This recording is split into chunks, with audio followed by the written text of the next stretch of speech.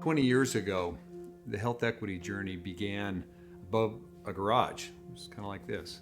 And there were only 5 of us back then. And when we got together, a lot of people thought we were crazy, thinking that we could change healthcare in America by empowering people to connect health and wealth. But we really believed in that mission. We always did. And even though we had ups and downs, we would always think about remarkable purple service. And I remember one time when we got our first customer, someone said, "When do you answer the phones?"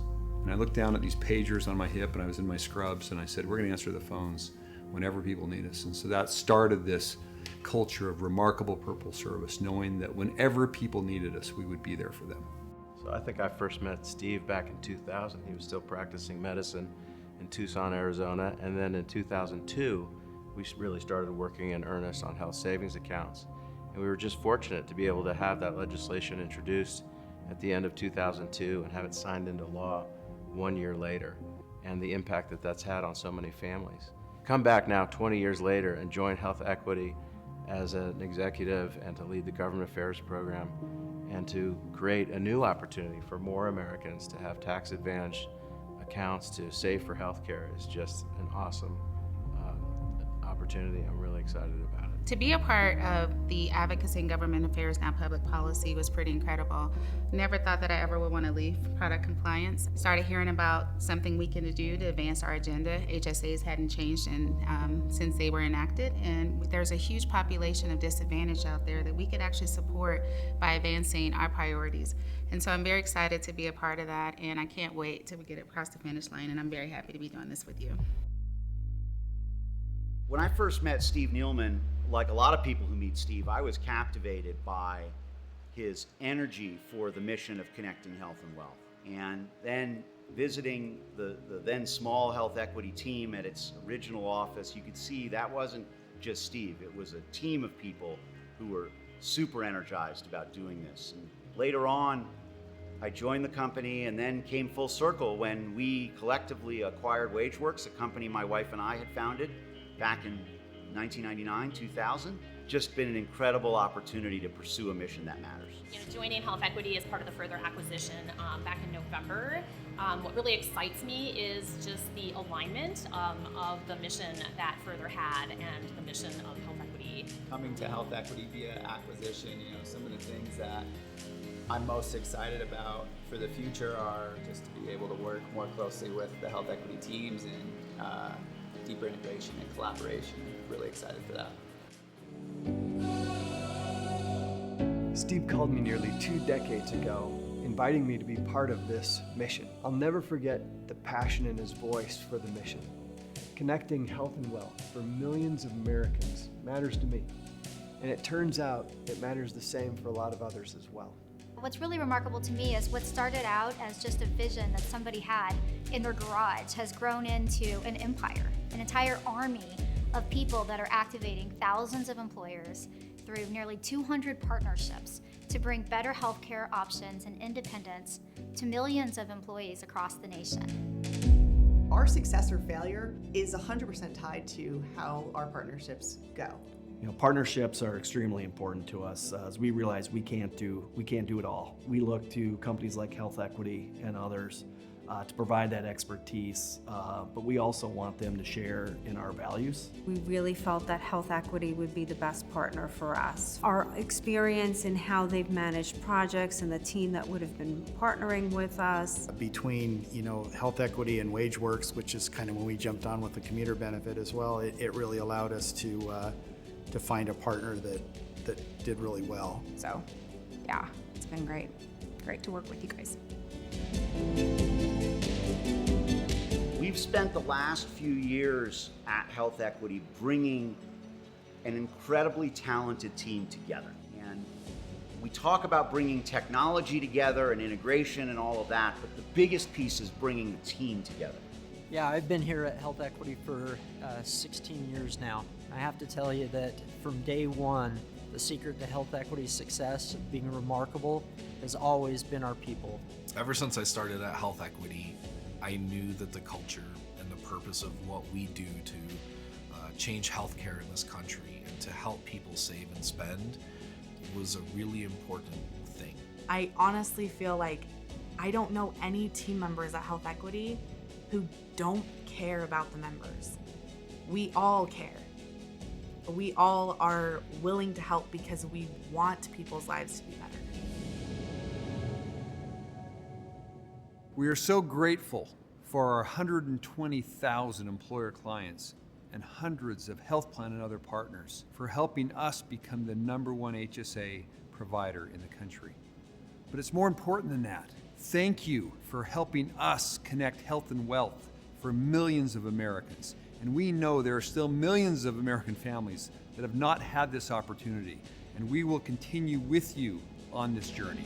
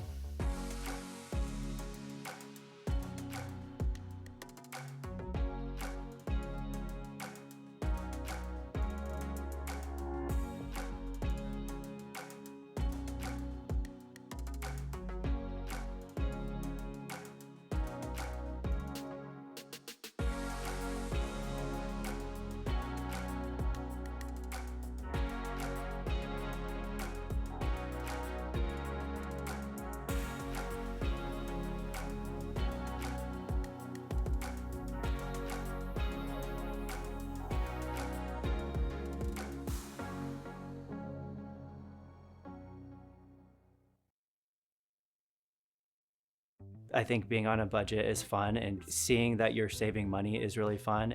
He's on my back all day, every day. He takes all of our monthly spending and divides it by how many days are in the month. And then that's our daily budget. It's a complicated algorithm. Yeah. We're $80 under budget this month. We could celebrate. I was first introduced to health equity from my mom. Initially, she got me all excited about IRAs and Roth IRAs. She then introduced me to HSAs, and I thought that was even cooler than the Roth IRAs. One thing I really liked about the HSA was that the money that I put in was tax-free, but also the money that I gained from the investment was tax-free when I took it out. And that was really important to me because we were going to use that money pretty soon for the birth of our first child. Every year we just maxed out our HSA until we had enough, and then we felt comfortable to have our child. It was fun to put money into the HSA. It was fun to see the investments grow. It gave us more flexibility and comfort in buying the things that we needed for our children. Once that was set aside, we could relax more and be excited to have a baby and bring her home. We weren't as worried about the financial side of it. We have 2 girls, 3 and 1, and their names are Lennon and Gigi. Which one do you like more? I love giving them their first experience at something. I just made an igloo for my daughter in the backyard, and with all the snow this year, we've got a track in the backyard where we sled, and I've been teaching her how to snowboard this year, which has been really fun. And the 1-year-old's just learning how to walk, so she's safe for now. When I am saving money and putting it in a place, the first place I think about is putting that money into the HSA. I like riding my bike because it's fun. I like rock climbing because it's fun. And I think, weirdly enough, budgeting and saving for retirement is fun when you find these little tricks to make it fun.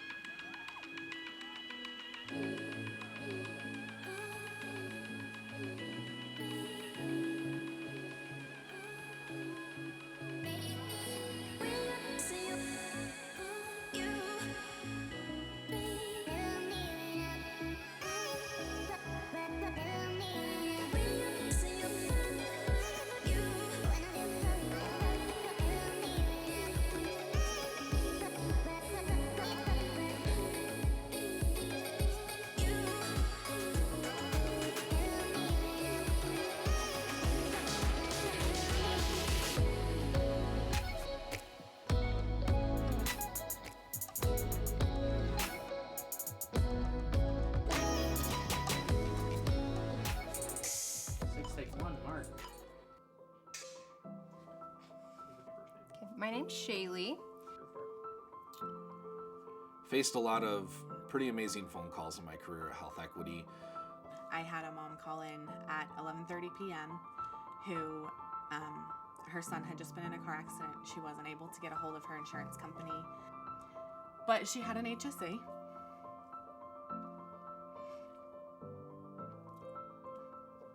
Which meant that I was able to tell her that she would be able to use funds from next year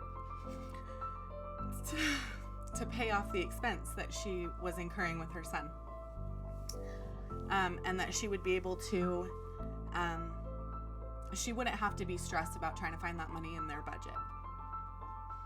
Because they didn't have it, and they weren't gonna have it. I had just found out I was 20 weeks pregnant, and I had just found out that my little boy was going to be born with club feet. And I didn't want to work that day, but I decided to. And I think it was one of my first phone calls, and it was a dad that had a daughter pass, and he was closing her account. And he just said, you know, just be grateful, you know, for the time that you have with the people you love. And it really just changed my perspective that day. And we were able to just help each other out in this situation. She called me and told me that she had about 24 hours to live, and the only thing she wanted to do was to take care of all of this stuff so her children didn't have to deal with it after she passed. And I had the privilege to be able to do that for her, to give her a little bit more peace before her time came. Any more and I'd be crying, guys, sorry. Working with the people at Health Equity has been the best job that I could ever hope for. I hope I never work anywhere else because it's fantastic. I love helping members navigate through those really hard, challenging times. Being able to support our members, to improve their lives, to meet them at this intersection of health and wealth and help them through their crisis, I love it.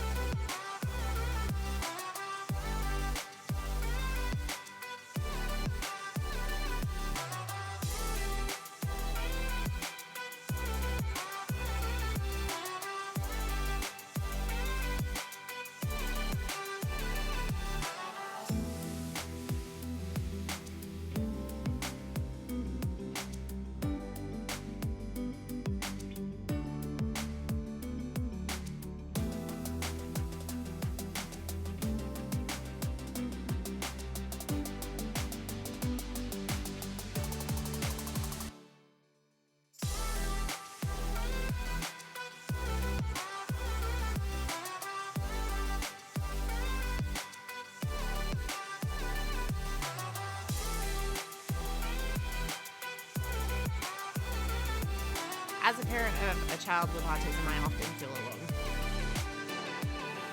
You're in therapy all the time, or you're on the phone advocating with doctors' offices or insurances, and it can become hard to relate to friends because they're talking about soccer practice and dance rehearsals and their easy vacation that they just took, and we don't really know that life.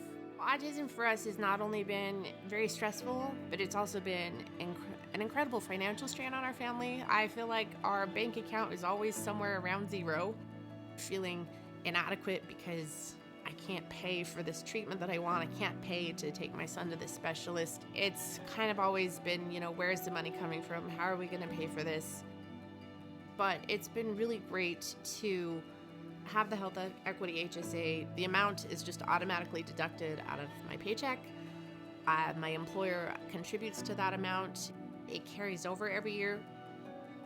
We wouldn't be able to see those specialty healthcare providers and pay for those supplements and those alternative approaches if it wasn't for the Health Equity HSA. It just gives us that flexibility to get him the care that has shown to be beneficial. He's not so tense, so anxious all the time that we can actually have more of those moments where he's smiling at me and we're laughing. Those are just gold. I think he's here to be a connector. He's here to shine light. He's here to love. I think he can teach the world so much. Our Health Equity HSA has been a nice system and removal of something from me that I have to worry about. I frankly don't know what I would do without it.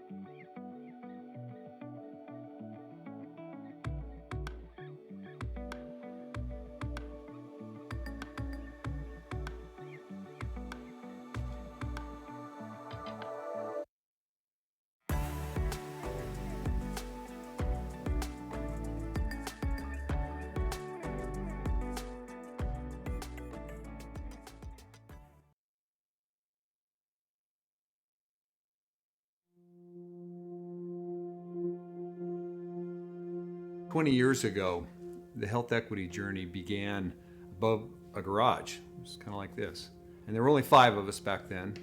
And when we got together, a lot of people thought we were crazy, thinking that we could change healthcare in America by empowering people to connect health and wealth. But we really believed in that mission. We always did. And even though we had ups and downs, we would always think about remarkable purple service. And I remember one time when we got our first customer, someone said, "When do you answer the phones?" And I looked down at these pagers on my hip, and I was in my scrubs, and I said, "We're going to answer the phones whenever people need us." And so that started this culture of remarkable purple service, knowing that whenever people needed us, we would be there for them. So I think I first met Steve back in 2000. He was still practicing medicine in Tucson, Arizona. And then in 2002, we really started working in earnest on health savings accounts. And we were just fortunate to be able to have that legislation introduced at the end of 2002 and have it signed into law 1 year later, and the impact that that's had on so many families. Come back now 20 years later and join Health Equity as an executive and to lead the government affairs program and to create a new opportunity for more Americans to have tax advantage accounts to save for healthcare is just an awesome opportunity. I'm really excited about it. To be a part of the Advocacy and Government Affairs Now Public Policy was pretty incredible. Never thought that I ever would want to leave product compliance. Started hearing about something we can do to advance our agenda. HSAs hadn't changed since they were enacted, and there's a huge population of disadvantaged out there that we could actually support by advancing our priorities. And so I'm very excited to be a part of that, and I can't wait till we get across the finish line, and I'm very happy to be doing this with you. When I first met Steve Nealman, like a lot of people who meet Steve, I was captivated by his energy for the mission of connecting health and wealth. And then visiting the then small Health Equity team at its original office, you could see that wasn't just Steve. It was a team of people who were super energized about doing this. And later on, I joined the company and then came full circle when we collectively acquired WageWorks, a company my wife and I had founded back in 1999, 2000. Just been an incredible opportunity to pursue a mission that matters. Joining Health Equity as part of the further acquisition back in November, what really excites me is just the alignment of the mission that Further had and the mission of Health Equity. Coming to Health Equity via acquisition, some of the things that I'm most excited about for the future are just to be able to work more closely with the Health Equity teams and deeper integration and collaboration. Really excited for that. Steve called me nearly 2 decades ago, inviting me to be part of this mission. I'll never forget the passion in his voice for the mission. Connecting health and wealth for millions of Americans matters to me. And it turns out it matters the same for a lot of others as well. What's really remarkable to me is what started out as just a vision that somebody had in their garage has grown into an empire, an entire army of people that are activating thousands of employers through nearly 200 partnerships to bring better healthcare options and independence to millions of employees across the nation. Our success or failure is 100% tied to how our partnerships go.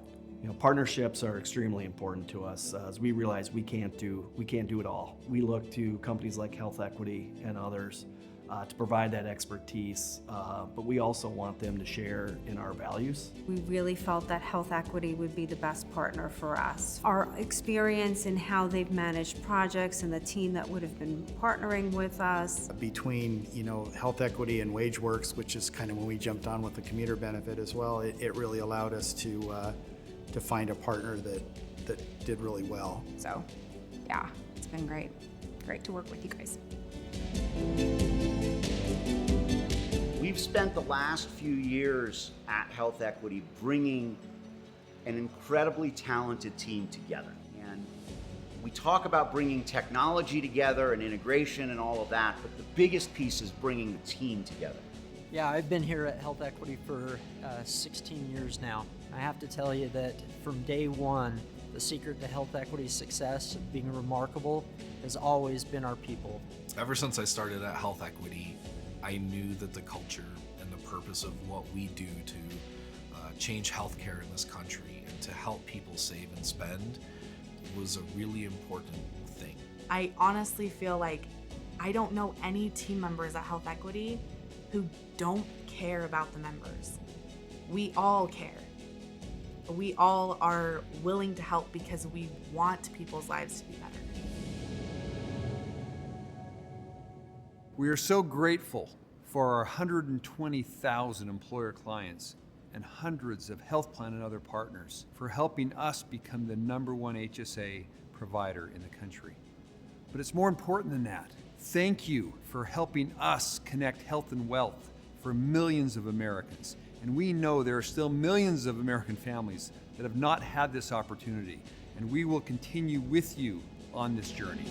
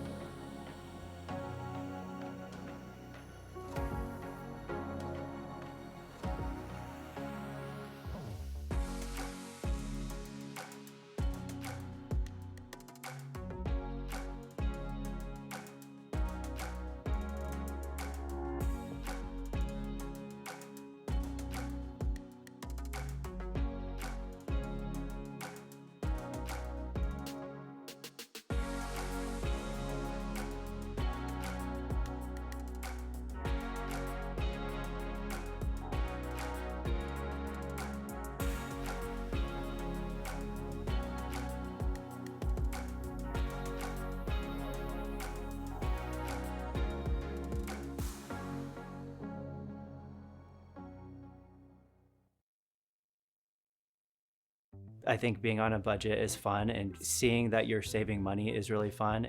He's on my back all day, every day. He like takes all of our monthly spending and divides it by how many days are in the month. And then that's our daily budget. It's a complicated algorithm. Yeah. We're $80 under budget this month. We could celebrate. I was first introduced to health equity from my mom. Initially, she got me all excited about IRAs and Roth IRAs. She then introduced me to HSAs, and I thought that was even cooler than the Roth IRAs. One thing I really liked about the HSA was that the money that I put in was tax-free, but also the money that I gained from the investment was tax-free when I took it out. And that was really important to me because we were going to use that money pretty soon for the birth of our first child. Every year we just maxed out our HSA until we had enough, and then we felt comfortable to have our child. It was fun to put money into the HSA. It was fun to see the investments grow. It gave us more flexibility and comfort in buying the things that we needed for our children. Once that was set aside, we could like relax more and be excited to have a baby and bring her home. We weren't as worried about the financial side of it. We have 2 girls, 3 and 1, and their names are Lennon and Gigi. Which one do you like more? I love giving them their first experience at something. I just made an igloo for my daughter in the backyard, and with all the snow this year, we've got a track in the backyard where we sled, and I've been teaching her how to snowboard this year, which has been really fun. And the 1-year-old's just learning how to walk, so she's safe for now. When I am saving money and putting it in a place, the first place I think about is putting that money into the HSA. I like riding my bike because it's fun. I like rock climbing because it's fun. And I think, weirdly enough, budgeting and saving for retirement is fun when you find these little tricks to make it fun.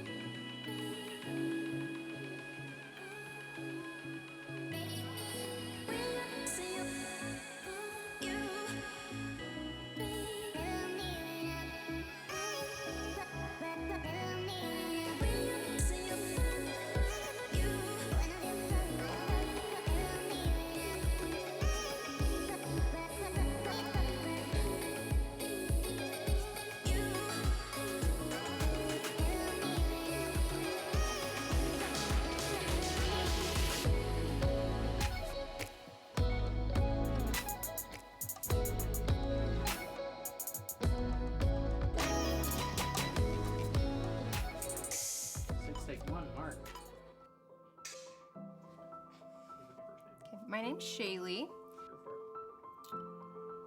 Faced a lot of pretty amazing phone calls in my career at Health Equity.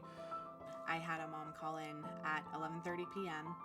who her son had just been in a car accident. She wasn't able to get a hold of her insurance company, but she had an HSA.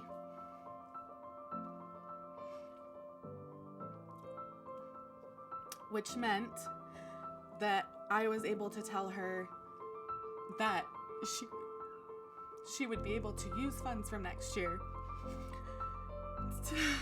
to pay off the expense that she was incurring with her son. And that she would be able to,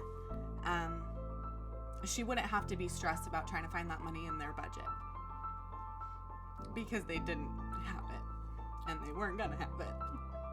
I had just found out I was 20 weeks pregnant, and I had just found out that my little boy was going to be born with club feet.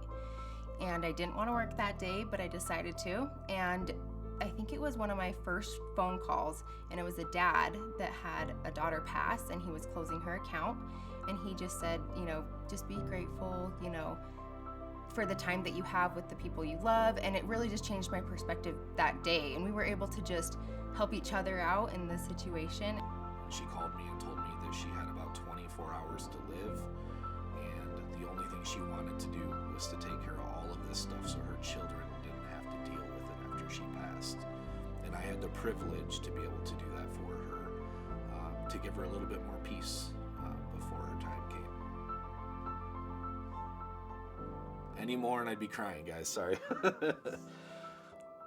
Working with the people at Health Equity has been the best job that I could ever hope for. I hope I never work anywhere else because it's fantastic. I love helping members navigate through those really hard, challenging times. Being able to support our members, to improve their lives, to meet them at this intersection of health and wealth and help them through their crisis, I love it.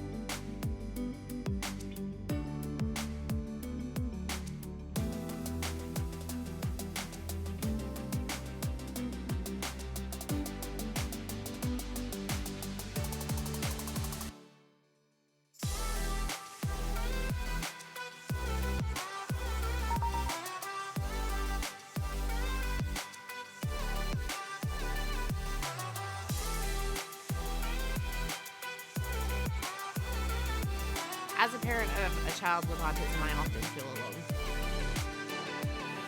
You're in therapy all the time, or you're on the phone advocating with doctors' offices or insurances, and it can become hard to relate to friends because they're talking about soccer practice and dance rehearsals and their easy vacation that they just took, and we don't really know that life. Autism for us has not only been very stressful, but it's also been an incredible financial strain on our family. I feel like our bank account is always somewhere around zero, feeling inadequate because I can't pay for this treatment that I want. I can't pay to take my son to this specialist. It's kind of always been, where's the money coming from? How are we going to pay for this? But it's been really great to have the Health Equity HSA. The amount is just automatically deducted out of my paycheck. My employer contributes to that amount. It carries over every year. We would be able to see those specialty healthcare providers and pay for those supplements and those alternative approaches if it wasn't for the Health Equity HSA. It just gives us that flexibility to get him the care that has shown to be beneficial. He's not so tense, so anxious all the time that we can actually have more of those moments where he's smiling at me and we're laughing. Those are just gold. I think he's here to be a connector. He's here to shine light. He's here to love. I think he can teach the world so much. Our Health Equity HSA has been a nice system and removal of something from me that I have to worry about. I frankly don't know what I would do without it.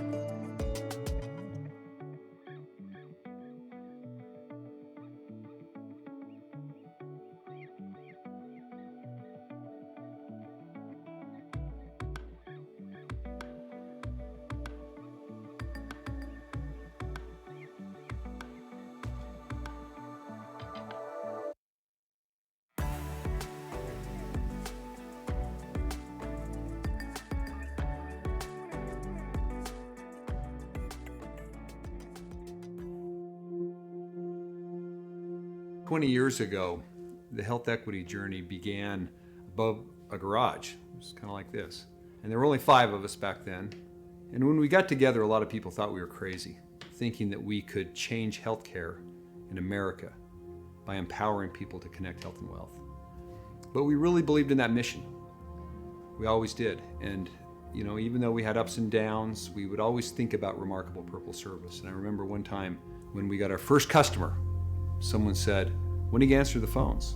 And I looked down at these pagers on my hip, and I was in my scrubs, and I said, we're gonna answer the phones whenever people need us. And so that started this culture of remarkable purple service, knowing that whenever people needed us, we would be there for them. So I think I first met Steve back in 2000. He was still practicing medicine in Tucson, Arizona. And then in 2002, we really started working in earnest on health savings accounts. And we were just fortunate to be able to have that legislation introduced at the end of 2002 and have it signed into law 1 year later, and the impact that that's had on so many families. Come back now 20 years later and join Health Equity as an executive and to lead the government affairs program and to create a new opportunity for more Americans to have tax advantage accounts to save for healthcare is just an awesome opportunity. I'm really excited about it. To be a part of the Advocacy and Government Affairs Now Public Policy was pretty incredible. Never thought that I ever would want to leave product compliance. Started hearing about something we can do to advance our agenda. HSAs hadn't changed since they were enacted, and there's a huge population of disadvantaged out there that we could actually support by advancing our priorities. And so I'm very excited to be a part of that, and I can't wait till we get across the finish line, and I'm very happy to be doing this with you. When I first met Steve Nealman, like a lot of people who meet Steve, I was captivated by his energy for the mission of connecting health and wealth. And then visiting the then small Health Equity team at its original office, you could see that wasn't just Steve. It was a team of people who were super energized about doing this. And later on, I joined the company and then came full circle when we collectively acquired WageWorks, a company my wife and I had founded back in 1999, 2000. Just been an incredible opportunity to pursue a mission that matters. You know, joining Health Equity as part of the further acquisition back in November, what really excites me is just the alignment of the mission that Further had and the mission of Health Equity. Coming to Health Equity via acquisition, some of the things that I'm most excited about for the future are just to be able to work more closely with the Health Equity teams and deeper integration and collaboration. Perfect. Really excited for that. Hello, everyone. Welcome to Health Equity. Steve called me Investor nearly Day. 2 We're about decades ready to ago, get started. inviting I me just to wanted be part give, of this. kind of a 5-minute warning, so you can get in here and find your seats. Please make sure you're get some coffee, juices, food. You're welcome to do that throughout the time today, but just I kind of want to make sure everybody knows we're about ready to get started. 5 more minutes.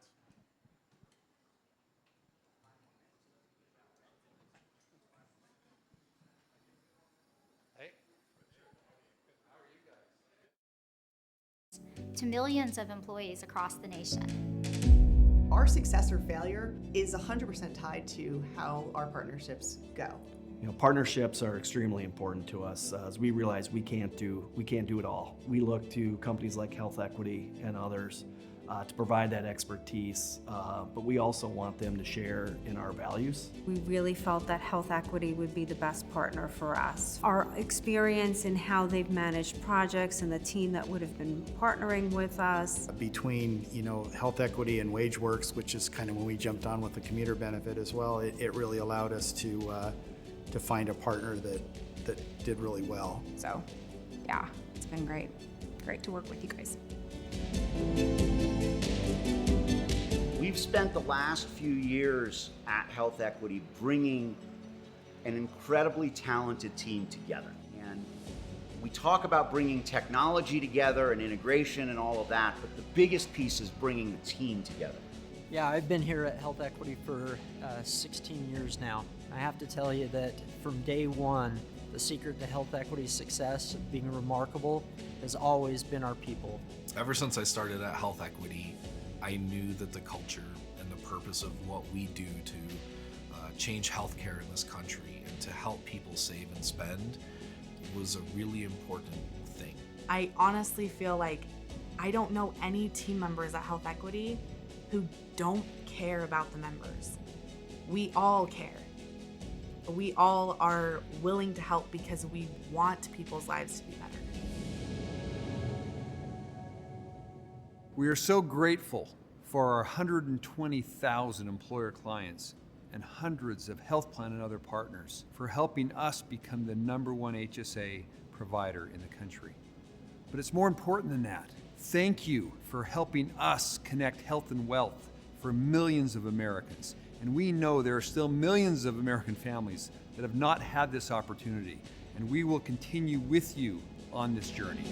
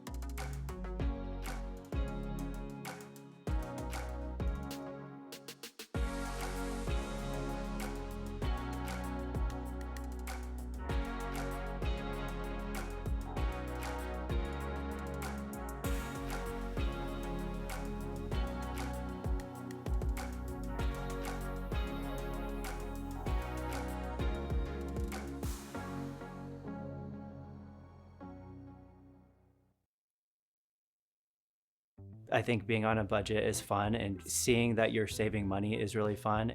He's on my back all day, every day. He takes all of our monthly spending and divides it by how many days are in the month. And then that's our daily budget. It's a complicated algorithm. Yeah. We're $80 under budget this month. We could celebrate. I was first introduced to health equity from my mom. Initially, she got me all excited about IRAs and Roth IRAs. She then introduced me to HSAs, and I thought that was even cooler than the Roth IRAs.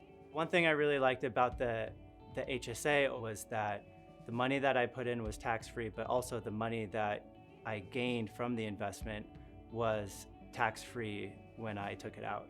And that was really important to me because we were going to use that money pretty soon for the birth of our first child. Every year we just maxed out our HSA until we had enough, and then we felt comfortable to have our child. It was fun to put money into the HSA. It was fun to see the investments grow. It gave us more flexibility and comfort in buying the things that we needed for our children. Once that was set aside, we could relax more and be excited to have a baby and bring her home. We weren't as worried about the financial side of it. We have 2 girls, 3 and 1, and their names are Lennon and Gigi. Which one do you like more?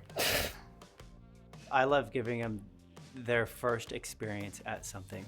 I just made an igloo for my daughter in the backyard, and with all the snow this year, we've got a track in the backyard where we sled, and I've been teaching her how to snowboard this year, which has been really fun. And the 1-year-old's just learning how to walk, so she's safe for now. When I am saving money and putting it in a place, the first place I think about is putting that money into the HSA. I like riding my bike because it's fun. I like rock climbing because it's fun. And I think, weirdly enough, budgeting and saving for retirement is fun when you find these little tricks to make it fun.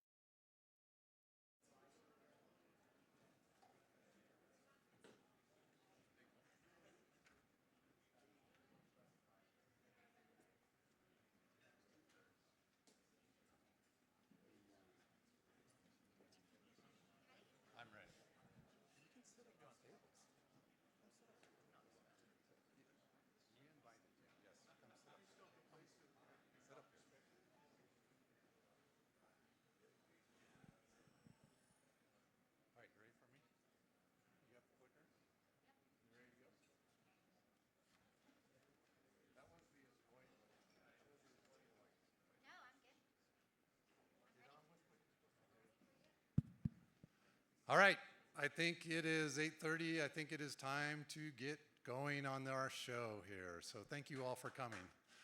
For those of you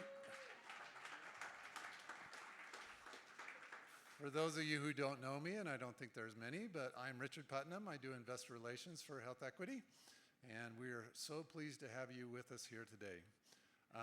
Before I turn over the mic, I've got a couple of housekeeping items.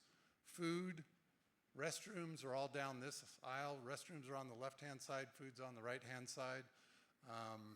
And also you'll see a number of Health Equity people around. Those with the purple lanyards are here to help you find where to go. So if you're looking for a restroom or looking for food, if you want a diet soda, whatever you want, they're here to help you with that. Those with the white lanyards are here to answer questions about the company, and they're happy to answer anything that you might ask them. They may tell you no, they won't say no comment, but they might say, go ask Richard that question, and I'm happy to see if I can answer it for you. All right, the last thing is we need to make sure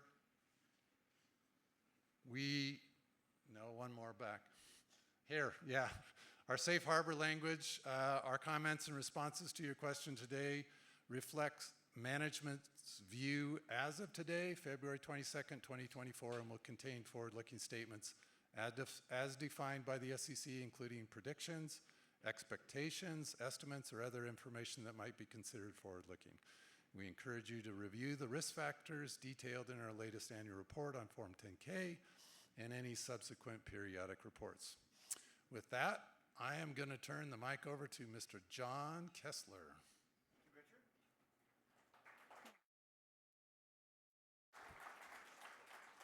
So you'll be pleased to hear that I'm going to be brief. First of all, I think I'm wearing the same sweater. First of all,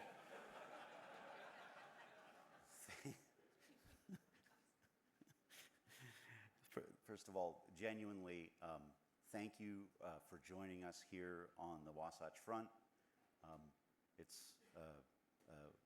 This office today is sort of more of a conference center, but it's a beautiful one, and it's been made more welcoming, more beautiful, more purple in the value sense by the team that has worked on this. And so Richard mentioned the groups, that folks who are in purple lanyards, and what I'd want you to understand, those of you who are our guests today, that we don't have an event planning staff. We have one event planner, Tanya Gaines. She's awesome. So when you see people who've done the work to make this happen or go to the experience upstairs, the regular jobs don't stop, but people have put their time into this, and I genuinely, as I kind of drove up earlier in the week and saw what was going on, felt humbled at all the work. So I think there may be many, but I'd hope you join me in a round of applause and thanks for all these folks.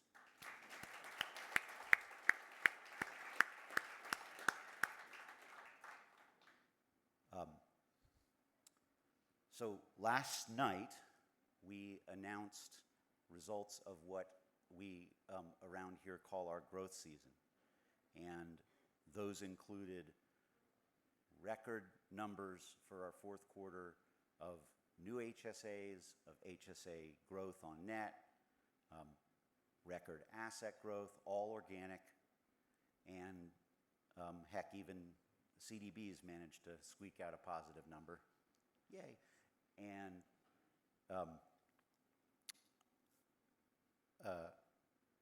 I really couldn't be prouder of what the team delivered, how it delivered this year. I'm sure we'll talk about that. But you already know that because you read it already. And what we're really here to talk about is the future. This is where I've gone off script, and Tia has no idea what to do. 10 years ago, as I think most folks here know, we do not do investor days often. This will be our third.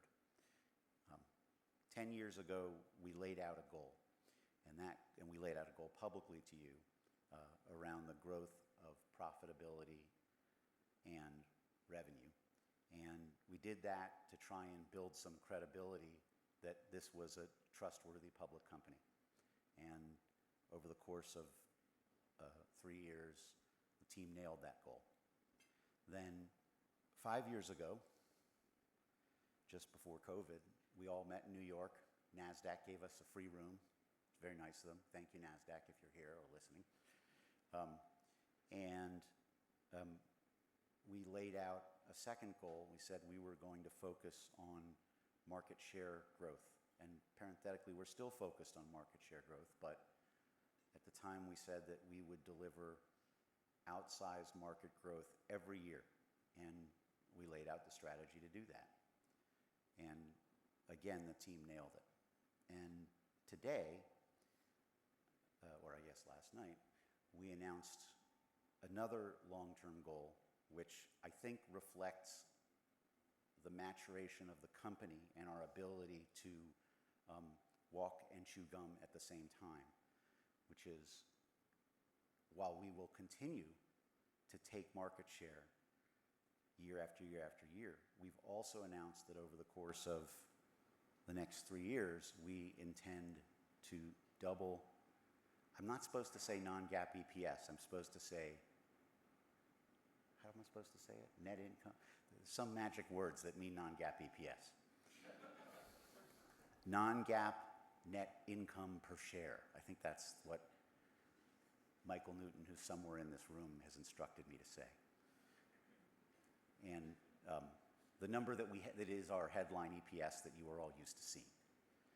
And we're going to do that while at the same time growing and at the same time investing very heavily in building the people of our future, the technology of our future, the products of our future, and you're going to see that today. And I am confident that the team can do this, not just because this is now the first, what's our guidance? 990, 995, let's call it first $1 billion HSA, a $1 billion company in consumer empowerment in healthcare.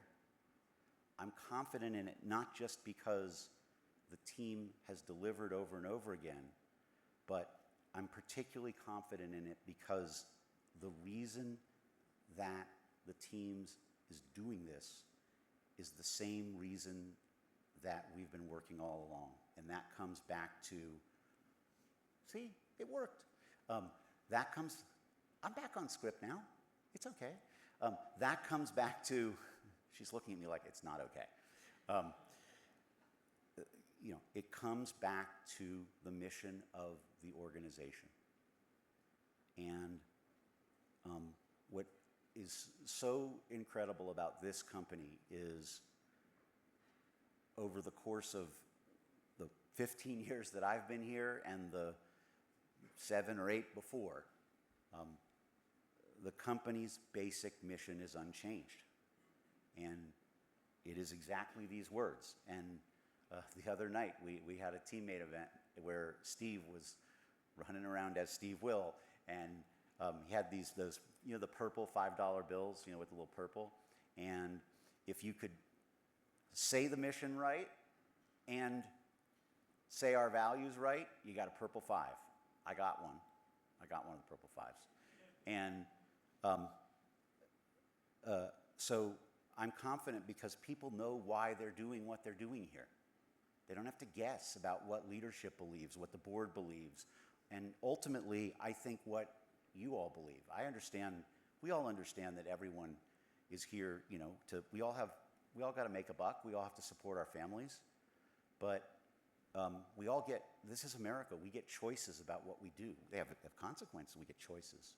And the fact that you have chosen to kind of partner with us, I might say, if I can be so bold, on this ride, I hope you feel good about it. We feel incredibly humbled about it. And as you're going to see today, we're going to continue working on this. We're going to continue at this. We're going to continue empowering consumers because we truly believe, and we know when you listen to the calls we talk to every day, you listen to what comes through in chats, you look at the data that you'll see some of today. right? We know that we are helping save and improve lives in our own kind of modest way. So, today, here's how it's going to go. This is the last you'll hear from me until the Q&A. Yay! We're going to have a brief discussion about kind of the market opportunity and our place in it.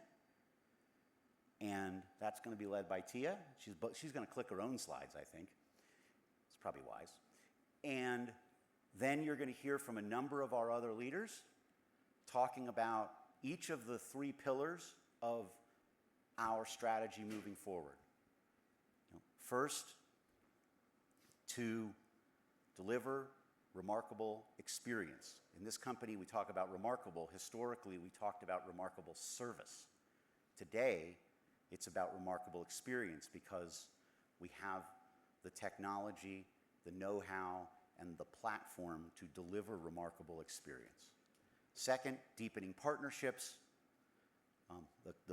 From a business perspective, the crown jewel of this company is also deeply embedded in its values, and that's that we will partner with anyone who will even talk to us if that partnership helps us reach more Americans, helping them connect health and wealth, helping empower them as consumers. So leg 2 is about deepening our partnerships. And then lastly, driving meaningful outcomes for our members. And I don't just mean financial outcomes, I mean also health outcomes, welfare and wellness outcomes, and so forth. And you'll hear a little about that too.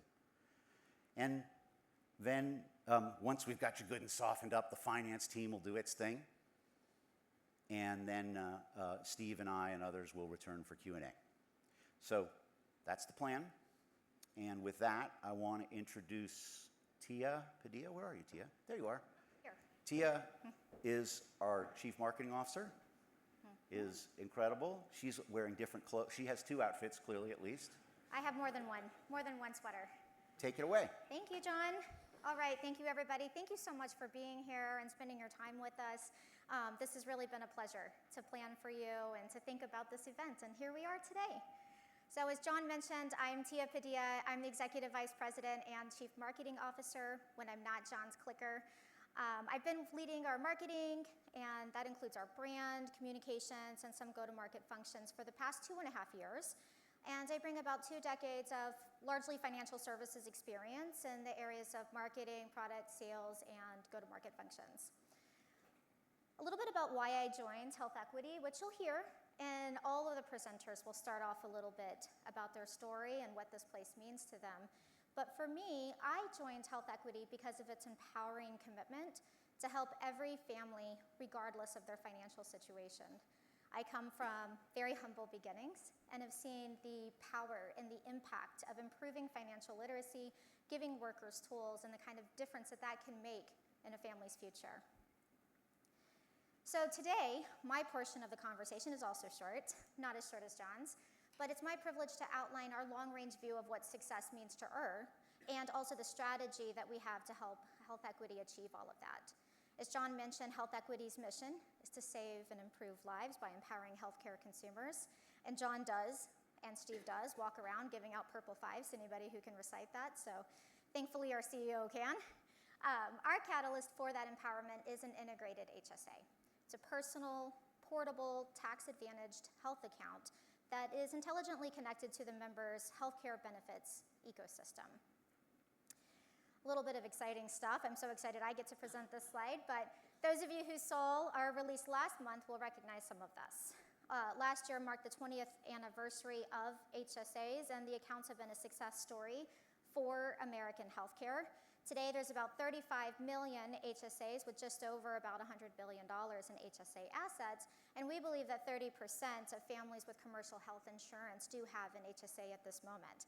We also had, John mentioned, we released our sales results from last year, and we're very excited to share that we opened 949,000 new HSAs, and that is an account growth of 700,000 HSAs for this year.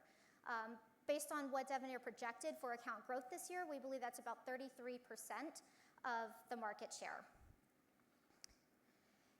So we have a plan, right? When we think about how we're growing our accounts today and how that's coming together for us, we're going to have our presenters outline our strategy for how all of that will come together for us. But that's rooted in the core of who we are and how we've always grown. So it's not a massive departure for there. Our mission is the same, our purpose is the same, and ultimately our goal is to make HSAs just as popular as 401ks by the year 2030, which is something that you'll hear from us. So how do we do that? The presenters will go into this in more detail, but I'm going to outline our growth strategy for you here just very briefly. When we talk about growth, we think about it as 3 Ds. You'll hear us talking about our 3 Ds. So the first one is our deepened partnerships. As John mentioned, this is our crown jewel. This is about how we're using advanced technology to connect and extend what we believe is our competitive advantage of an intelligent, connected ecosystem with over 200 partnerships.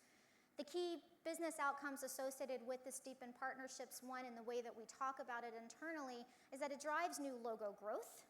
It also supports, it's the underlying current behind all of the experiences that we develop and is what enables those remarkable experiences and the great outcomes that we talk about later. It also powers sales and marketing productivity because we get leverage from these partners as well as we go to market together. Steve Lindsay and Ellie Rosner are going to talk about this one in a lot more detail, and I know that's an area that you're going to be really interested in hearing about.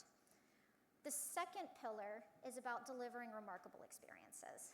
So people know us for remarkable service. We talk about purple service, we talk about our values and how we're rooted in really being available for people and helping each individual in the way that they need to be served. This delivering remarkable experience is an extension on that service. It's taking it into the future. It's digitizing and scaling what used to be, back in the day, one-on-one interactions, and bringing those to scale in a way that's intelligent and connected, in a way that consumers expect to be interacting with an organization today. When we think about the key business outcomes that are associated with remarkable experiences, this one, of course, is you'll see a lot of discussion around margin expansion. So there's a very obvious example here, and I've heard many people talk about our expedited claims, for instance. We're making things easier and faster for people, and that also brings down our cost to serve. But it's more than reducing cost to serve. Delivering remarkable experiences is creating delightful experiences. It's improving customer satisfaction, it's increasing utilization, and when our members are using their services, they're also adding account balances and they're using their cards. And so this is a really special one for us in that it's really getting at the heart of who we are in our service and expanding that into new ways. The third pillar and final one is about driving member outcomes. As you can tell, I'm having a hard time deciding which one is my favorite one to highlight because they're so great. So the driving member outcomes is one that's really the core of why we're here to begin with. We're here to make a difference in people's lives. We're here to improve their financial outcomes, to improve their healthcare outcomes. And this is the pillar that's really thinking about how do we do that in the future. This one also has a lot more of our aspirational development that I know you'll all be excited to hear about later from Shuki, our head of innovation. When we think about these driving member outcomes, though, and we think about the application for our business outcomes, it is about volume growth. This is us attracting new members to our services. It's about delighting them, so we're increasing our satisfaction, our retention, our cross-sell, and that's at the member level. That extends into the client level as well. When you learn about employers is that employers are most happy when their employees are happy. So we make things easy for their employees, then we've delighted them already. And so delivering these remarkable experiences and driving the member outcomes are things that have an accelerating effect on our client loyalty, our client cross-sell, and because our partnerships want to have happy clients, we delight our clients, we grow through our partnerships as well. And so each one of these pillars is very connected here today. You'll hear more about these driving member outcomes and seeing what that looks like for us in the future as well. So as you can see, our growth pillars are distinct. It's hard to separate them though, because they feed off of each other, they accelerate each other, everything from building a remarkable experience, which drives our partnerships and delivers those outcomes that we're looking for. One note, you heard me mention that all of our presenters today will share aspects of our product. So you'll see product demonstrations. throughout our presentations today. Those product demonstrations reflect a spectrum of readiness. So there's many products demonstrations that you're going to see that are already out in market. Some of them are coming very soon, or they might be in a pilot phase right now, and some of them are a little bit more aspirational. So as the presenters are presenting, they will help you. They'll indicate so you can understand which is which. But we're just so excited to have you here. Thank you so much for coming. And with that, Steve Lindsay and Ellie Rosner are going to join me up on stage and talk about deepening partnerships. Thank you.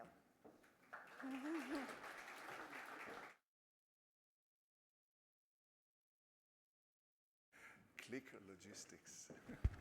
Here we go. Hi, everyone.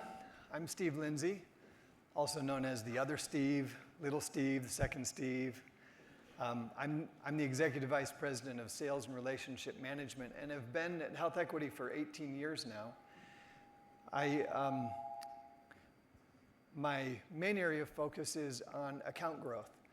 And I've also been obsessed over market share growth for the last 18 years. So yes, I'm very excited about the results that were just announced last night, and then again by Tia here now.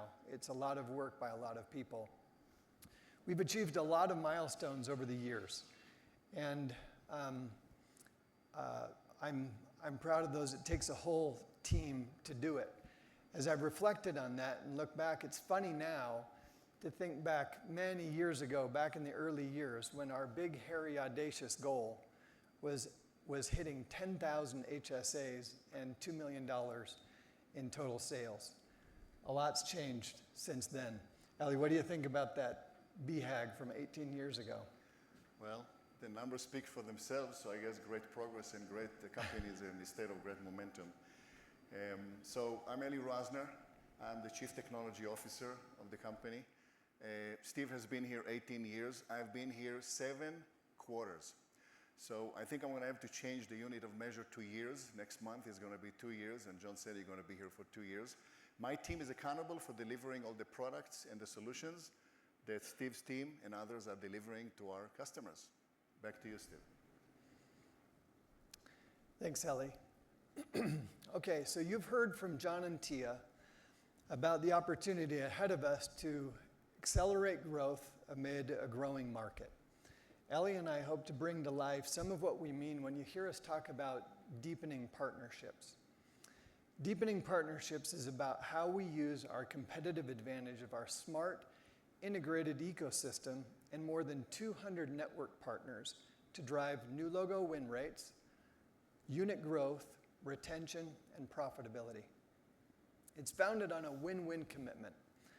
The premise being that as partners, we can win bigger together than alone by creating more value together. Consider this. Our health plan partners value retention and growth. Several of our Blue health plan partners revealed that clients with an integrated health equity HSA have higher retention rates than those who don't. Given that potential impact, you can imagine the natural motivation that a health plan has to engage their sales and account management teams to integrate existing and new clients with health equity. It goes beyond health plans too. You'll hear another example later today in which we grow 401k contributions while also growing HSA contributions with one of our partners, Vanguard. You can see the value equation kind of coming together, right? Measurable economic value for our partner while driving account growth at Health Equity. And not to mention, member and client value increases as well along the way. It's a win-win. It's why we have sales teams from health plans, 401k administrators, referral and reseller partners, and others selling and passing leads to Health Equity consistently. It creates this virtuous cycle of growth that has led us now to serve more than 15 million customers. That number's grown every year I've been here, and as that number grows, our value grows alongside it.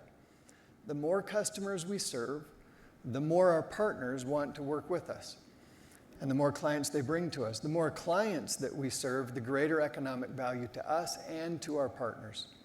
And that's the beauty of our model. Today, 3 out of 4 of our sales come through a partner channel.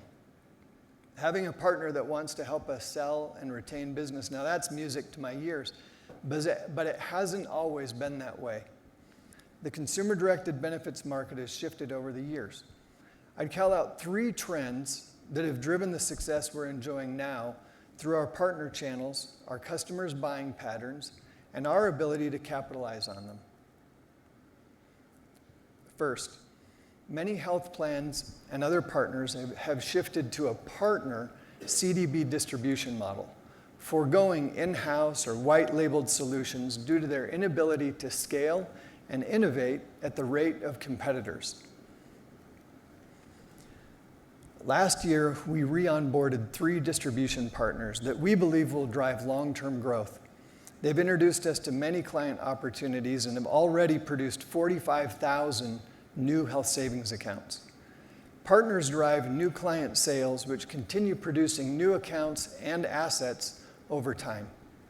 For example, one of our Blues partners, Arizona, has been a health plan partner with us since 2009. They decided to bring an in-house solution to market a few years back, but have since decided to terminate that relationship, that solution, and focus on growing together with Health Equity. We have a mutually beneficial relationship today that allows Arizona to focus on their core business while trusting us to take care of their CDBs. This partnership represents about 45,000 accounts across 800 employers. The next trend is the growing comfort and expectation of data sharing for ease of use within a controlled and secure data environment. Members, clients, brokers, and others have this expectation but see different applications of this capability. As consumers, we all expect interactions to be easy, personalized, even seamless. For example, an employer offers incentives for healthy living. A member accessing preventative care or hitting their monthly step count goal target receives a contribution into their HSA. Claims, wearables, and HRIS integration all make this incentive program seamless for the member and effective for driving the employer's desired outcomes. The third trend is the increasing number of partners associated with each deal. Historically, new clients were driven by integrated health plans and brokers. Today, we're seeing an increased demand for multi-partner integrations. Brokers favor CDB providers capable of integrating with their preferred partners, as it allows the broker to differentiate their program and grow. In the mid and enterprise segments, we see demand for multi-partner, multi-platform integrations. It's driven by the value members and clients receive from multiple integrated partners. Across all segments, more partners associated with a deal gives us a better chance of winning and retaining because the associated members and clients receive greater value. We call these multi-threaded deals. Consider a member affiliated with an employer tied to both an integrated health plan and an integrated 401k plan. The member will receive educational support, nudges, from both providers that drive contributions into both the 401k and the HSA. We've seen firsthand the power of these integrations to drive member contributions into the retirement plan and into the health savings account. And the positive effects of HSAs on retirement readiness have been broadly reported. Health Equity has invested significantly in boosting our data security and privacy and added many tech and policy controls to ensure proper data usage. In return, our partners have been increasing the breadth of data, the frequency of data exchange, and even the types of partners exchanging data. For Health Equity, it's creating more value for our partners while driving better member outcomes.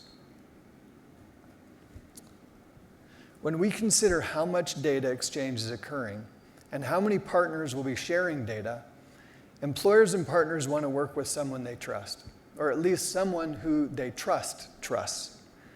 And as much as it pains me as the sales guy to say this, But that trust is not going to come from a sales cold call. They rely on their partners, including brokers, to guide and recommend those they trust, and their partners rely on us to stay trustworthy. The last win-loss study that we concluded at the end of our enterprise selling season confirmed this.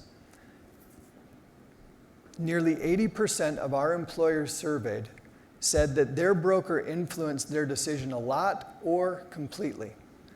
And that's typical. It's common to see that most clients have already done their research, either on their own or through their brokers, before ever engaging with us in a sale. According to Gartner, buyers complete 70% of the sales journey before wanting to talk to a sales rep. And 75% of B2B buyers prefer an entirely rep-free experience. We believe that our historical success proves that our partner growth strategy works. The trust generated and shared via partners will continue to be a key to our growth. Ellie will speak more to investments we're making to deepen trust and inspire vision on what can be together with our partners. It suggests that the partner growth strategy will continue to drive growth. We've also learned along the way and have seen some new opportunities. Like, what if we expanded the type of partners that we integrate with? And what if every family in America could be attached to one or even better, many of our partners? Imagine the value we can provide to members and clients if all benefits were fully integrated with each other and seamlessly into the lives of our members.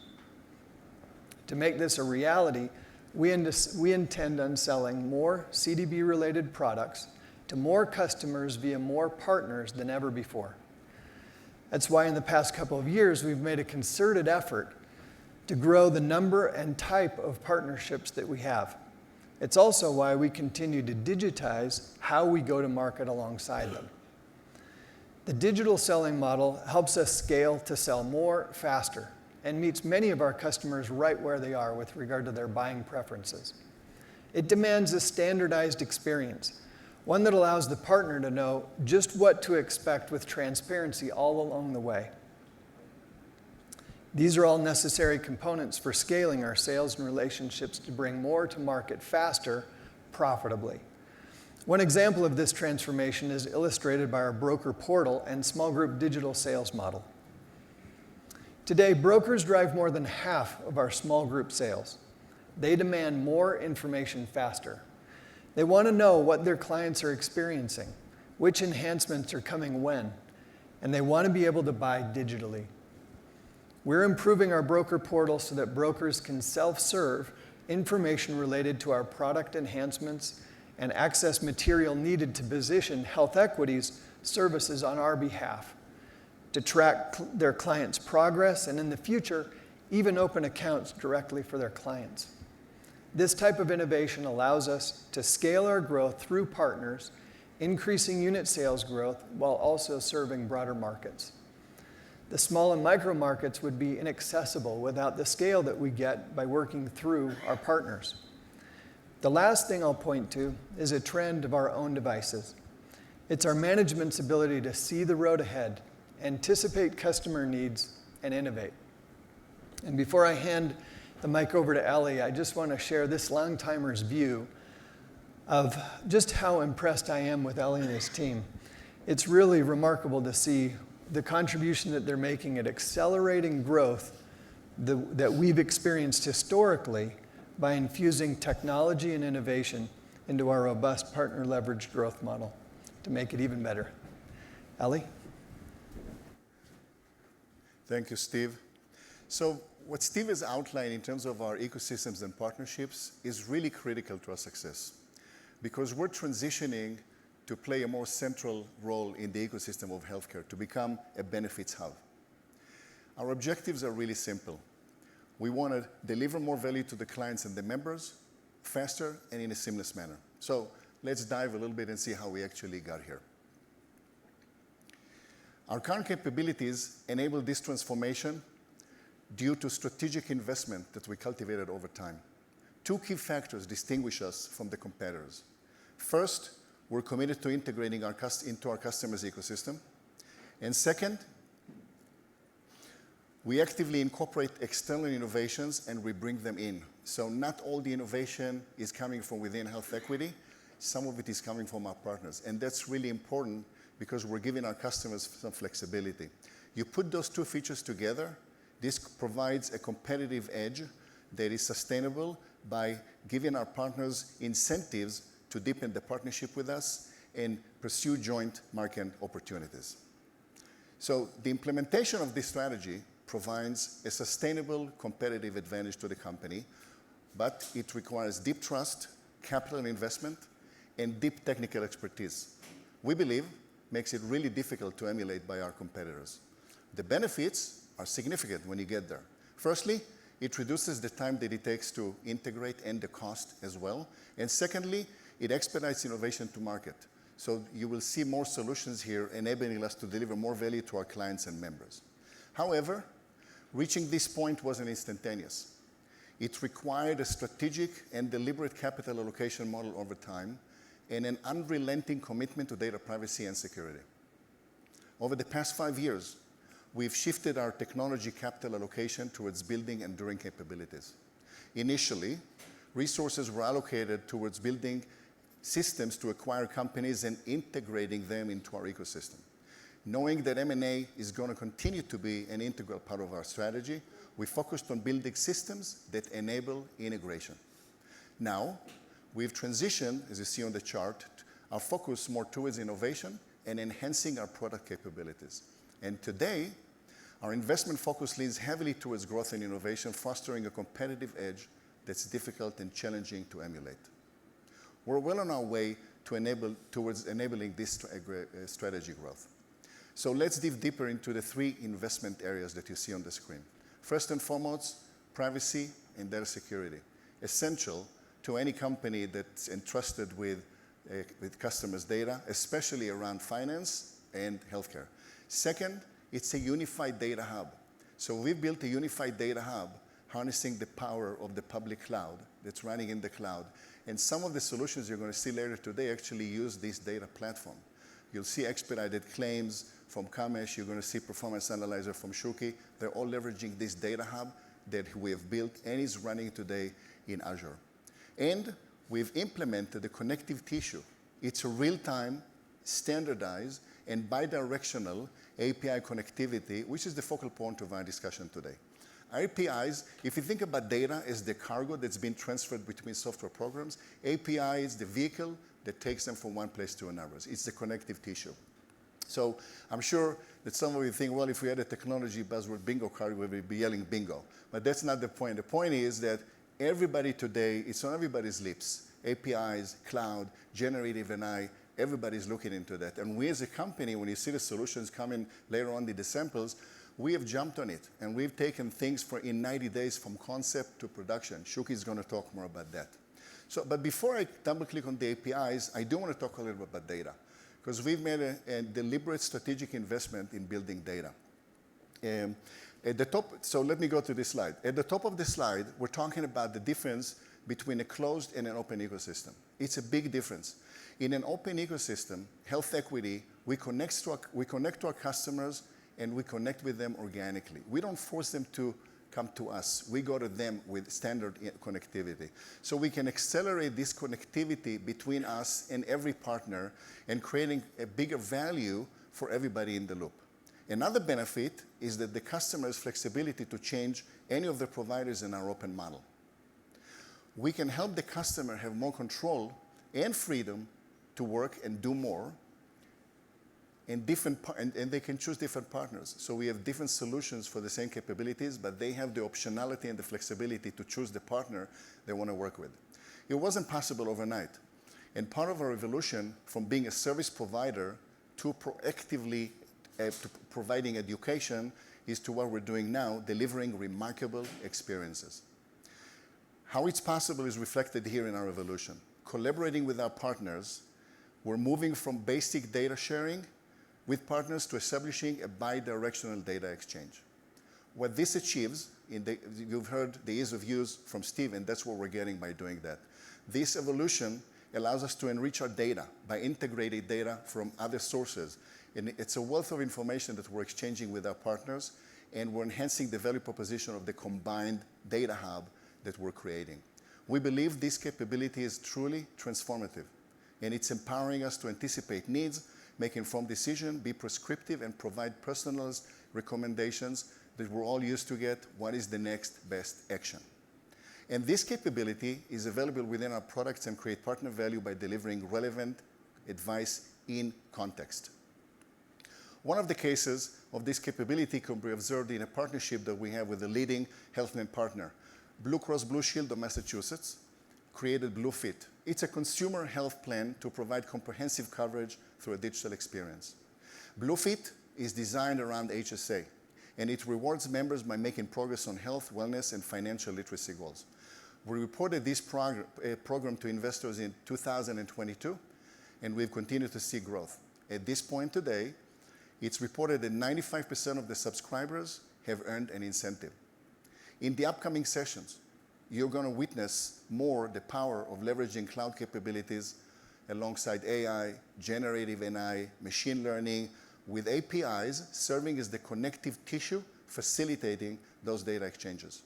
In those sessions, we'll demonstrate our commitment to delivering a remarkable experience and driving member outcome. However, let's zoom on the APIs because it serves as the primary catalyst, the vehicle that drives all this data between our partners. We're designing our API infrastructure to scale and facilitate bidirectional, that's new, and real-time connectivity. It's a big deal. The approach culminates in the creation of a data hub.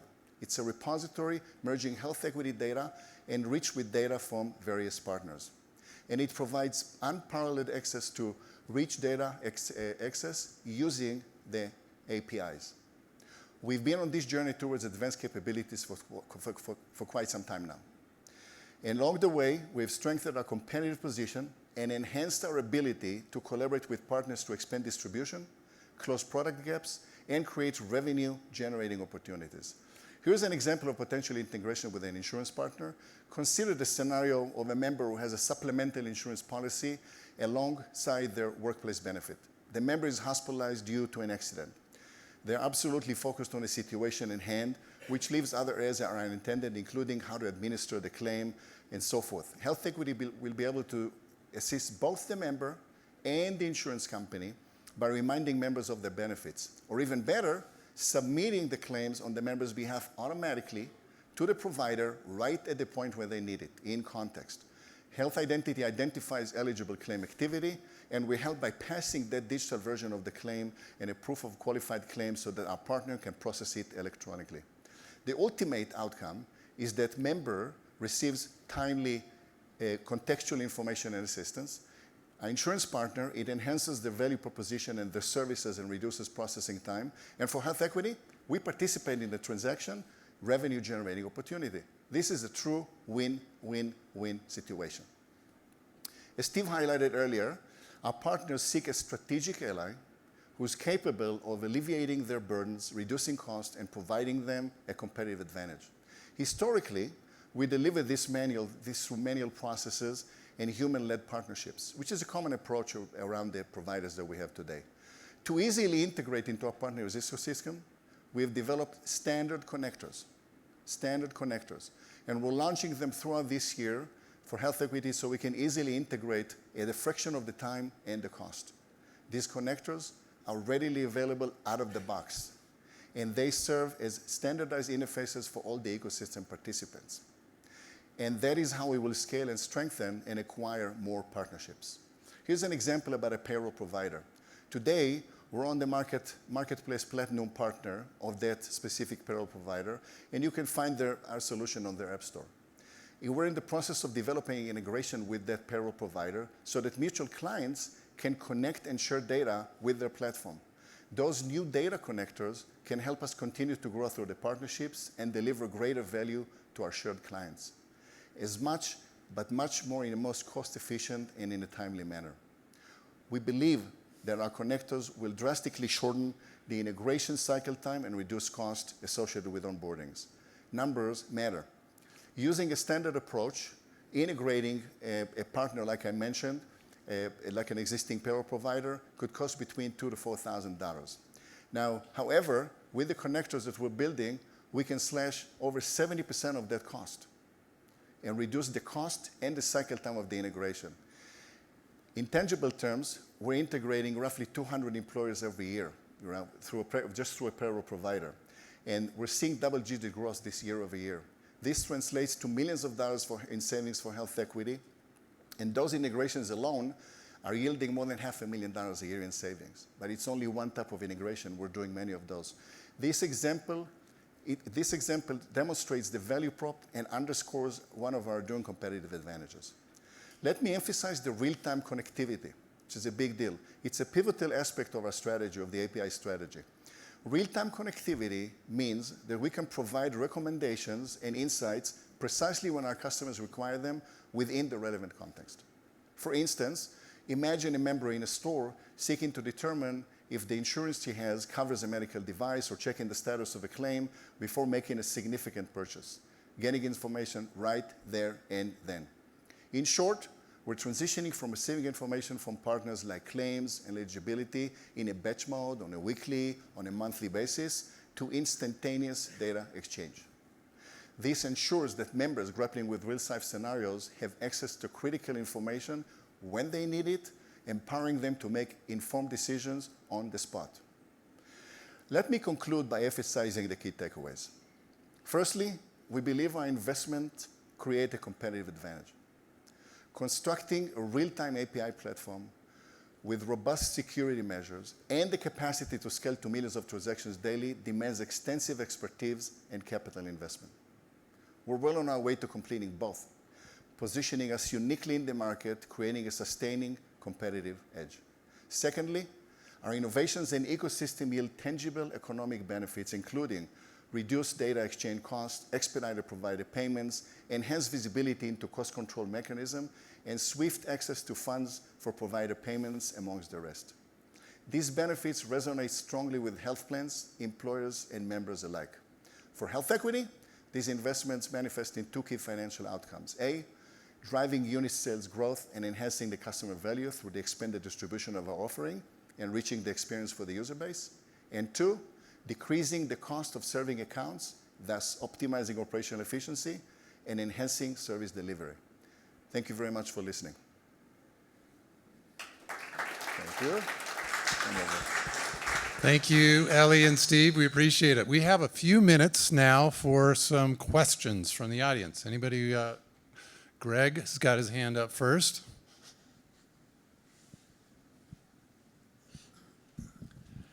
Good morning. Greg Peters with Raymond James. Thank you very much for your presentations.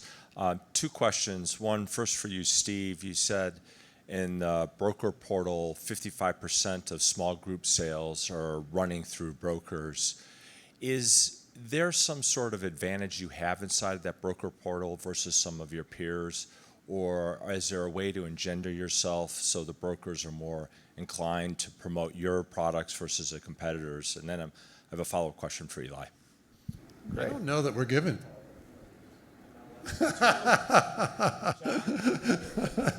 Steve, you want to talk a little bit about the broker portal? Yeah. So I think that 55% of our small group sales are coming through brokers. It's not so much that they're coming through the broker portal as much as they're coming through brokers. We're innovating around the broker portal to make it even better and differentiated to the point that kind of you're headed toward. Today, however, we differentiate ourselves through the integrated health plan partnerships that we have. In a lot of cases, health plans work with kind of their favorite brokers. Brokers know their favorite health plans, and as a result, that combination, that kind of triumvirate of an integrated health equity HSA, relationships that we've built now over decades with brokers is a lot of what differentiates us, in addition to then just a long-standing track record of service that they appreciate, transparency along the way. You shut my mic off, I thought. They like to do that to me.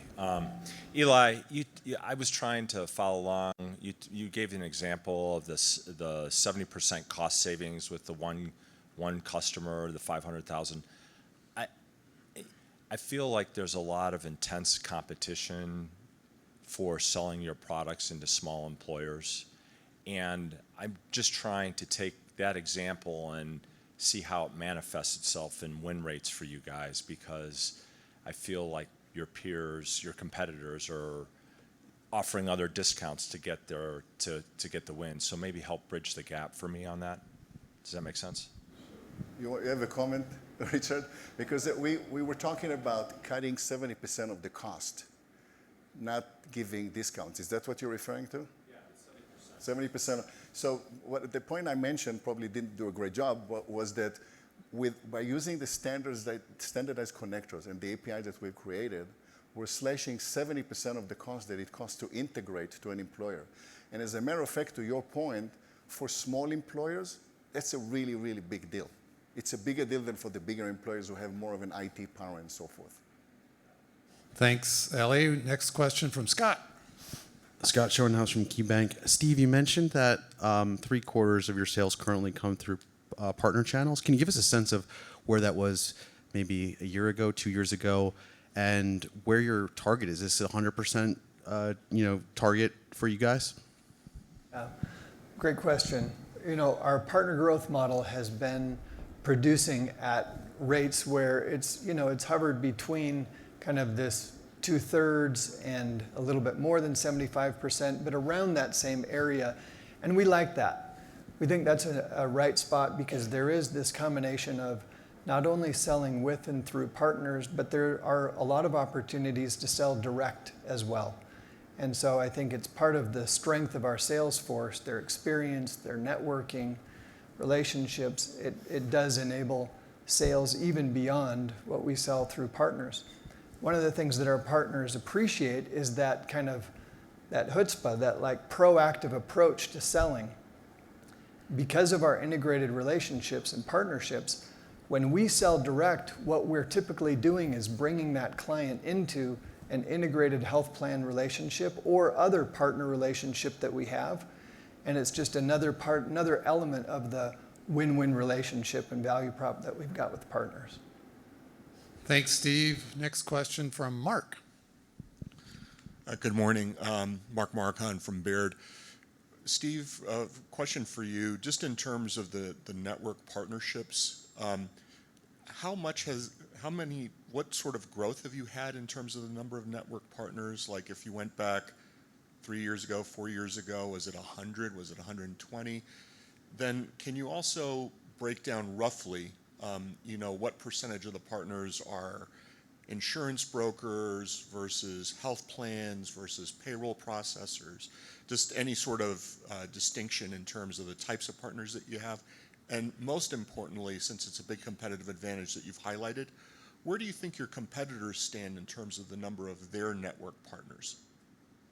Yeah, great question. Richard. Yeah, Richard, keep me honest. The 3 questions, my limit's like 1.5, so I'll do my best here to remember. First, looking back, our partnerships have grown over the years, for sure. As I look back, we had less, years ago than we have today, for sure. I think John, Steve, Darcy, Jim have kind of reported on that generally. But I think where I would focus is probably your next question, right? And kind of around that, which is, what's the nature of those partnerships? What's kind of the breakdown? And generally speaking, right, we look for partners. Our strategy in building partnerships is primarily on which partners are going to help us drive more accounts and more assets fastest, because there's a win-win opportunity there. Secondarily, it's how do we extend the value to our existing clients and prospective customers by partnering with others to add in capabilities that, again, are going to differentiate our offering in a way that still drives growth, both in accounts and assets. To that end, I think the differentiation between partners is potentially less relevant, but to answer your question, certainly the majority of our partnerships are health plan partnerships. Our payroll partnerships, and you know, record keeper partnerships. Some of the others that we've mentioned are as a percentage of the total are lesser than health plans and growing. Okay, I think we got time for one more question. Stephanie, you're going to have to wait because we got one question back here with Sean. Yeah, thanks. Sean Dodge, RBC. Steve, what are the economics like on a partner sale versus something that you all would kind of develop internally? Is there a big difference? And I guess, is that not the right way to think about it, because going through partners is giving you access to sales that you may not otherwise be able to get? I mean, I think Sean, thanks for that. I think you're going in the right direction, right? That's how we think about it as well. So it's certainly, I mean, if you break it down as the sales guy does, right, in terms of qualified lead gen, flow, amount of time that I'm spending on creating the opportunity and closing it, if I've got the help of a partner who has an established relationship of trust, recommending health equity, you know, my velocity is going to be much higher, my probability of winning and frankly retaining that business is much higher. So I think there's a preference generally to work with and through our partners for that reason. Okay, Stephanie, one last question. Yeah, one last question. They cut the mic off. Okay, so it's very rare that I get to see a head of sales and a head of tech on stage. So I wanted to hear. And we actually like each other, by the way. Oh, look at that. I don't know, Steve. He doesn't look like your friend. He's not a hugger. I am. So little Steve, first question. How much are you seeing improved win rates, or are you leading in your sales process with look at these integration capabilities, look at the bidirectional APIs and data? And Ellie, when you are going through some of your innovation spend and you're looking at where you want to take the platform, how much of that is informed by what Steve is telling you from his client's ask versus you kind of going it alone and predicting what they want? Sure. So maybe I'll start and then you go. Sure. It's easy. So look, we have, in the 2 years that I've been here, I'm sure the company has done it well before, but we have doubled down on our efforts to listen to the market, gathering the voice of the customer. For example, we've created a client advisory board. We had the inaugural meeting late last year, and we had one just yesterday. And that serves as a significant voice of the customers. We learn, we get feedback. Those are roughly 20 of our largest clients. Second of all, we've established a 90-day innovation process that we collaborate with our clients. So together, we get together for a few days, we do a design thinking session, and we choose an idea to converge on, and then we go and through 90 days, we deliver a product to market. When you see the expedited claims, it was done by getting feedback from Angelique's team, who's going to talk to you, as well as several of our customers. So our roadmap is heavily influenced by listening to what Steve's bring from the market in, as well obviously as our market capabilities and market research. Are you going to? I mean, she asked me a question. I was going to try to respond. So. All right, real quick. I think quickly. Along the same line, so what do we lead with was in essence the question. What do we lead with as a sale? Do we lead with an integrated partnership or what? And typically what we do is we'll lead with an element of the three Ds that John described. But as Ellie described, we're going to listen to the customer. We gather a lot of insights from customers and then cater our message to them very specifically and kind of personalize it for them about what's going to matter most and how we can help bring that to bear in a differentiated way. Thank you both. Steve and Ellie, let's give them a little round of applause. We're grateful for them. They'll be around all day today, so if you want to corner them with some other questions, you're more than welcome to. Now we're going to talk about delivering remarkable experiences with Angelique and Kamesh.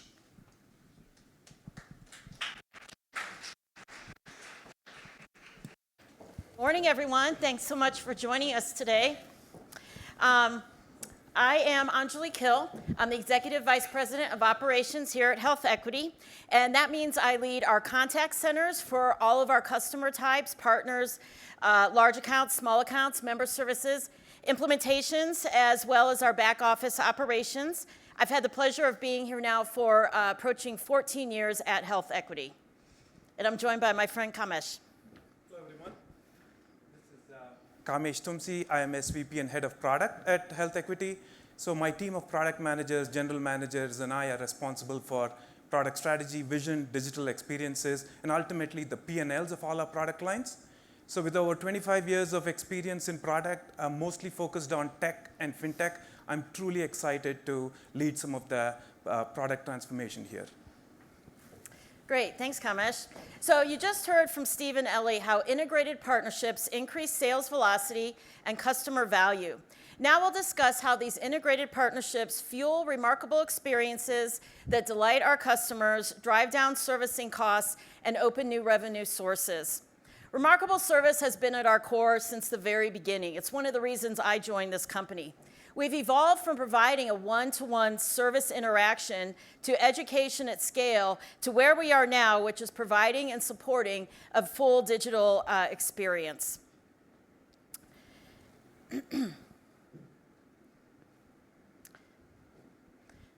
Slide. No, not slide. Other slide. Notes for Angelique, please. Throw me a bone. Or I can continue my comedy routine. Awesome. And back. This is a fun game.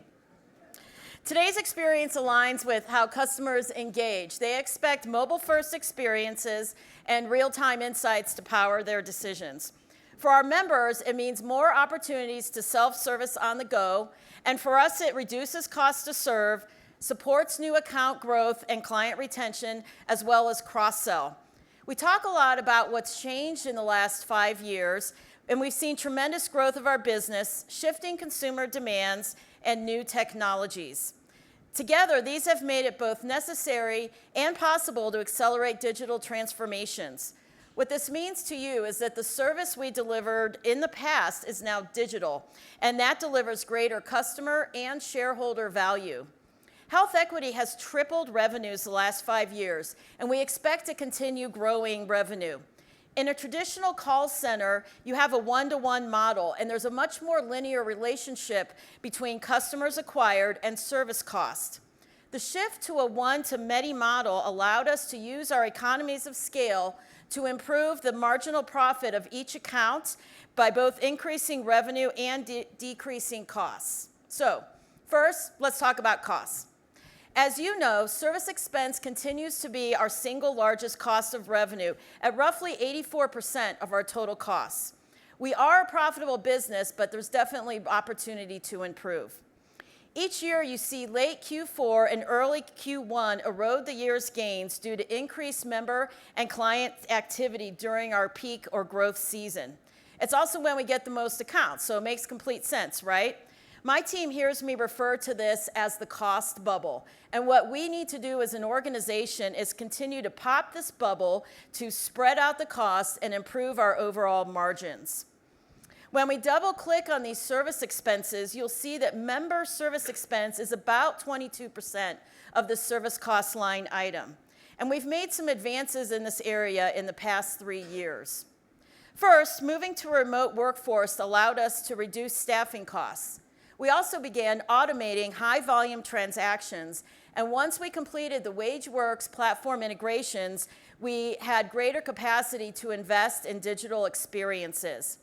Our customers immediately loved it. Who wouldn't? Because this is how we, as consumers ourselves, expect to engage in our lives as is. Here's an example of self-help tools driving member satisfaction while reducing costs. We, of course, track trends in the way that our members are using our portals and navigating through there. We build self-guided portal walkthroughs to help them move through that process with key interactions. We study what they search for and develop prompts to address their unanswered questions and help them get the most out of their accounts. Today, we see 69% of our members engaging with these self-help tools in the portal. Similarly, we expanded our chat program over the years from being human-led to bot-driven and soon to be AI bot-driven. Our chat programs effectively answer roughly 50% of inquiries that otherwise would have gone to a live agent. Self-help is a win for everyone all the way around, right? Customers get what they want when they want it, and we get to lower service costs by deflecting agent interactions. Now let's talk about revenue. What's really cool here is that you've heard me talk about efforts to minimize the seasonal open enrollment growth volume, but what we're really doing is building service leverage. Channels that previously only delivered service are now driving revenue. For example, those same self-help portals that I just mentioned helped drive the education that drove $1.5 billion into our early enhanced rates adoption. Those same chat experiences deflecting calls are helping members drive contributions. And the call capacity we freed up in our small business client service team is now allowing us to cross-sell through our service agents. Today, our experience spans many customer interaction channels, drives customer satisfaction, and expands the value of each customer. Let me show you an example of how this comes together in our future experience. So if you watch the screen here, what you're seeing is we have a member who's at the dentist office. She swiped her card, and it got declined. So she's calling the call center, trying to pay her bill, but we've sent her a text saying, hey, Susie Q, we can see that your card isn't activated. Let's get that activated right now. We activate it, and she's able to swipe her card. The next example here is our ability to provide qualified medical expense education. You'd be surprised how many account holders of all of our accounts do not understand what they can use these accounts for. It's a very high inquiry type. So our ability to deliver that up, as well as direct them, you'll see, to the HSA or the FSA store, also helps turn that into a revenue opportunity at the same time. So as you can see, using digital tools allows us to immediately serve our members' needs, make it easy to work with us, and creating new value for them in ways they didn't really imagine. Here you go, Kamesh. Thanks, Angelique. So being here for a little over a year, it's really fun to see the transformation, right? And to Angelique's point, we have the benefit of the perfect confluence of a number of things coming together, right? So rising customer expectations, maturing technologies, strong cash flow, and the ability for us to invest and innovate. The first example that I'm going to talk about is digital card issuance. Digital card issuance is a great example where health equity meets the customer's demands and their rising expectations, but at the same time, we're able to reduce the cost of card issuance. Today's consumers literally demand everything on the go, instant gratification. They don't want to be weighed down by the weight of plastic or card. They want everything in this device, right? Over the last years, we've also seen consumers consolidate all their payments into fewer cards. And they've also increased the use of digital wallet to make those payments. So this last year at Health Equity, we began moving customers with multiple cards onto a single stacked card that has enhanced security through a chip and also advanced intelligence, so we are able to identify which account to use for which specific type of transaction, right? So whether the member is at the commuter line trying to buy a transit ticket, or whether they are checking out some medicines at the pharmacy store, the card is the same card, but it knows, it has the intelligence to figure out which account to withdraw the funds from. Later this year, we expect all of this functionality through that single stacked card be available through the digital wallet that's all on the phone. And digital issuance is beneficial not just for the consumers in terms of providing a seamless experience on the go, but for Health Equity, it also reduces the cost. Now, how is this offering from Health Equity different from what's out there in the marketplace? Number one, it has this integrated multi-product suite all available on a single stacked card with enhanced security. Number two, later this year, we will add the support for members to request a card digitally. So that helps us solve one of the biggest friction points for new members and new enrollees, because they don't want to wait for physical plastic before they can start spending, And competitors have portions of this experience, right? But no single competitor really has everything that Health Equity offers, including instant issuance that we will be soon offering. Now, speaking of integrated products, right, let's talk about flexible spending accounts for a moment. The instant access and the ability to access the FSA account on the go is extremely important for FSA members because they access their accounts much more frequently, and they're mostly on the go when they want to try to access their account. And two of the biggest pain points we've heard from FSA members is, one, they really simply forget to re-enroll, right? And two, they end up leaving unused funds on the table at the end of the year. Now, as a result of this, FSA account holders churn more than the HSA account holders. So, but what we've done here is we've used the power of education and payment integration with some online stores to really solve both the problems. First, let's talk about the power of education. So in the most recent enrollment year, just using basic education, basic reminders, and really reminding members the value of FSA, we were able to increase the re-enrollment rates by about 8 percentage points from 68 to 76. Now,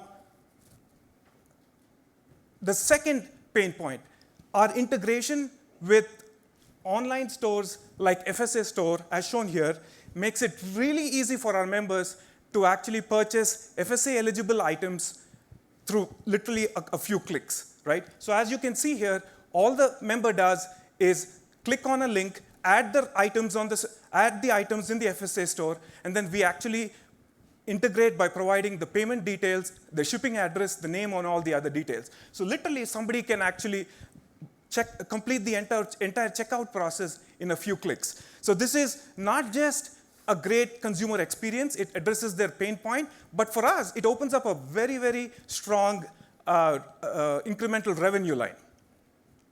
Now, we are not stopping here, right? We are now addressing one of the biggest pain points that members have with their FSA accounts. This is the whole process of reimbursement, right? So the whole process of submitting receipts and getting reimbursed and waiting for that is the biggest friction point with FSA members. And this whole reimbursement process also drives a significant amount of cost related to processing and answering calls related to claim status. We are piloting an AI-driven product where we are completely automating this reimbursement and substantiation process, and I'll show you a quick demo of that. So here what you can see is a member at the grocery store shopping for a couple items, right? So in this case, they're shopping for eye drops and some grocery. Once the purchase is complete, the members quickly submit their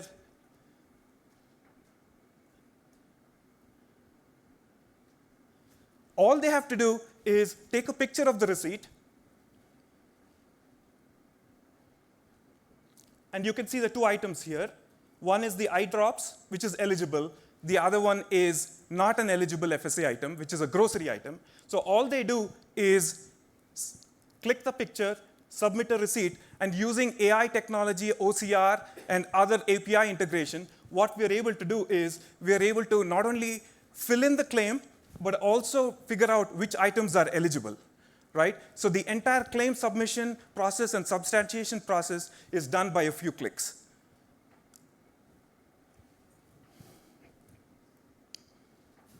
This process greatly improves the experience, but also reduces friction and also drives down the cost for us related to claims processing and constantly answering calls related to claim status. Again, the key theme here is win-win-win for all of us. We've shared a few handful experiences now that impact the member, and Angelique is going to share similar examples on how it impacts the client experience. Great, thanks so much. That's right, Kamesh. We talked about members, and we also have clients that we're serving, right? So working with clients over the years has taught me that the best way to improve the client experience is to make things easy for their employees, right? We've talked about that. No one wants the noise coming into the people team office. But we've also been working on modernizing the client experience for several years. I'll share 2 recent examples where we focused on high volume, peak season activities and how we used data science and journey mapping to identify the best way to automate and proactively anticipate what needs to happen in a better fashion. So doing this serves us very well, right? It helps us manage the costs with staffing our peak times, reduces turnaround times, and improves client satisfaction and retention rates. Our RA and COBRA renewal automation projects improved renewals while also reducing costs in our call center, our implementation teams, and our client services teams. Each year for the January, which is our main renewal month, we process about 3,600 clients who have many, many plans underneath each of them for each year. And about 82% of that renewal volume comes in within an 8-week window. It's very fun. And as you might expect, there's a lot of challenges with that. Our volume spikes, attrition becomes risky, and some customers might want to throw in pricing renegotiation, which adds more time and process. Last year, we fully automated the process for RA renewals. We made a slight improvement in renewal rates and retention and reduced processing time by 40%. And you can see a little bit of what this looks like here, but basically we proactively reach out, automatically process a lot, and the goal is to have everyone set up for members with cards in hand, cards funded, and no need to call to ask us about where's my money. We employed a similar process to COBRA. We made annual health plan rate renewals for COBRA clients seamless with a slick new tool versus what was a very clunky spreadsheet.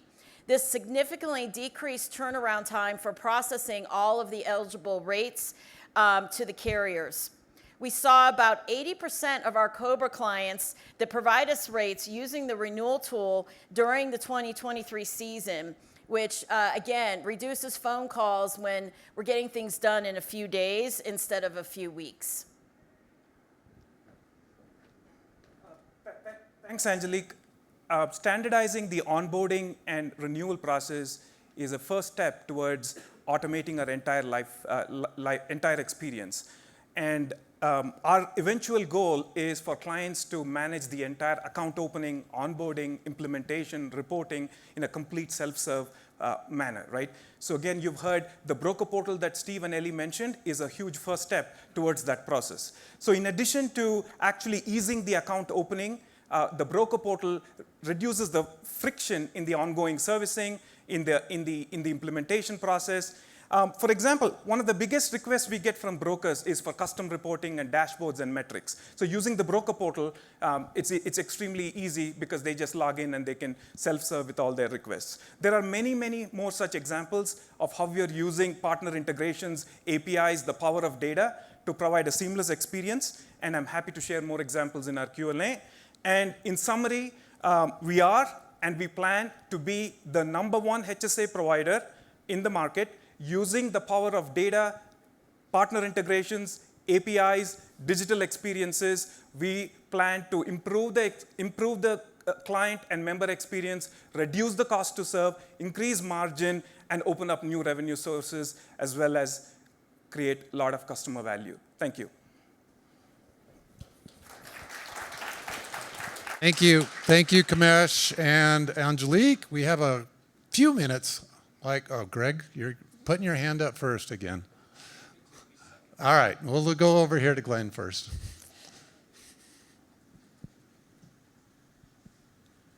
Oh, yeah, thanks. Glenn Santangelo from Jefferies.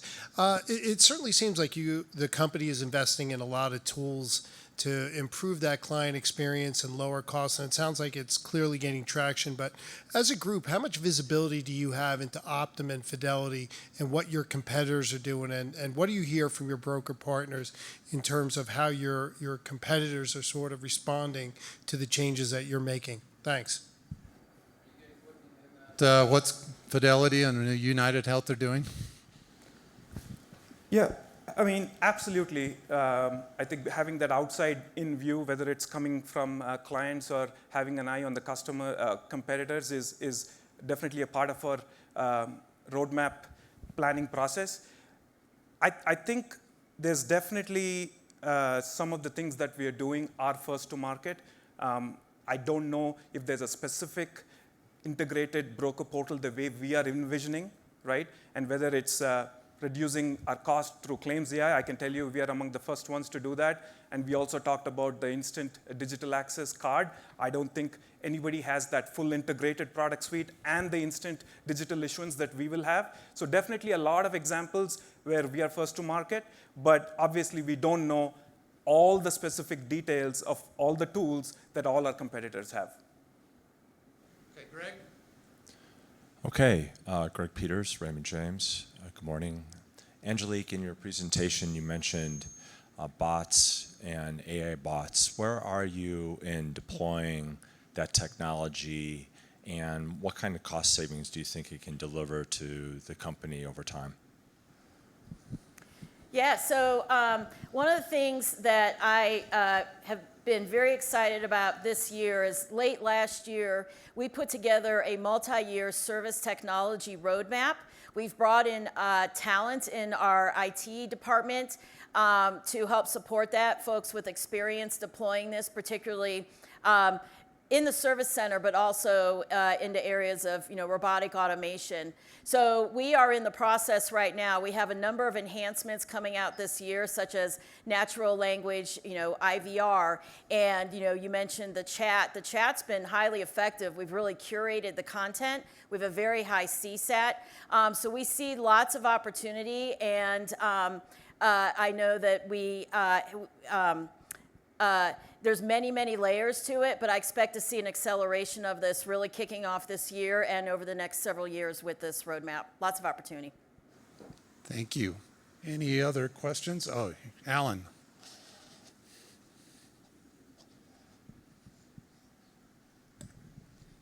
Alan Lutz, B of A. I guess one for either of you. What % of CDB consumers have downloaded the Health Equity app? I know a lot just get the debit card and then that's the only way they use Health Equity, but I'm curious, has the use of the Health Equity app increased over the past couple of years? And then what % of members have a digital card today? Thanks. So I'll take that. So we know a very high % of our users use digital means to interact with us, right?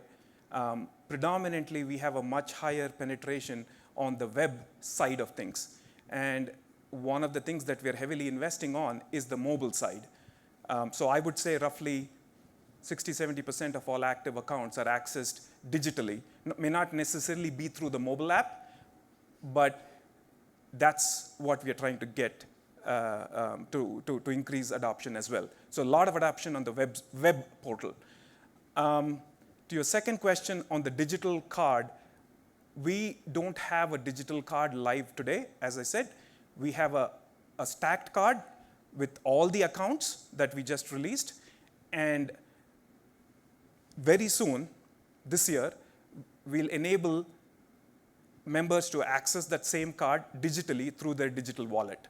Now, that sets up the foundation for us to actually be able to not even offer plastic cards for those members who are very savvy and who can actually just get by with a digital card and they can add it to the wallet. And that's coming soon.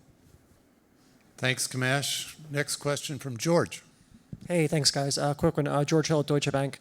Just it's interesting as you put the digital app into people's hands, like the phone-based app versus the card, it gives you the ability to stack a lot of other functionality on top of just the transaction processing capability. I guess could you spend a minute talking about, excuse me, how do you envision the future of the app, and what are the most attractive pieces of functionality, both from a customer service perspective, and I'd say from a data utilization, maybe even like a VBC perspective, that you can kind of stack in and load into the app as you increasingly engage with beneficiaries digitally? They want the product roadmap, Kamesh. That's right. So that's the short answer to the question, yes. Yeah, I think we've shared a couple examples, right? So once you have more and more people using the app, then you can really take the power of the mobile app, things like the camera, the location, the notifications, right, which is not easily native to a web or a desktop computer. So one example that I showed was just with 2 clicks, you can add items to the cart, the payment information is integrated, and then you buy FSA-eligible items without even providing your payment credentials, without even providing your shipping address, because that's all integrated. So we think when we have a pretty large base of members, right, 15 plus million members or accounts, right, you're absolutely right. A lot of opportunity to provide those value-added services as we increase engagement, and at the same time, reduce cost, because then notifications, reminders, right, they all become much, much more actionable, and it reduces a phone call. We have our next question from Stephanie, and then we'll come back. You went first last time. Are you just going to play us off of each other? Yes. All right. So this is probably more reflective that I'm a difficult person than anything else, but I ended up getting multiple health equity cards issued to me over the past few months when I was starting my new shop. And it made me think that because they're chip cards, they're probably pretty expensive for you guys to keep shipping out to me. So what percentage of your cost structure involves shipping out those cards or printing out those different ways or having humans available to onboard new cards and approve them? And where are we in the roadmap of maybe getting rid of that part of the cost structure as you go to that digital card? Yeah, I'll take that. So you heard me mention about our service costs, right? 83% and 22% roughly is the actual member services cost. Well, plastics, paper that we mail, those are the things, for example, sitting in the remainder of that 83%.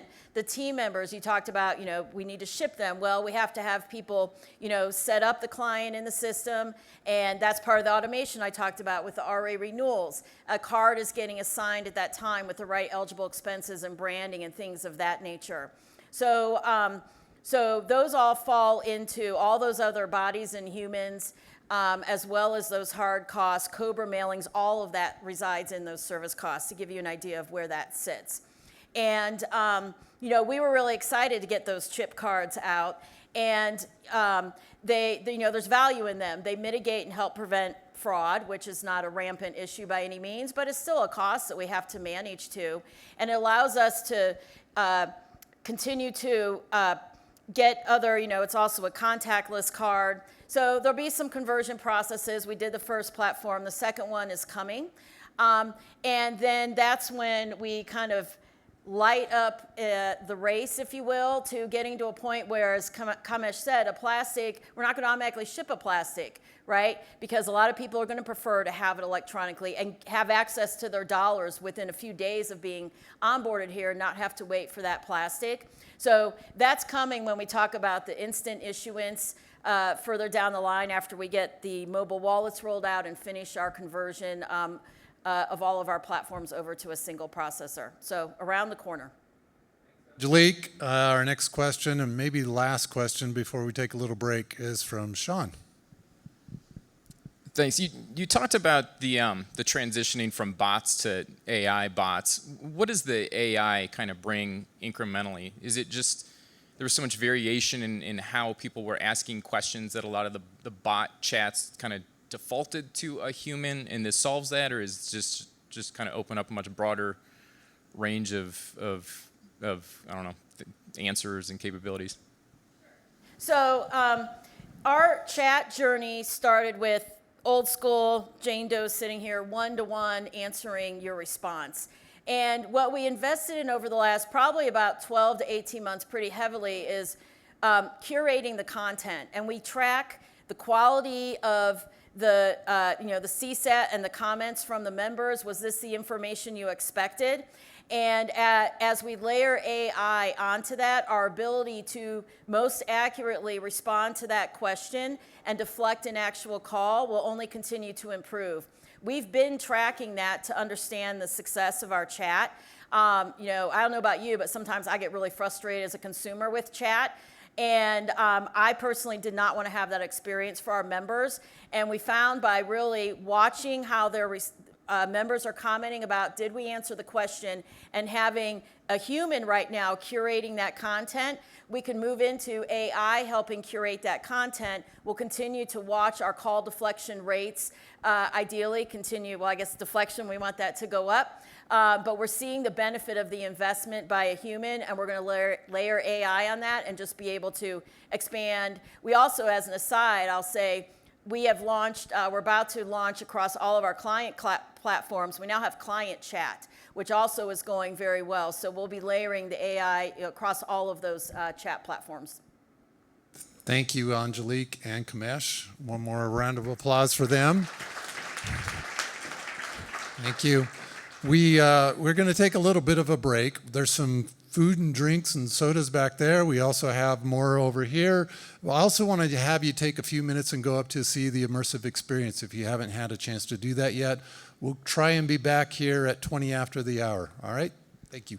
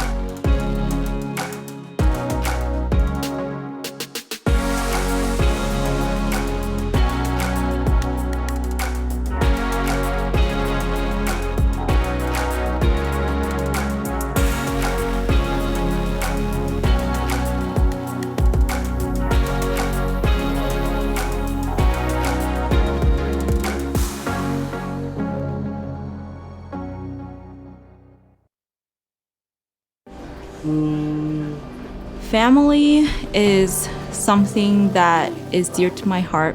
Family is where we all belong and where we grow together. Oh no, no. Can we sit down and eat? My life is really chaotic. A lot of times it's unpredictable with 3 little kids. With the chaos, I have to be really flexible. Want blue, not pink. When it comes to choosing healthcare for my family, we try to look at and see what our family actually needs and make sure that we're strategizing and picking the right plan for us. To make an appointment for my daughter. The Health Equity HSA makes life easier for me because it's healthcare savings that I can just set aside and not think about, and it just builds up over time. We use it for any sort of well visits, any sort of dental visits. The HSA has provided me with a lot of different options and flexibility for things that insurance doesn't always cover. It's just a big part of helping us feel secure with our healthcare as well as our financial situation. With having 3 girls, my husband and I really want a boy, and so with my HSA funds having rolled over, year after year, we built up enough that we felt comfortable being able to use what we have in our HSA for IVF and to help us complete our family so that my little girls can have a little brother. Having the HSA, it's a huge blessing for me.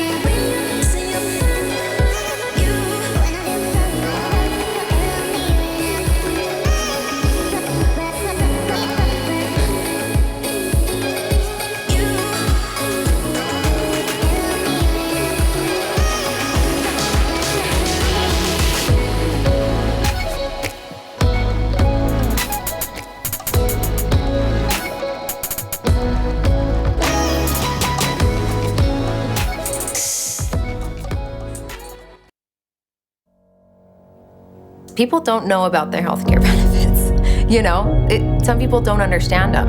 A lot of people don't understand them. And being able to bring clarity to the members is something that I love doing. Oh, inspiring to help the members. Oh, it gives me such a good feeling. When a member calls in, this may be their first time that they've ever called in. And if they get me, I want that to be the most positive experience they can ever have. So that way, if they ever do have to call back in again, they will be able to trust the next person that they talk to. Healthcare isn't 9 to 5. I need to be available and my teammates need to be available 24/7. And if they have a question and I can help them with that question at midnight or, at 2 a.m., it's gonna make their healthcare experience a lot better. My favorite part of it has to be surrounded by people who believe in the same thing that I believe in. Being able to support our members, to improve their lives, to meet them at this intersection of health and wealth and help them through their crisis, I love it.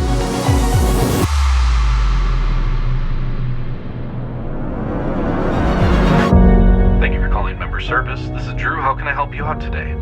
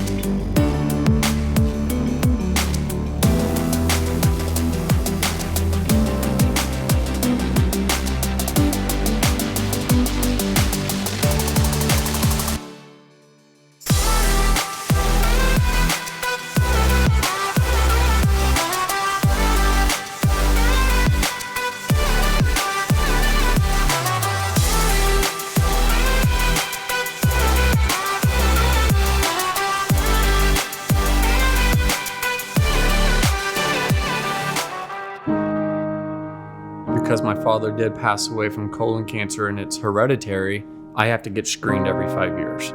But having that HSA, I can plan for that. I'm not much of a risk taker. I like to put money aside and planning and preparing for medical costs is imperative. The Health Equity HSA provides peace of mind that the money's there. You don't put things off. You don't say, well, we can't do that today, we'll have to save for that. One of my favorite things about the HSA account is the fact that the funds that you contribute, they're going into your account before tax. Best case scenario, you don't use it all, but you don't lose it. It carries forward to the following year, and it can continue to grow as an investment vehicle. Contributing to the HSA makes us feel secure, and I think that really helps me be the best that I can be, right? Worry about things I should be worrying about. Taking care of myself, taking care of my family, and making memories with my family.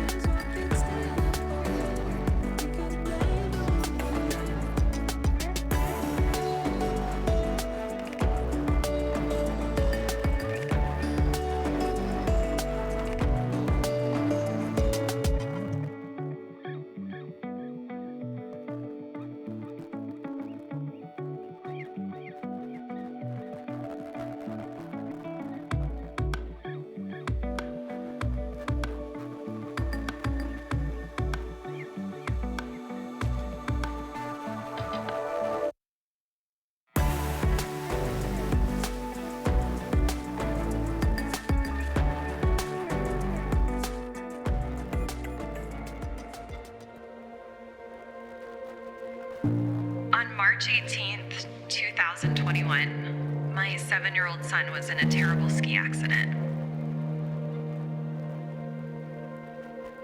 Growing up, I remember the struggles that my parents had, whether it was finding food, clothing, healthcare for us.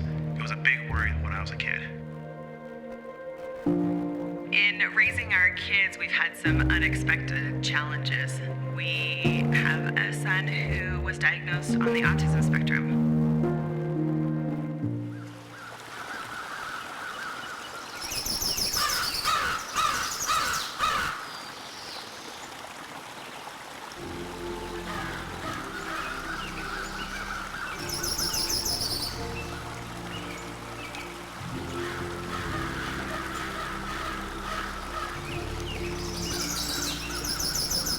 The journey of health equity began with a mission to bring humanity back to healthcare. When I was a little boy, I told my mom I wanted to become a doctor. I was 8 years old, and she never let me forget it. And I went through school, and I went through undergrad, and I kept thinking I wanted to become a doctor. And I was studying for the MCAT, that's the admissions test for medical school, and I ended up with a terrible bellyache one day. And I went to the student health doctor, and he sent me downtown to meet with the gastroenterologist. And the gastroenterologist said, I think you're just a little stressed. You need to relax a little bit. And that was okay. I was glad it wasn't something worse than that, until I got the bill from the gastroenterologist that the insurance company had denied. They said I had a pre-existing condition. And I felt so alone. I didn't know who to turn to. And at that moment, I thought to myself, someday I'm going to start a company that can help people like me never have to go through what I did.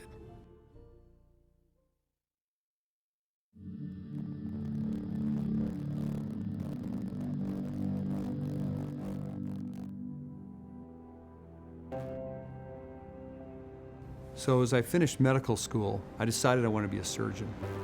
And I love surgery because you can really help people. Now you're typically helping one person at a time. And what I learned is that a lot of my patients did not have money to pay for their out-of-pocket medical costs. And we said, how can we help people pay for their out-of-pocket expenses? And then we heard about a law that was being considered in Washington, D.C.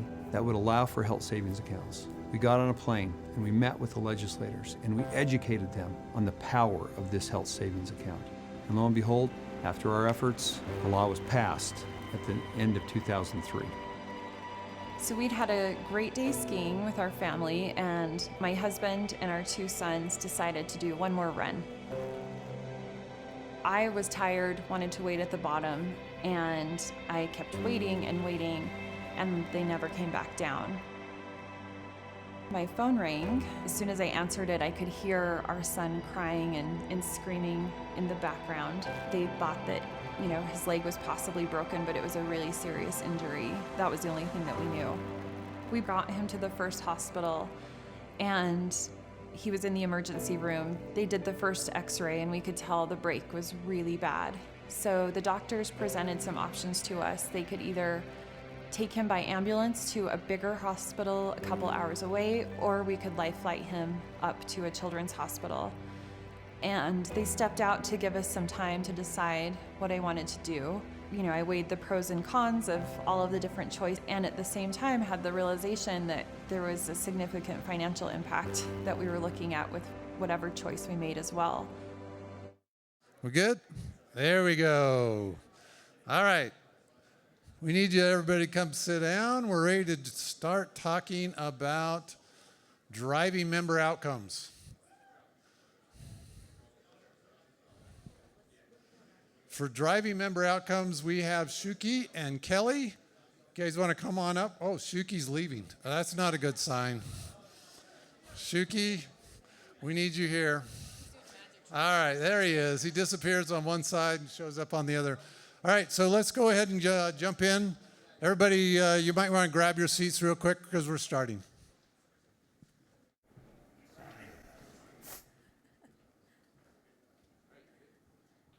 Hello, I am Kelly Koster, and I'm not going to do that again. I'm Kelly Koster, and I'm the Senior Director of Product Marketing and Sales Enablement. So I have the pleasure of bringing all these amazing experiences that you're seeing here today to market, researching industry and competitive intelligence, and equipping our sales team for success. I've been here at Health Equity for 6 years now. I got here via Loom, the commuter company that Health Equity acquired almost 3 years ago. Everyone. Hello, can you hear me? Yeah, good. So hello everyone, my name is Shuki Licht. I'm the VP for Innovation and Head of Technology here at Health Equity. I recently joined to Health Equity about 9 months ago. I came from Finasa, one of the largest think tanks in the world, leading the AI technology and being the Chief Innovation Officer there. People are always asking me, what is innovation? What do you mean by say you're the head of innovation? It depends really about the company that you are working for. Here at Health Equity, we come with 3 things that describe our innovation. First is applied innovation. How we can take very fast idea to product and concept to cash. We are doing that in 90 days. One of the examples that Kamesh shared with you is the claims AI. How we can use AI technology to improve the member experience and get reimbursement and claim processing in few minutes instead of few days. The second pillar of innovation is about collaboration and co-innovate. How we can co-innovate and co-create new value, a new solution into the market with our clients, partners, members, whoever part of our partnership. An example that I'm going to show today is about transparency. We talked about it yesterday with the people from the Congress. How we can use transparency and getting different data sources from other providers to give a better solution to our members and increase our assets. The third one is igniting innovation. How we can not just innovate in the product, but also helping the marketing, sales, and of course supporting by legal, privacy, and security to bring and ignite innovation across the organization. We want to have people that innovate. Thank you, Shuki. And yes, you do keep us very busy. Today, Shuki and I are talking about driving member outcomes. This strategic pillar is especially meaningful to me because it's at the heart of who we are, and it's one of the top 3 reasons that our clients choose to work with us. Driving member outcomes is about leveraging connectivity and technology to deliver real-time, actionable insights to members that empower better health and financial decisions. For our members, those outcomes can be greater HSA-eligible plan enrollment, higher contributions and investing, and on the health side, accessing preventative care and taking their medications. We believe that these outcomes produce durable financial benefits in new unit growth, increasing customer value and driving asset accumulation, while accelerating the other aspects of our integrated partnerships, including new logo sales and client retention. Let's start with a simple example to illustrate the power of member outcomes to get us warmed up, and then we'll build on that. A well-known e-commerce company knew that its HSA benefit had the potential to boost benefits affordability, both for the company and for their employees, but it was not getting much traction. So, to drive better results, they partnered with us to modernize their plan design, including a competitive seed. First, they reduced their HSA plan premiums by $25 per paycheck, and then they added a default employee HSA contribution of $25 per paycheck, therefore tapping into behavioral economics while adding no financial burden to their employees. The results? 95% of their HSA members are contributing, they're making better health decisions, and they're reporting high satisfaction rates. All of this while costing the company 11% less than those members that are enrolled in their PPO plan. What's even better is they use the savings that they realized from their HSA plan to further invest in wellness and health benefits for their employees. There is real value here for members to take action, for employers to promote our services, and societal impact as well. And the good news is that there is a path to driving action. Here at Health Equity, we have observed the power of member education to drive positive financial actions, which translates into accounts and assets for Health Equity. First, clients opting into our annual open enrollment education this year saw an 11% lift in enrollment results. Second, our onboarding educational programs are effective at driving new contributors and increasing contribution amounts for those who are already contributing. And third, our educational series that's related to savings, investing, and enhanced rates has driven strong custodial assets and investment adoption. We're continuing to improve these educational programs to extend their reach and in the future to make them even more impactful by using AI and the power of our real-time connections to empower members to take the next best action. When we think about how we deliver the same type of value at scale and hyper-personalized, it's important to consider what's happening in the market to focus our efforts and to create the greatest value. As a former educator, it pains me to say this, but education will only take us so far. The real leverage comes from making it really easy for members and from how the employers design their benefits plans. A well-designed benefits portfolio will improve financial resilience, it will drive down employees' healthcare costs, and support retirement readiness. As you saw in that prior case study, employers use HSA-eligible plans and HSA contribution levers to drive down their overall costs while improving quality and access to care. We're seeing more of this type of scenario, which may be largely attributed to two major trends. We will discuss how capitalizing on each of these trends improves member outcomes while also creating opportunity to drive financial value to health equity. The first trend is affordable, comprehensive benefits. It is no secret that consumers today are battling a higher cost of living and struggling to pay for their basic living expenses, let alone save for the future. 401k record keepers report that the top reason for early withdrawals and emergency loans is to cover medical expenses. And what's more, most consumers are strained to cover even a $400 unexpected expense. As a result, there's a growing use of third-party medical credit cards to cover these expenses, and some with interest rates as high as 27%. Employers believe that they're responsible for solving these issues, as do their employees, which is a challenge. Employers are faced with a more challenging benefit situation than ever before. Employees demand more benefits, the cost of benefits is at an all-time high, and the cost of labor continues to soar. More companies are seeking a bespoke combination of benefits that addresses very specific needs of their employee populations, but they have to do so at a manageable cost. Employers go about this by improving financial literacy and designing benefits and incentives to encourage healthy financial habits.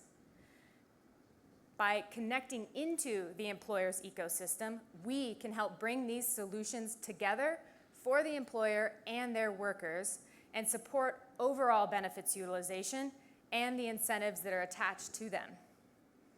How might we help employers maximize the utility of their entire benefit suite while keeping costs low? How might we incent employees to take positive health and financial actions and improve outcomes and drive down overall plan costs? To you. Thank you, Kelly. These are very good questions. We have an opportunity to help employers drive down their overall plan costs while helping individual members make better, personalized decisions. We heard from our client advisor board just yesterday. This is the top priority for them. We will do that using AI to produce a prescriptive recommendation at the member level. And then we will push this recommendation through our system. For example, a customer decided they would like to improve the financial resilience of their near-retired population.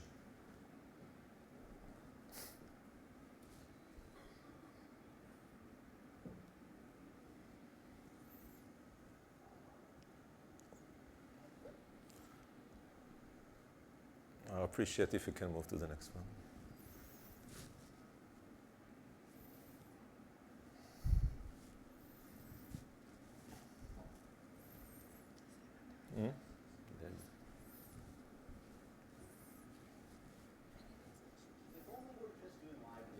Yeah, I apologize. Wait, you're going backwards. You need to go back.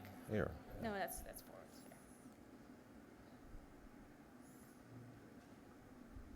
Here. Don't try to do it.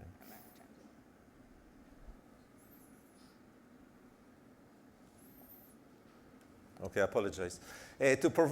Today we provide recommendation based on benchmarking data and our own collective expertise. Soon we will begin scaling this reporting capability to provide greater insight and recommendation to the customer on demand, along with a mechanism for the customer to act to them using health equity systems. In the future, we plan to use AI for generative benefits design to recommend an optimal plan design to address customer needs. Practically speaking, this near-retired population need to set up a saving vehicles, maximize their contribution, and begin investing. All of these behaviors drive positive outcomes for the member.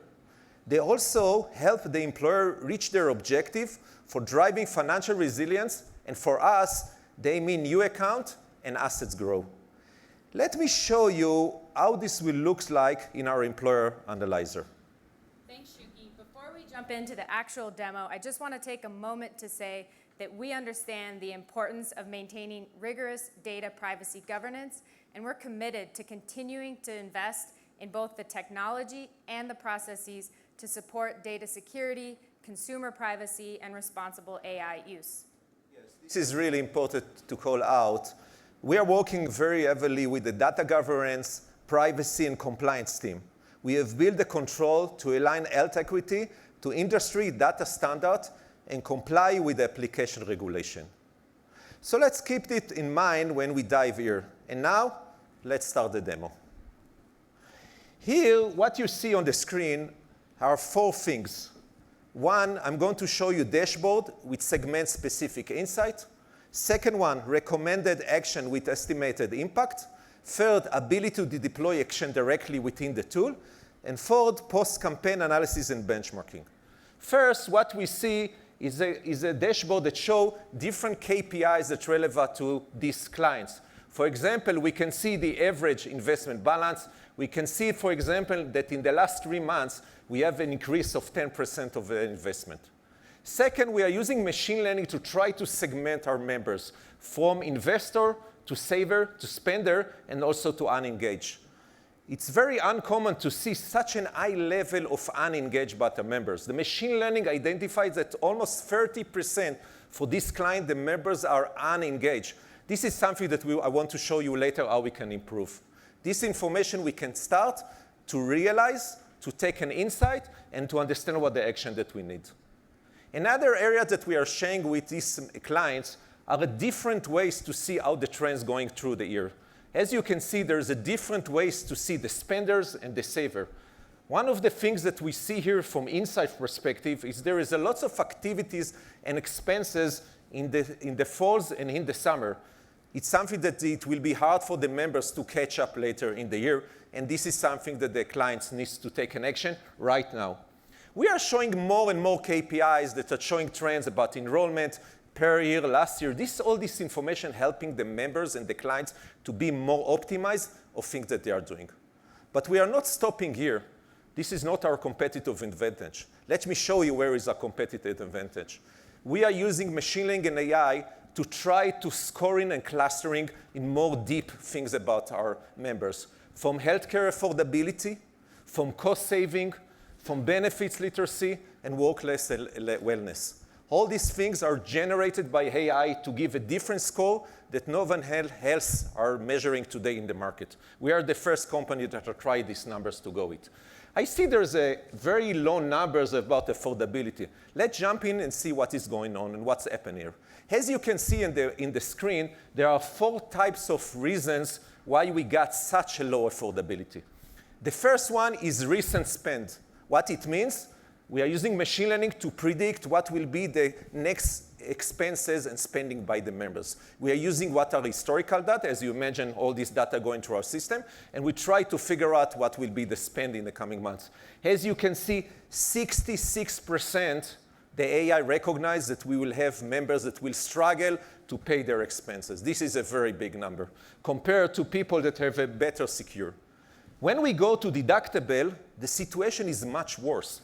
We have more than 80% of the members that will struggle to pay if the case that they need to go to ERs now or going to other places. This is something that we need to do something with it. Think about it. You have in your deductible like $3,000. People don't have enough money in their HSA to play that.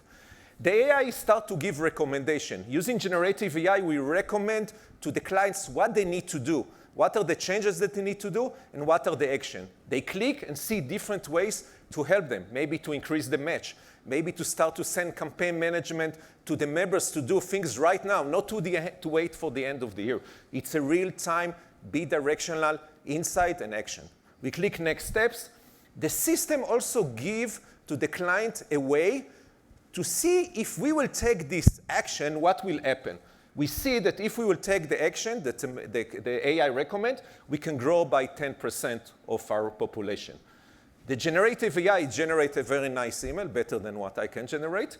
We can use this email, the client can use it, change it, make it more personalized, and just take an action. And the campaign is sending for the specific population, both of the action. We got congratulations, the HSA campaign. and everything is good.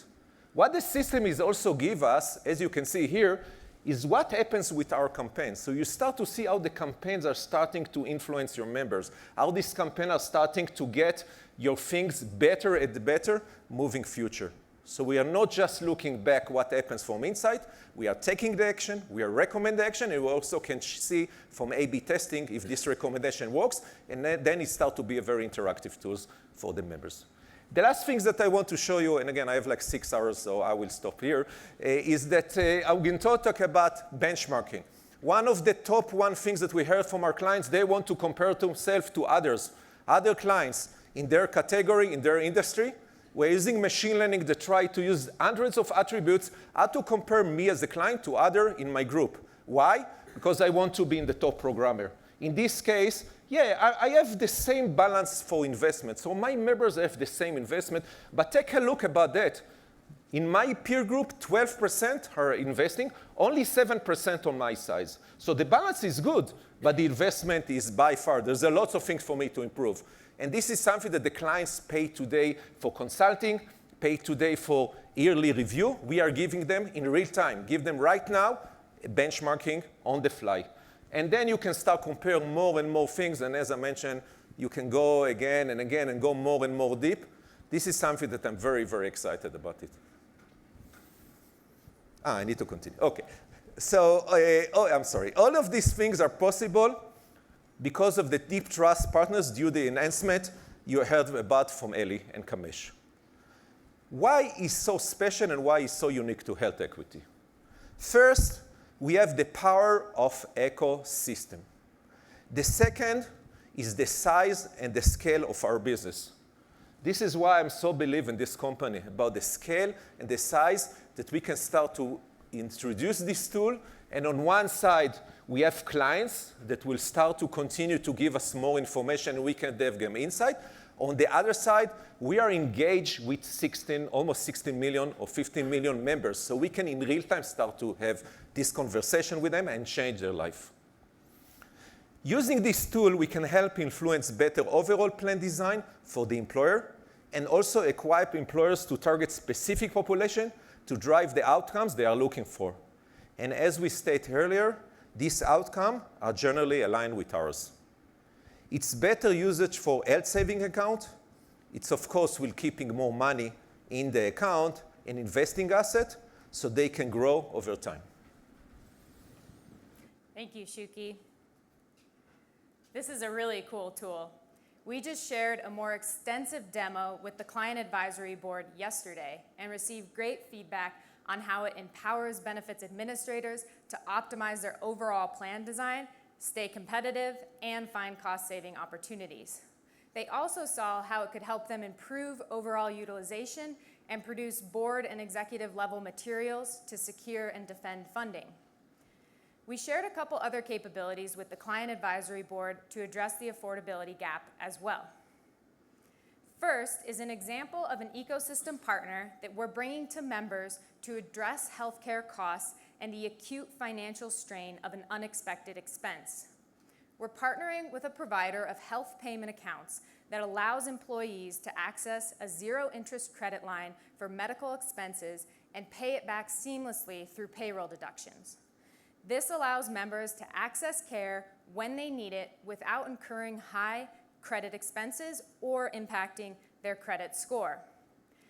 And the benefit to us is that because it is offered through a partner, we are not taking on any of the credit risk, but we're still offering greater value to our clients and opening a new fee-based revenue stream. This concept was well received by our Client Advisory Board to address the financial risk of lower wage earners adopting an HSA-eligible plan. And it was highly recommended by one of our Client Advisory Board members, who happens to actually be here in the audience with us today, waving back there, for being a safety net for their employees. The second example is already in market and being used by employers to drive positive actions across their benefits offerings. It's well known that preventative care drives down overall healthcare costs, and many employers want to incent positive health behaviors. A common example is for health equity to connect an HSA to a wellness program and make deposits for things like exercise and accessing preventative care. Our own health equity plan does this for us. It's called CDH Change, and our team members can earn dollars for their HSA through healthy behaviors. And some people are very, very competitive about it. Employers desire a seamless experience for their employees. The second trend that we'll talk about today is intelligent spending. It's a confluence of consumerism, the need for affordability, and legislation.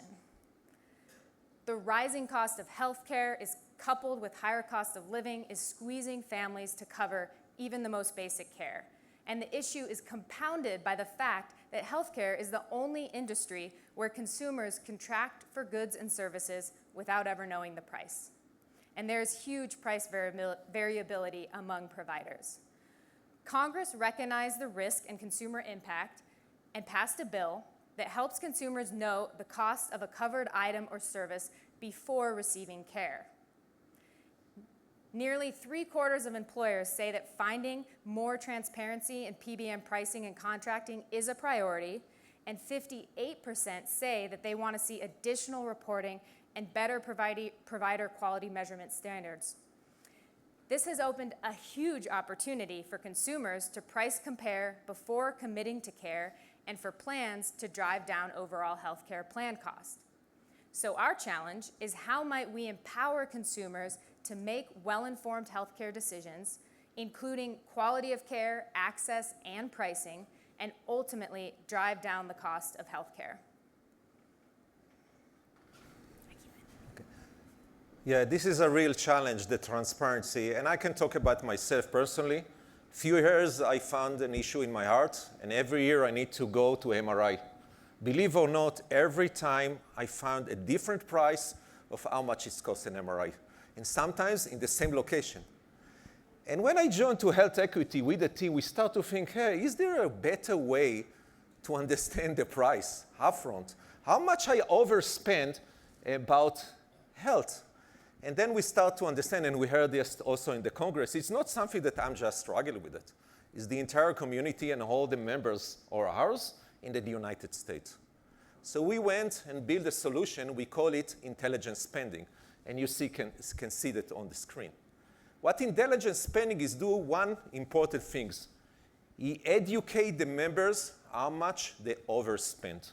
As you can see on the screen, the system using AI technology identified that these members already been overspent like $2,500 just in the last 8 months. As a personal, as I mentioned, this is not a weird numbers. This is the actual numbers. What the members can do through the mobile for Health Equity, if you can click, I appreciate to start the video, is that he can see this information. This information, again, coming from the campaign that I show you from the Employer Analyzer. He got it for specific and click on that and see what are the reasons for this opportunity. He would like to learn and educate. He click on this button and he start to get receipt by receipt, claim by claim, what are the reasons and where he can improve. You can see things like this persona went to out of network instead to in-network. So we're talking about how to help them maximize the benefits. They go to urgent care instead to go to telemedicine. People are, we found that 80% of the population like to go first to ER, instead first to go telemedicine, urgent care, they go immediately to ER, see how much they overspend. And also ways to improve pricing. So once we educate the members and they start to get this campaign, we add another tool that we call a price comparison. This is the place that the members start to change their behaviors. They can click, for example, MRI. By the way, this is not my MRI, but they're identical. I click on the zip code. I live in Alpharetta, Georgia, and I'm getting in real time all the prices that I can find this specific MRI. And again, you see different price. I can search by distance, price, quality of the service. I just scroll in very, just going from 190, but believe me, if I will start to scroll, you will start to see on the 1,000 level. This is a aha moment for overspending, education, and also taking action in real time. We are looking across the claim data. We learned that a significant portion of the population, And I just mentioned it. Over to you, Kenny.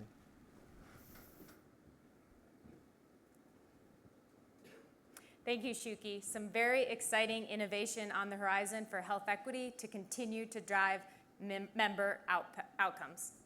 To connect some dots from prior conversations today, the trends you heard about from Steve and Ellie about the increased number of partners willing to integrate with us and the type of data that they exchange, these are creating the opportunities for these new member capabilities.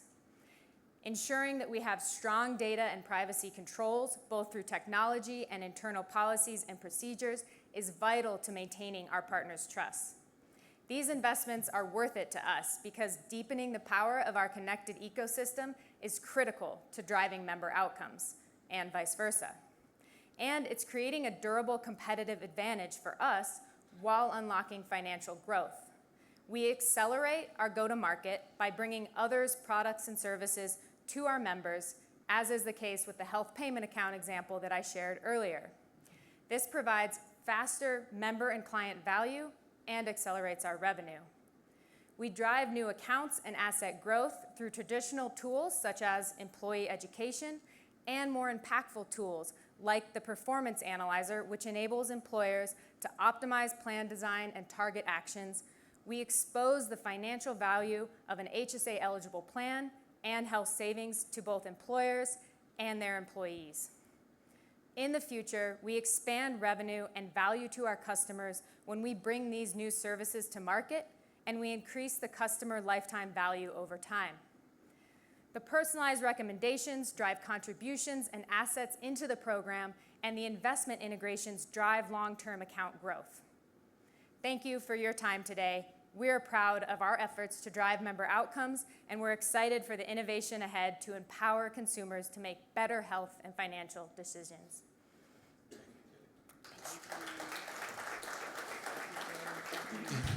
Appreciate it. Very good. We've got time for maybe 3 or 4 more questions. And the hand goes up. Feels a little weird to not give that to Greg for the first question, right? So when I think about this dashboard that you guys have created, it looks a lot like when ADP and Paychex started to go and get a dashboard introduced a few years ago, and they got a much higher level of engagement with their clients. So it became something that instead of checking once a quarter, they would check once a day, once a week. Same thing, I think about that transparency tool. You're probably checking the app a lot more if you have that. What are you planning on doing with those eyeball times? It's part of our strategy to increasing the share of the wallet, to make sure that we are building, and by the way, just to give you, I don't want to get to numbers, but one of the aha moment for me, and when we start to talk with our partners, etc., partners love our solution because they saw a much better engagement, like a 20 times more engagement on our solution, if it's the web portal or the digital, mobile, etc., through our system. We believe that this kind of solution will not just improve and give the drive outcomes that are super important, transparency and health and etc., but also helping to have a better engagement to what you had. And then think about the infinity loop. More partners, more solution, more engagement, and we can start to grow about our story. And this is where I believe in the end of the day we will find ourselves growing and growing with more solution. I think one thing, I came from for small startups when I was young. And one of the challenges that we had there that we don't have any clients and we haven't had any chance to understand what the markets needs. I think what's special here at Health Equity, because we have so many amazing clients, they are just telling us on a daily basis what they need. We see the members are calling to our service and tell us this is our problem. So we know exactly what they need and we know exactly how to select which fintechs or health tech can help us to help them and bring this into their engagement cycle. Thank you, Shuki. Other questions? You guys did such a great job. They don't dare ask anymore. Oh, Alan's got one, though.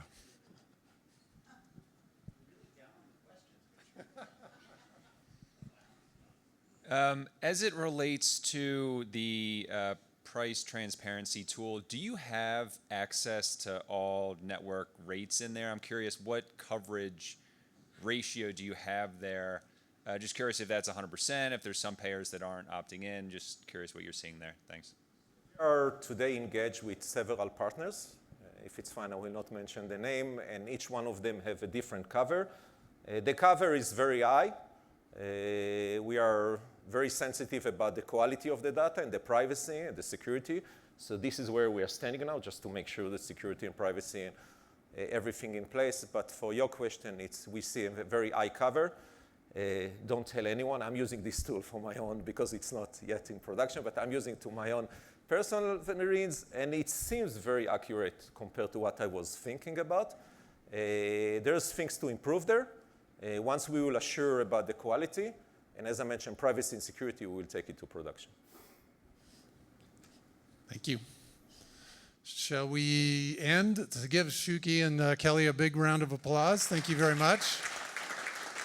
Appreciate it. Now for the guys that you've been pestering with questions for many, many years. Well, they're kind of new. But anyway, the finance team is about ready to come up. I'm going to turn the time over to Jim Lucania, our CFO, if he's ready.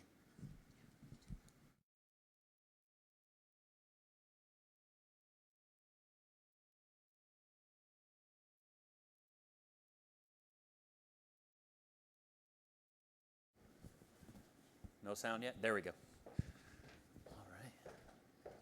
All right. Hi, everybody. I think most of you know me by now. Jim Lucania, CFO of Health Equity. Just want to make a couple quick introductions to two key members of the finance team, and then I'll come back at the end and tie everything together as the finance team usually does. So I'm going to introduce you to Danny Hurst, who's our corporate controller, and Abhinav Dendakuri is our corporate treasurer.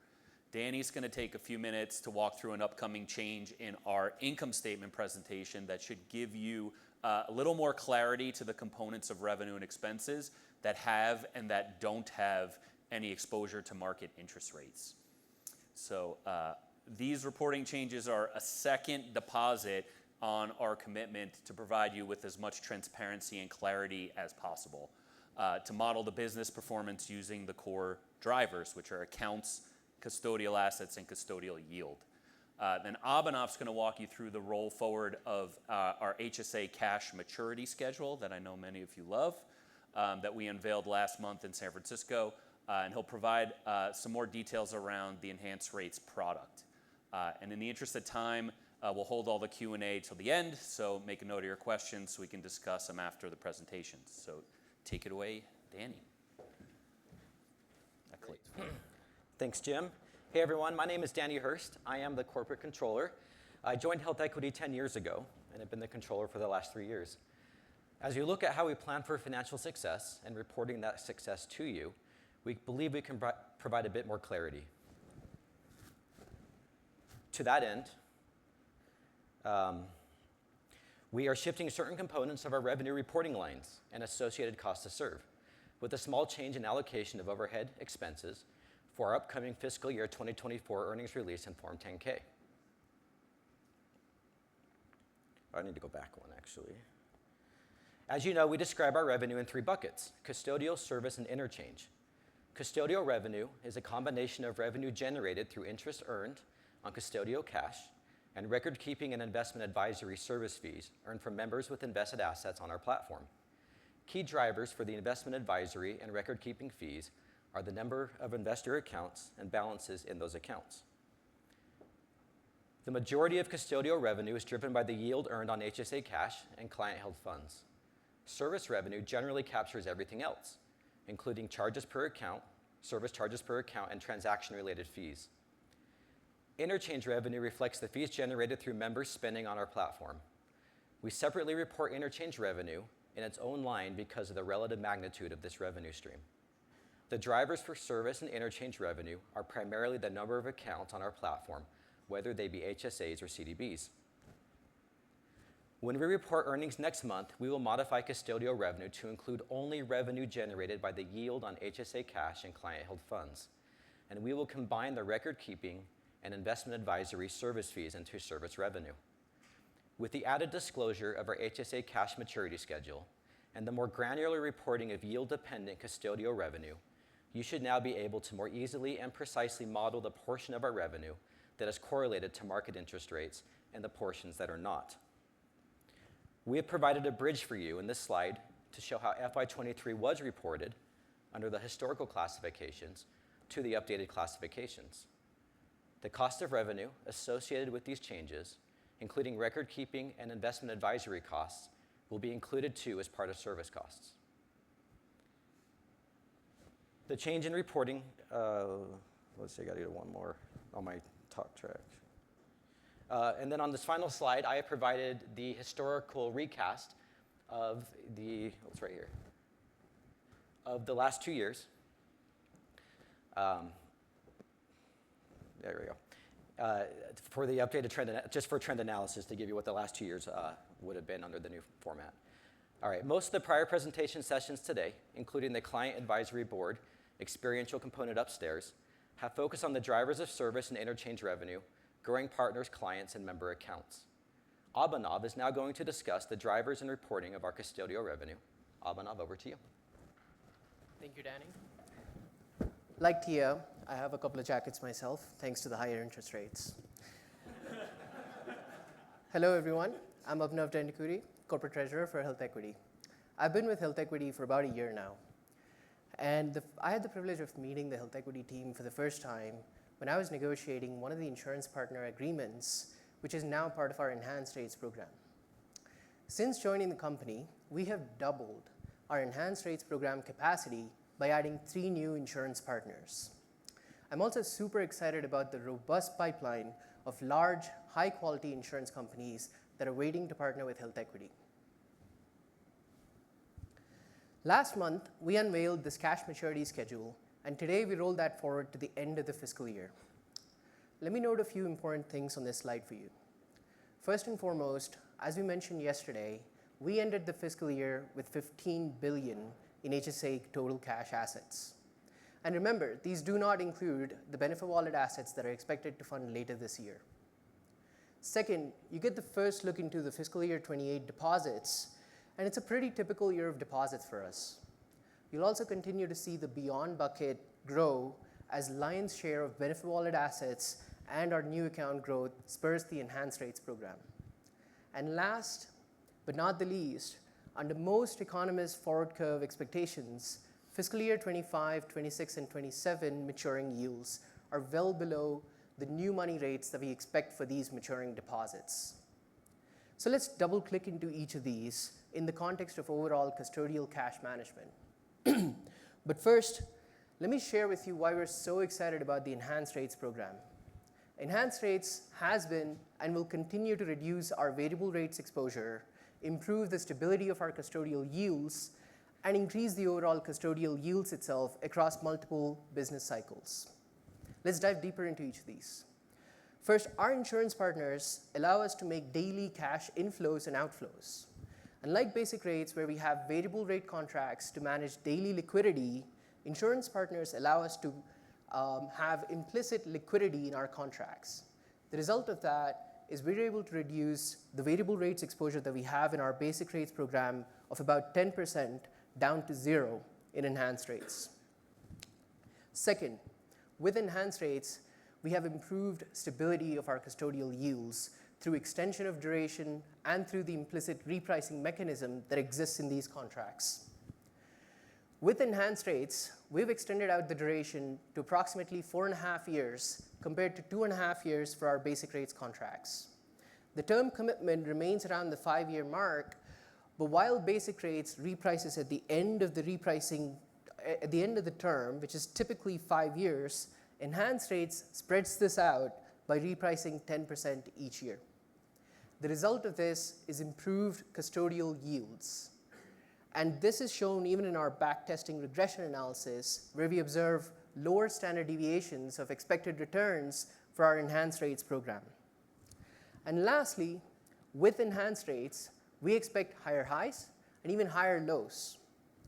The average basic rates custodial yields are approximately treasuries plus 10 basis points. Compare that to where Enhanced Rates average custodial yields are, and you see about treasuries plus approximately 75 basis points. These are some of the reasons why Enhanced Rates is now our flagship custodial cash program and has grown to over 30% of our total HSA cash deposits. Most of this growth has come from two sources: new accounts opened on our platform and acquired accounts from portfolio acquisitions. Beginning later this fiscal year, we will begin transferring HSA cash in maturing basic rates contracts into Enhanced Rates unless the member in these contracts affirmatively opts to remain in basic rates. With this new initiative and continued tailwinds from our account growth and new acquisitions such as Benefit Wallet, we expect to see a mix shift of about 10% from basic rates into Enhanced Rates for the next 3 fiscal years. In closing, with the new cash maturity schedule, our forward guidance to you around our overall custodial yield, and our mixed expectations between basic rates and Enhanced Rates, we're providing you with tools and transparency to better understand and value our custodial revenues. Now back to Jim.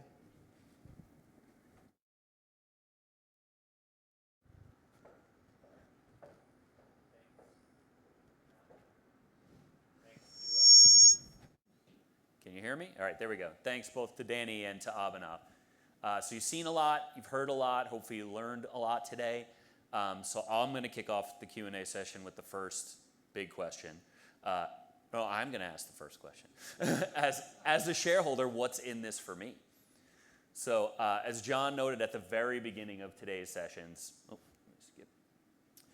Health Equity's demonstrated track record of calling our shot and then executing. So the team's given you many tools today to understand our growth levers, measure the success of our mission, and model our future financial performance.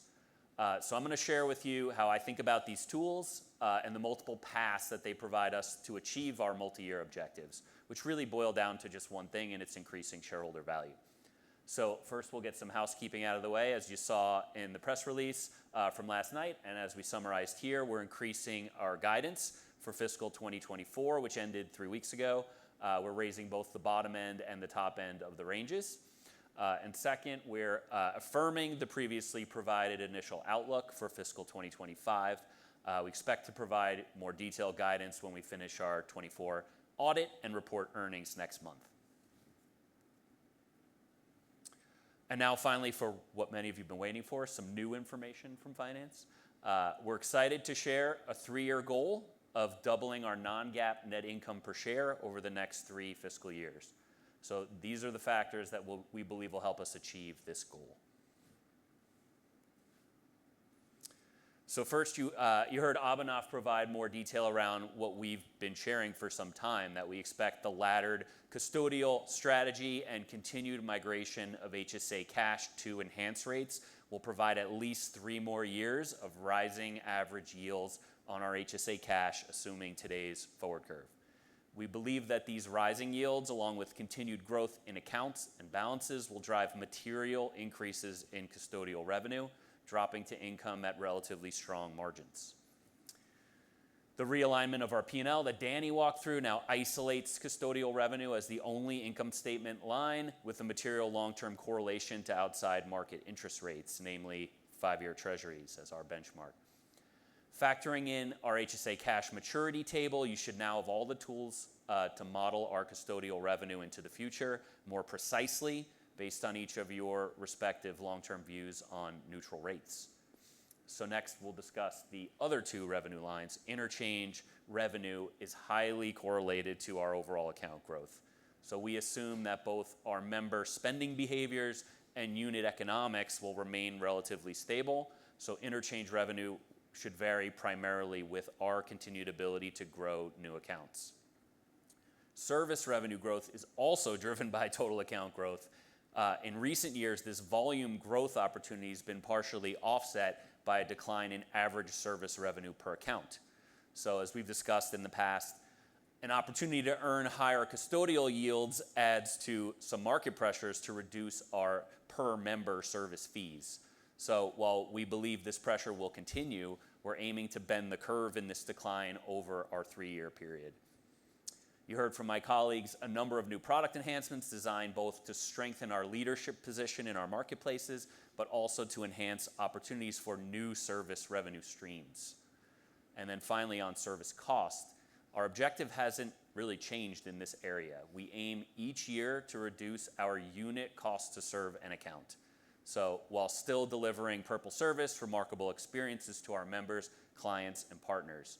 So in the past, we achieved these goals through traditional process reengineering, scaling, utilizing our outsourced service partners where it makes sense, managing our people costs to the best of our abilities in the lean Six Sigma sense of just seeking continuous improvement. And sometimes we got it right, sometimes we missed the mark, but the mission remains the same. Unit costs have been coming down, and they must continue to come down. So with the changing preferences of our clients and our members, new technology advancements in the marketplace, and the early returns of the stepped up technology investments redeployed from merger integration activities, we're thinking about continuous improvement in new ways. We're redefining Purple service in new ways, utilizing chat, increasing member and client self-service capabilities online and through mobile, driving electronic communication over paper, increasing straight-through processing, overall process times, utilizing both traditional robotic process automation and increasingly through AI tools. And we're leveraging stacked cards and soon mobile wallet to eliminate more plastic and postage and paper. Most of these enhancements have the benefits of improving our member satisfaction scores, reducing call volumes in our service centers, and manual interventions in our back office operations, ergo reducing service cost. So we're attacking the same problems with new tools and meeting our customers where they are today and not where they were in the past. So boiling it down to brass tacks, as you've seen, we have multiple tools and pathways to achieve the 3-year goal to double non-GAAP net income per share. Can we tell you precisely how we're going to get there? Of course not, but we believe we'll continue growing our top line in the low double digits, and we'll continue expanding our margins. Thank you. Off, Danny. Appreciate it. George had his hand up first. You guys are going to be on the hot seat here. I think there's a lot of people that want to ask you some questions here. You brought a bunch of Wall Street people here, Rich, and you're surprised when they want to ask the CFO questions. Jim, George Hill from DB, thanks again. I think I'm probably going to ask the number one question that most people in my seat are going to ask, which is, I can't model as fast as you could walk through the slides, but to the degree to which you can you break down the key assumptions and deconstruct the long-term growth algorithm for us a little bit? You talked about the low double-digit top-line growth. I assume that the assumptions around membership growth have not changed. You kind of gave us the map on the cash that gets replaced, so we can model kind of what looks like the easy comp on yields. You talked about expense leverage. I guess two things you didn't get to are below the line and inorganic, and is there any contribution that we should expect there? And again, as it relates to the big moving pieces in the growth algorithm, to which you can frame any of those up with numbers would be great. Sure, yes. No, I will not build your model for you on the stage here, but... I was just going to say that was a better question than Greg ever has come up. That was a 15-part question, so that was very well done, George. But fair starting point. We've not talked about the line items below, so obviously, yes, included in that number is our upcoming or previously announced acquisition of Benefit Wallet. We expect those assets will start to come over later this quarter and into the next quarter. So those, yes, are factored in. And then I think we've spoken over the last couple of quarters about where we feel the sales and marketing line, we feel like we're in a good spot as a percentage of revenue. So yeah, I think those lines will continue to grow, but I think we feel like that's in a really good place. And then as we've also talked about on the technology line and development line, that we've sort of reached the high point as a percentage of revenue, and what you're going to more see is redeployment of those dollars from merger integration to the tech and dev line. So you'll see a little shifting of the P&L, and then obviously the merger integration line, which has come down quite significantly, will we've still got a little bit of work to do on the further migration, but you'll continue to see that line come down. Yeah, and then so no material market shifts. Like as you see, we'll see when the Devenir report comes out. The last one said the market's adding 2 million HSAs a year. We've added 700,000 in our last year. We'll see if that 2 million assumption was a little light or not. in the next few months. But no, we've not really assumed any massive curve bending. That we're just going to continue to keep winning more than our fair share to allow us to step into that goal of hitting 30% share. No material inorganic in these. No, not beyond the acquisition that we discussed. Yeah. Hey, Jim. Thanks for doing this. Appreciate the clarity. One thing that a lot of investors have been asking me about, and I'm wondering if you could shed some light on, is just a little bit more about the mechanics with regards to the enhanced yield product, just in terms of like the cash comes in from the investors or from the account holders on this date. How does it end up getting deployed with these insurance partners? How do you have that flexibility? How long are those periods of flexibility? What are some of the considerations that would be a structural change that we should think about? And then the 10% that you said that gets redeployed per year, is that per contract or how does that work? Yeah, so I'll start with that one maybe first, right? So that's the objective we talked about is getting to 30% for this last fiscal year of the HSA cash in enhanced rates. So that's what we're refreshing. We're trying to get to 60 in the next 3 years. So 10, 10, 10. Is it going to be perfectly 10, 10, 10? Probably not. But that's the objective.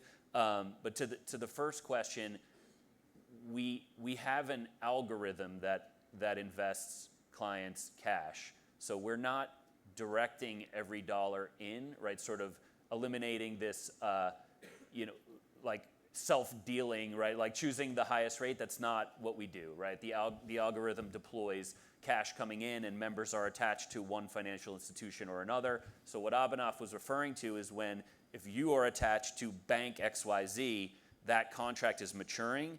What we're trying to do is move at that maturity your dollars into enhanced rates, right? Through a sort of a negative consent concept. If you want to stay in the bank rates, you click the button and say, no, I want to stay in the bank product. So the bank product is never going to go away, right? It's still going to remain, a large part of our portfolio. It's just going to become a smaller percentage of the portfolio going forward. So yeah, it's up to Abhinav and his team to manage the total liquidity available in each of those pools so that we can manage the shift from bank to the insurance wrap product.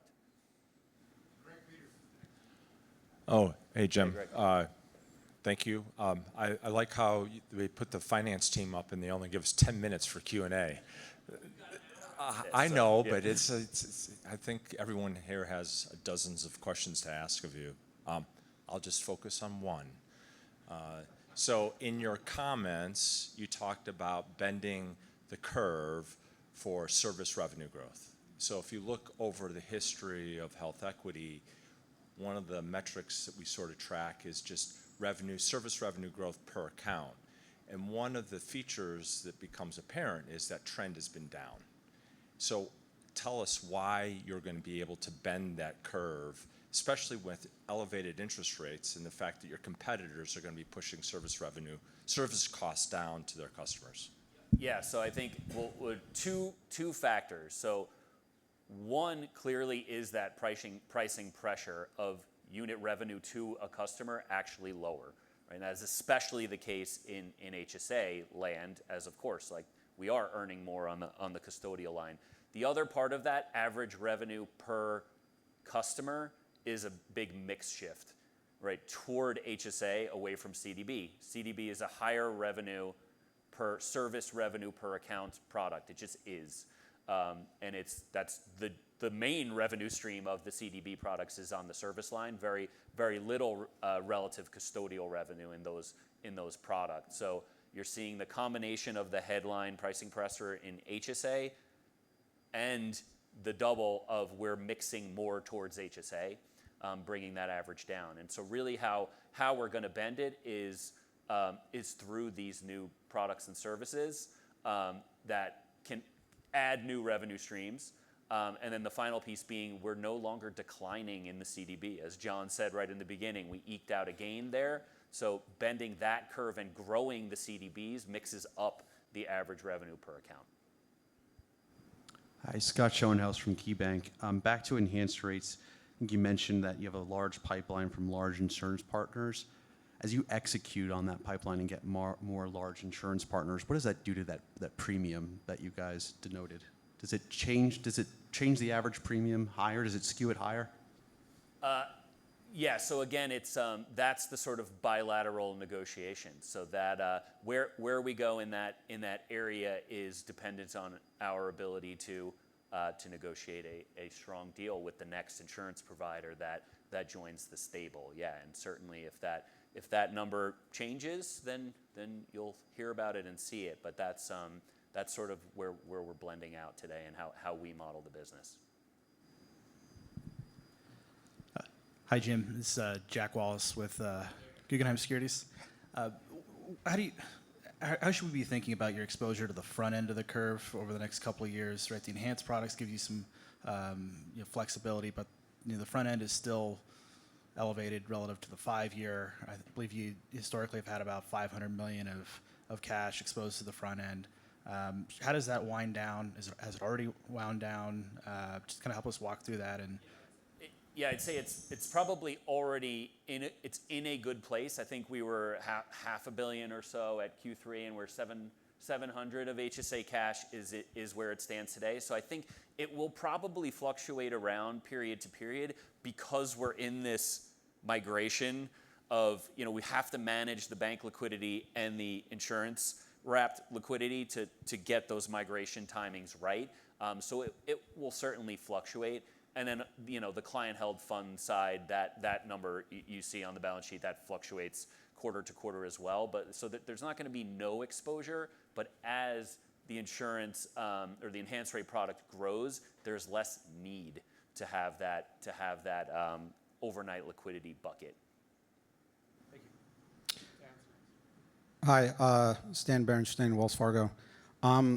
Question on the credit product. I think you said there's no balance sheet risk with it. It's being offered through a third party. How is it monetized? Can you just walk us through that? Yeah, there'll be a rev share component for activating and usage.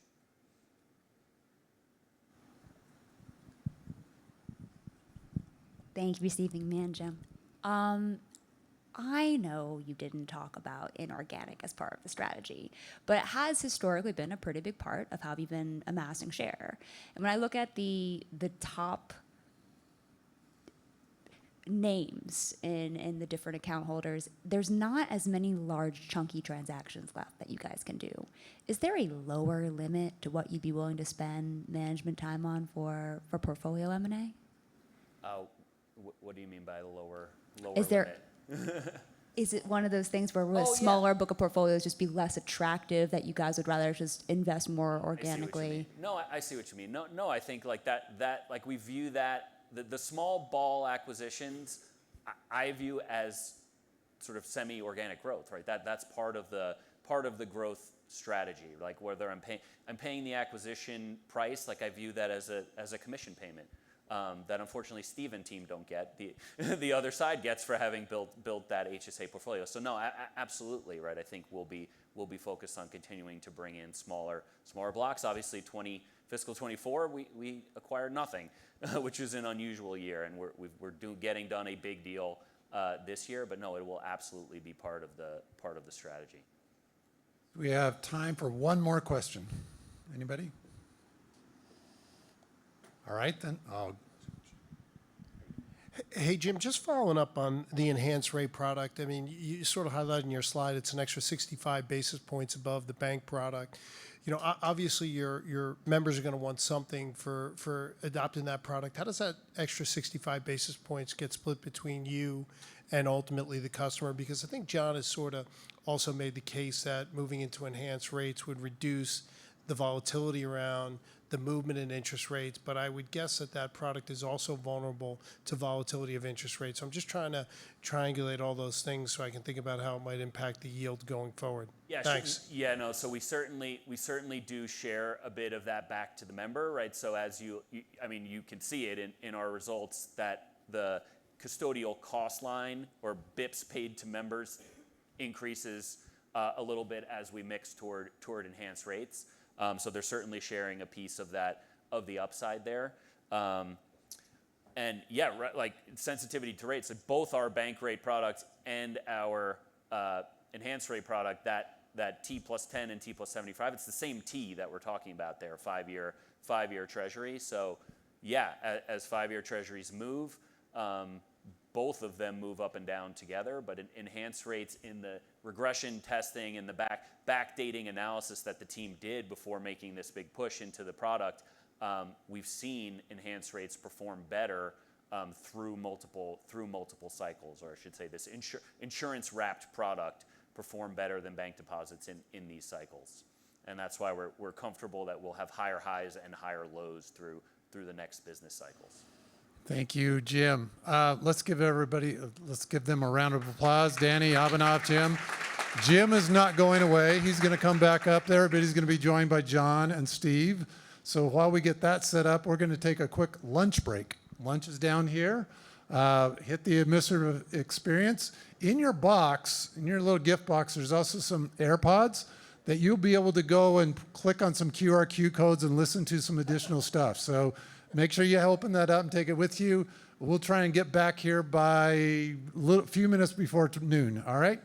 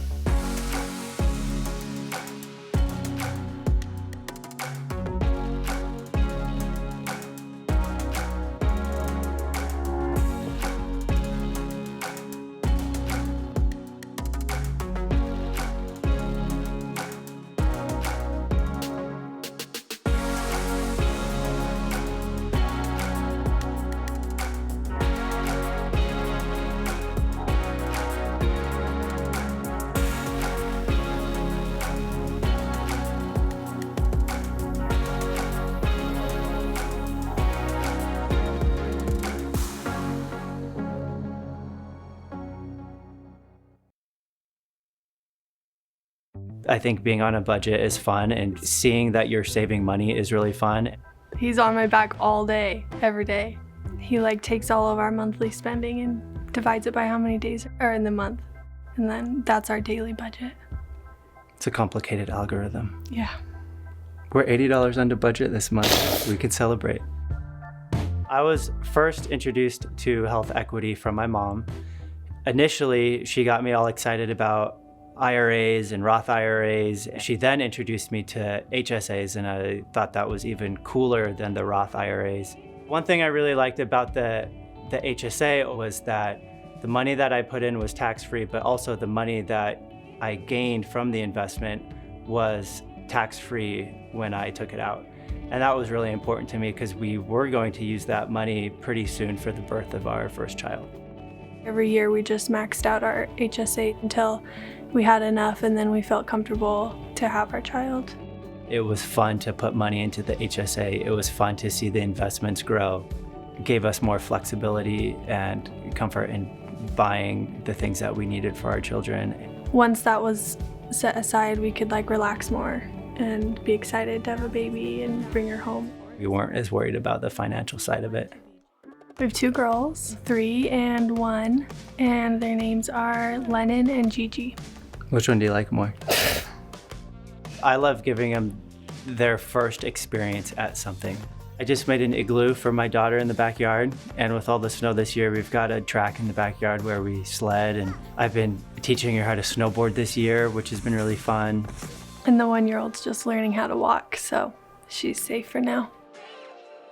When I am saving money and putting it in a place, the first place I think about is putting that money into the HSA. I like riding my bike because it's fun. I like rock climbing because it's fun. And I think, weirdly enough, budgeting and saving for retirement is fun when you find these little tricks to make it fun.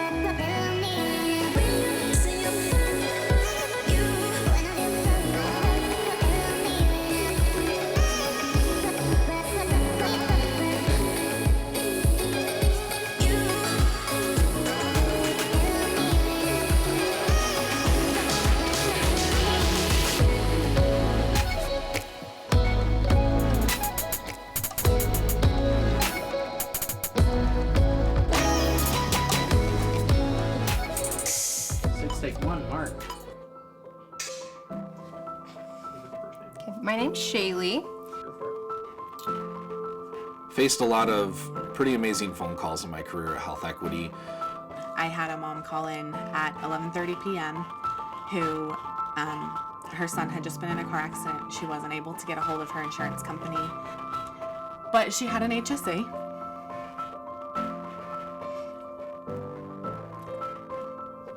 Which meant that I was able to tell her that she would be able to use funds from next year to pay off the expense that she was incurring with her son. And that she would be able to, she wouldn't have to be stressed about trying to find that money in their budget. Because they didn't have it, and they weren't gonna have it.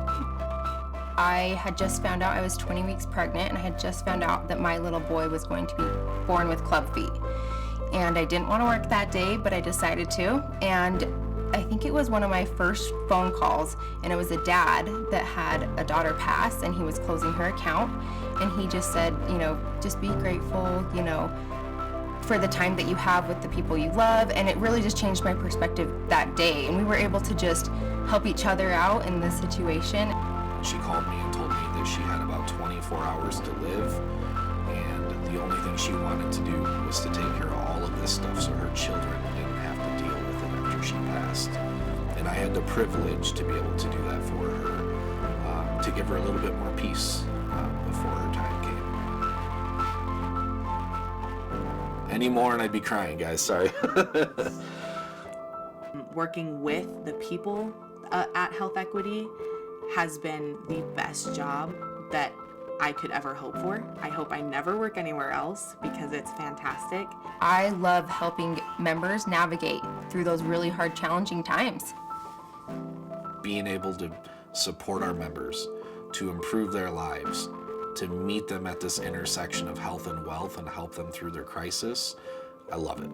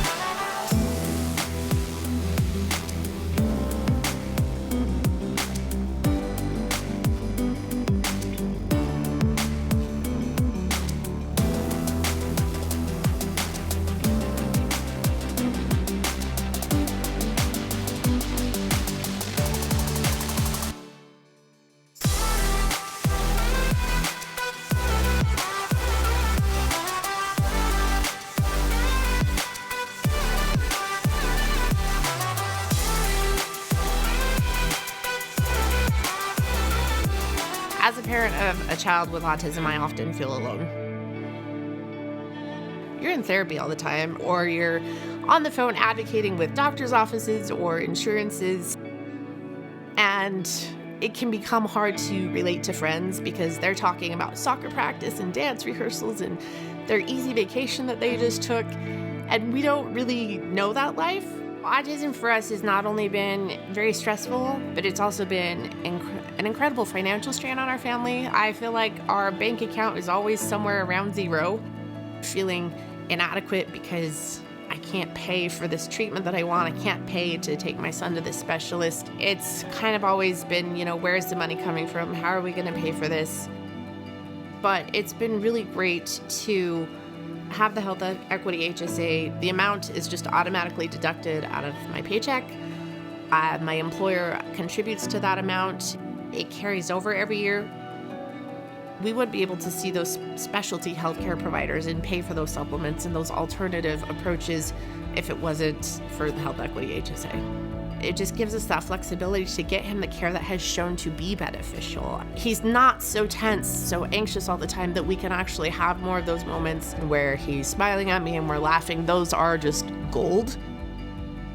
I think he's here to be a connector. He's here to shine light. He's here to love. I think he can teach the world so much. Our Health Equity HSA has been a nice system and removal of something for me that I have to worry about. I frankly don't know what I would do without it.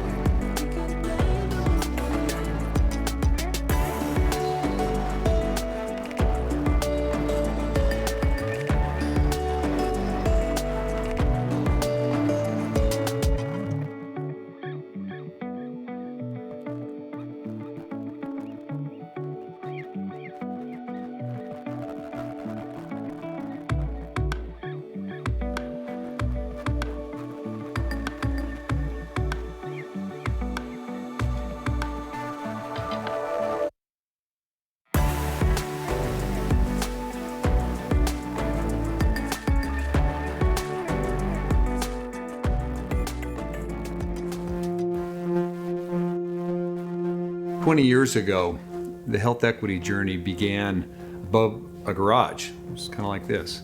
And there were only 5 of us back then. And when we got together, a lot of people thought we were crazy, thinking that we could change healthcare in America by empowering people to connect health and wealth. But we really believed in that mission. We always did. And you know, even though we had ups and downs, we would always think about remarkable purple service. And I remember one time when we got our first customer, someone said, when are you going to answer the phones? And I looked down at these pagers on my hip, and I was in my scrubs, and I said, we're going to answer the phones whenever people need us. And so that started this culture of remarkable purple service, knowing that whenever people needed us, we would be there for them. So I think I first met Steve back in 2000. He was still practicing medicine in Tucson, Arizona. And then in 2002, we really started working in earnest on health savings accounts.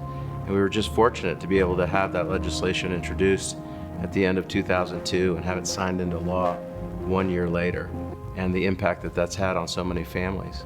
Come back now 20 years later and join Health Equity as an executive and to lead the government affairs program and to create a new opportunity for more Americans to have tax-advantaged accounts to save for healthcare is just an awesome opportunity. I'm really excited about it. To be a part of the advocacy in government affairs, now public policy, was pretty incredible. Never thought that I ever would want to leave product compliance. Started hearing about something we can do to advance our agenda. HSAs hadn't changed since they were enacted, and there's a huge population of disadvantaged out there that we could actually support by advancing our priorities. And so I'm very excited to be a part of that, and I can't wait till we get it across the finish line, and I'm very happy to be doing this with you. When I first met Steve Nealman, like a lot of people who meet Steve, I was captivated by his energy for the mission of connecting health and wealth. And then visiting the then small Health Equity team at its original office, you could see that wasn't just Steve. It was a team of people who were super energized about doing this. And later on, I joined the company and then came full circle when we collectively acquired WageWorks, a company my wife and I had founded back in 1999, 2000. Just been an incredible opportunity to pursue a mission that matters. Joining Health Equity as part of the Further acquisition back in November, what really excites me is just the alignment of the mission that Further had and the mission of Health Equity. Coming to Health Equity via acquisition, some of the things that I'm most excited about for the future are just to be able to work more closely with the Health Equity teams and deeper integration and collaboration. Really excited for that. Steve called me nearly 2 decades ago, inviting me to be part of this mission. I'll never forget the passion in his voice for the mission. Connecting health and wealth for millions of Americans matters to me. And it turns out it matters the same for a lot of others as well. What's really remarkable to me is what started out as just a vision that somebody had in their garage has grown into an empire, an entire army of people that are activating thousands of employers through nearly 200 partnerships to bring better healthcare options and independence to millions of employees across the nation. Our success or failure is 100% tied to how our partnerships go. Partnerships are extremely important to us as we realize we can't do it all. We look to companies like Health Equity and others to provide that expertise, but we also want them to share in our values. We really felt that Health Equity would be the best partner for us. Our experience in how they've managed projects and the team that would have been partnering with us. Between, Health Equity and WageWorks, which is kind of when we jumped on with the commuter benefit as well, it really allowed us to find a partner that did really well. So, yeah, it's been great. Great to work with you guys. We've spent the last few years at Health Equity bringing an incredibly talented team together. And we talk about bringing technology together and integration and all of that, but the biggest piece is bringing the team together. Yeah, I've been here at Health Equity for 16 years now. I have to tell you that from day one, the secret to Health Equity's success, being remarkable, has always been our people. Ever since I started at Health Equity, I knew that the culture and the purpose of what we do to change healthcare in this country and to help people save and spend was a really important thing. I honestly feel like I don't know any team members at Health Equity who don't care about the members. We all care. We all are willing to help because we want people's lives to be better. We are so grateful for our 120,000 employer clients and hundreds of health plan and other partners for helping us become the #1 HSA provider in the country. But it's more important than that. Thank you for helping us connect health and wealth for millions of Americans. And we know there are still millions of American families that have not had this opportunity. And we will continue with you on this journey.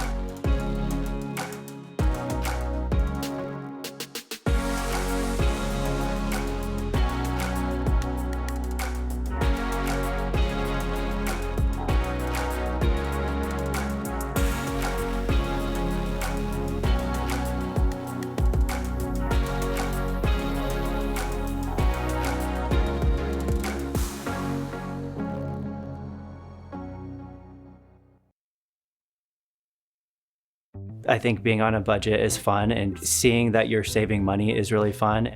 He's on my back all day, every day. He like takes all of our monthly spending and divides it by how many days are in the month. And then that's our daily budget. It's a complicated algorithm. Yeah. We're $80 under budget this month. We can celebrate. I was first introduced to health equity from my mom. Initially, she got me all excited about IRAs and Roth IRAs. She then introduced me to HSAs, and I thought that was even cooler than the Roth IRAs. One thing I really liked about the HSA was that the money that I put in was tax-free, but also the money that I gained from the investment was tax-free when I took it out. And that was really important to me because we were going to use that money pretty soon for the birth of our first child. Every year we just maxed out our HSA until we had enough, and then we felt comfortable to have our child. It was fun to put money into the HSA. It was fun to see the investments grow. It gave us more flexibility and comfort in buying the things that we needed for our children. Once that was set aside, we could like relax more and be excited to have a baby and bring her home. We weren't as worried about the financial side of it. We have 2 girls, 3 and 1, and their names are Lennon and Gigi. Which one do you like more? I love giving them their first experience at something. I just made an igloo for my daughter in the backyard, and with all the snow this year, we've got a track in the backyard where we sled, and I've been teaching her how to snowboard this year, which has been really fun. And the 1-year-old's just learning how to walk, so she's safe for now. When I am saving money and putting it in a place, the first place I think about is putting that money into the HSA. I like riding my bike because it's fun. I like rock climbing because it's fun. And I think, weirdly enough, budgeting and saving for retirement is fun when you find these little tricks to make it fun.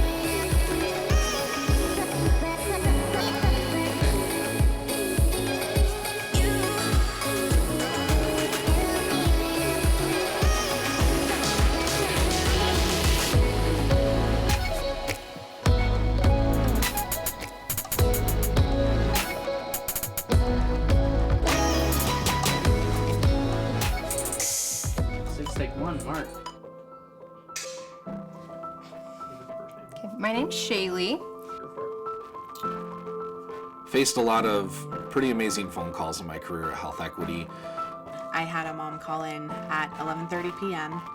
who her son had just been in a car accident. She wasn't able to get a hold of her insurance company, but she had an HSA.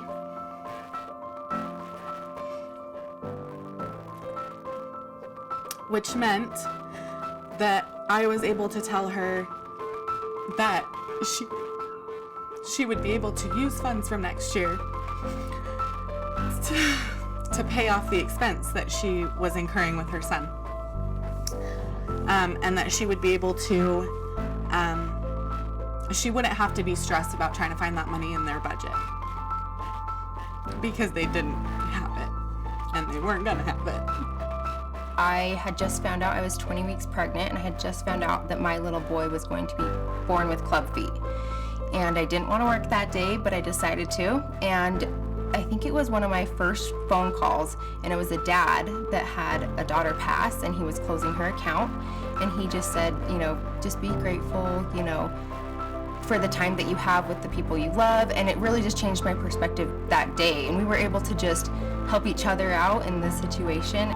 She called me and told me that she had about 24 hours to live, and the only thing she wanted to do was to take care of all of this stuff so her children didn't have to deal with it after she passed.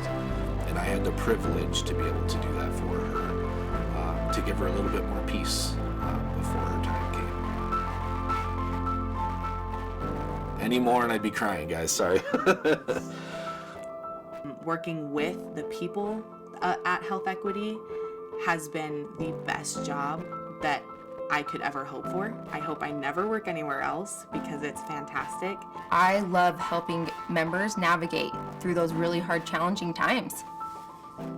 Being able to support our members, to improve their lives, to meet them at this intersection of health and wealth and help them through their crisis, I love it.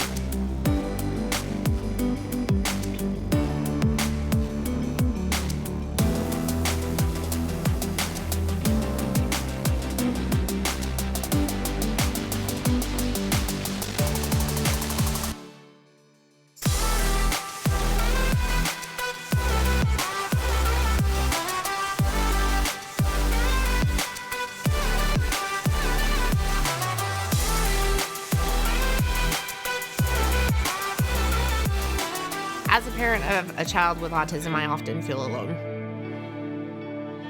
You're in therapy all the time, or you're on the phone advocating with doctors' offices or insurances, and it can become hard to relate to friends because they're talking about soccer practice and dance rehearsals and their easy vacation that they just took, and we don't really know that life. Autism for us has not only been very stressful, but it's also been an incredible financial strain on our family. I feel like our bank account is always somewhere around zero, feeling inadequate because I can't pay for this treatment that I want. I can't pay to take my son to this specialist. It's kind of always been, where's the money coming from? How are we going to pay for this? But it's been really great to have the Health Equity HSA. The amount is just automatically deducted out of my paycheck. My employer contributes to that amount. It carries over every year. We would be able to see those specialty healthcare providers and pay for those supplements and those alternative approaches if it wasn't for the Health Equity HSA. It just gives us that flexibility to get him the care that has shown to be beneficial. He's not so tense, so anxious all the time that we can actually have more of those moments where he's smiling at me and we're laughing. Those are just gold. I think he's here to be a connector. He's here to shine light. He's here to love. I think he can teach the world so much. Our Health Equity HSA has been a nice system and removal of something from me that I have to worry about. I frankly don't know what I would do without it.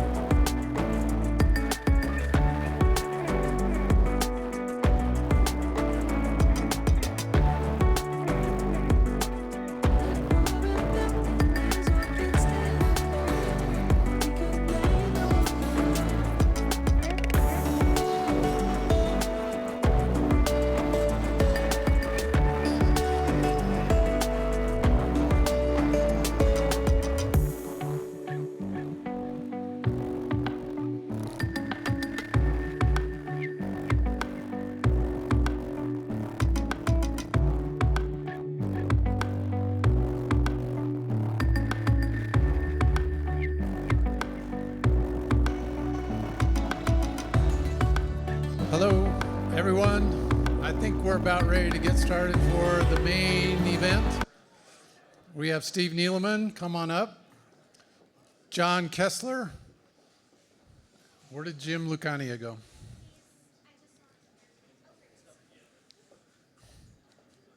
He's on his way. He's coming.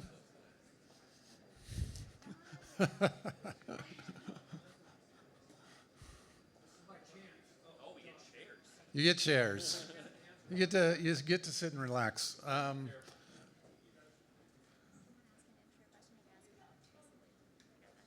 About what?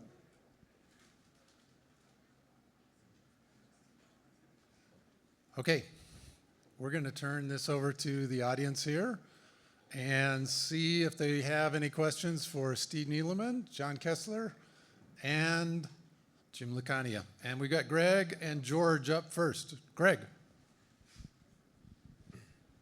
Okay. Ha, I have the mic. Are they going to cut me off? Can I ask 20 questions in one sentence? John, can you, and Jim, I know you'll opine on this, when you go beyond what you've mapped out in terms of enhanced rates, 10% per year for the next couple of years, play the tape to the end. What is it going to look like? What is health equity going to look like in 5 to 7 years in terms of percentage of enhanced rates versus depository partners? And the other piece of it that I've been thinking about, and you guys know about this, is one of the reasons I've liked the traditional depository arrangements is because of the FDIC umbrella insurance policy that you have over, you're not taking, the account holder doesn't have credit risk. So I worry about that when I think about your enhanced yield product. So those are the two questions in one. Sure. So I think, as we talked about in the presentation, so sort of 80-85%, think of the organic dollars are going into the enhanced rate product. That's how we got up to 30% for this past fiscal year. So that will continue. So at some point in the future, if we get to sort of 80-20, but that's quite a number of years out. But that's, if we stay on this trajectory, that's where it will be. The sort of dollars in the bank rate product will probably continue to grow a little bit too if we can keep growing assets. So it's not like we're ripping cash out of the FDIC deposit, but we've made that trade-off, right? We're trading the FDIC insurance for our ability to risk manage and portfolio manage our stable of insurance partners. Let me take the risk and compliance question. Yeah, sure. Greg, I think, let me first say, this is something that, this point generally is something that, as a board, we've made changes in our composition and so forth to assure that, that your representatives are providing appropriate oversight, and that's translated into management. The way, if I say generally, the way we've approached the point you're making is that we start with the guidelines that, in terms of who we will have in the program, we start with the guidelines that the Department of Labor uses in terms of whom it will permit to offer similar products in the pension environment, and then we kick it up a notch. And the way we kick it up a notch is twofold. First of all, we kick it up a couple notches in terms of ratings and so forth that we will accept. But secondly, importantly, we don't want to be a significant component of anyone's balance sheet. That's really where things can get problematic, from my perspective, in that we don't want to be the source of risk, if that makes any sense. And so what that does in practice is it takes, for example, all of the various annuity providers today that are private equity backed or the like, Apollo has Athene, et cetera. It kind of takes those off of our board at this point. And what Cordell and Abhinav have been doing, we try never to mention Cordell because we're always worried about recruitment, but he's back there, quietly sitting in the back. What they've done, I think, very well over the growth of this program is, they've provided us a pretty clear view of what the premium is relative to quality. And look, at some level, we've just chosen to focus on quality. And we've been fortunate to have market response, but it's something, we want to be aware of. We don't want our members to be taking undue risk, but we also, it was interesting, the further acquisition that we did was essentially using this program exclusively, except the insurer was a state-regulated sub of the parent. So from a credit quality perspective, not ideal. And we learned a lot about how you manage that, how you manage it with the clients and so forth, and been so far quite successful. So I think if Abhinav were here up on the stage, he would also give you a lengthy treatise on the stability, particularly to things like deposit events that we saw last March, of these kinds of insurers relative to participants in the banking system. But, as you say, at the end of the day, you have the federal government backing you there. So that's the approach we've taken. We think it's the right approach. we will keep monitoring it, and you should feel confident that it's something that your representatives on our board monitor extremely carefully. George next. I've got one for John and Steve here. Wow, this mic seems loud. So you guys have mapped out a great, what I would call 3 to 5 year roadmap. When I think about the company, I think you guys have like a third market share in what is your core offering. You guys did the wage transaction, which moved you into other consumer-directed benefits. John and Steve, what I want to think about, and this kind of dovetails on Greg's question, is like, what's next? Like, what is the next natural adjacency, or what is the next sizable market that you guys go after? You talked a little bit about the price transparency tool that you're building into the app. Benefits navigation might seem like an appropriate end market given where you guys overlap right now. But as investors look out over the next several years, if we think about where you might largely deploy capital outside of the core businesses that you guys are already involved in, I guess, can you talk about what looks attractive from a greenfield perspective or from an M&A opportunity perspective? Why don't I start? How does this work? Does it, like, when it knows, somehow it knows I'm going to talk, and then is this AI? What's going on? Or just I? It's working. Let me start, and then I want you to kind of, I think I'm going to give the typical Jarvis side of this, and then Steve's going to give the Iron Man side of it, okay?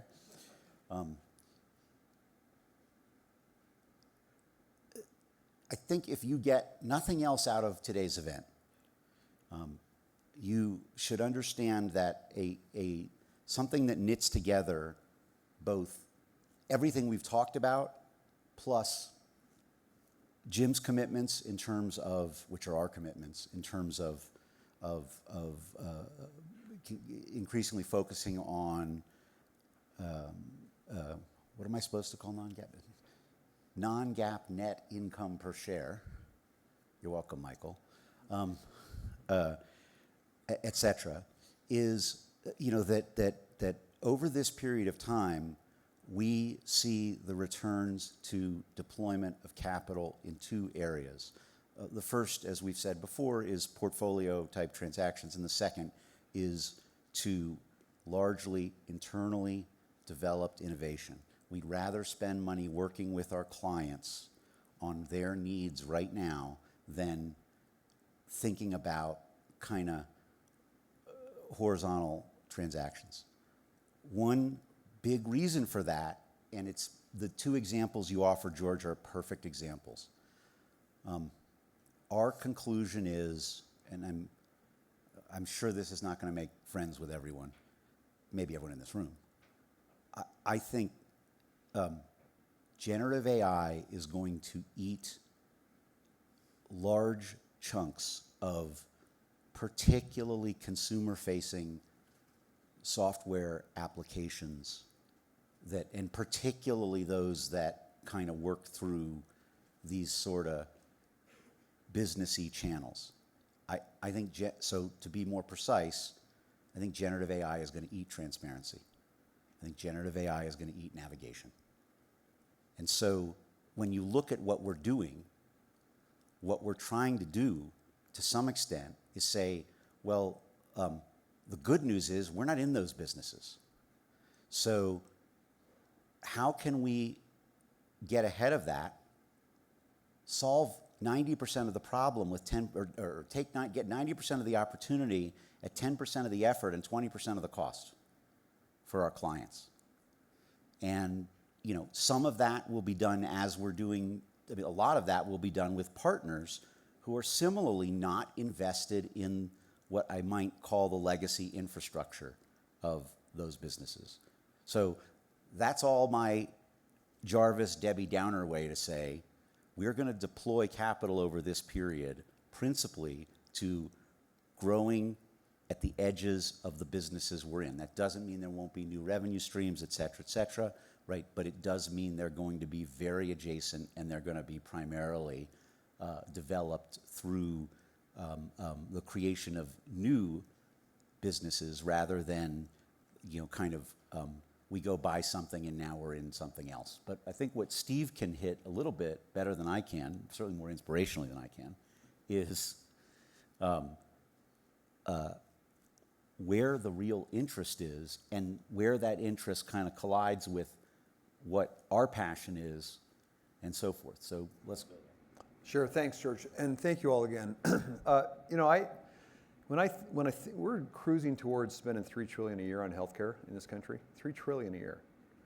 And when you look at all of the estimates, people think that probably between a third and a half of that doesn't need to be spent, right? Either because of fraud, waste, and abuse, or because an ounce of prevention should be worth a pound of cure, and we're not getting people to do their colonoscopies and get a polypectomy, which, by the way, former practicing general surgeon, all colon cancers start with a polyp. Newsflash.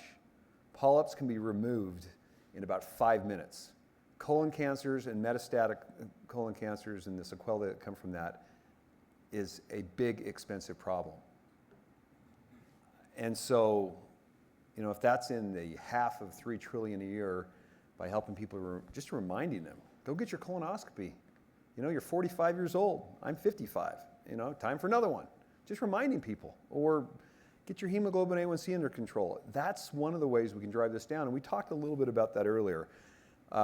And so, George, I think the answer is kind of beautiful in its simplicity. It's just do more of the same. It's empower healthcare consumers, right?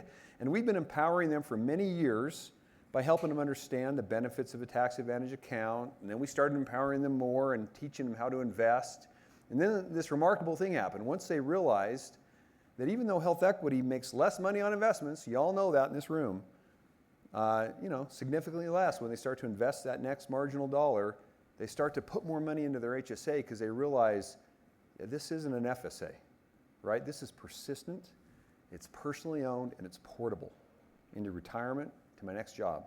And then they start putting more money in it. It creates this virtuous kind of cycle that just keeps going. And so now it's like, okay, we kind of got that going, not for everyone, but for a good portion of our population. They're starting to invest, trying to understand it, they're putting more money in.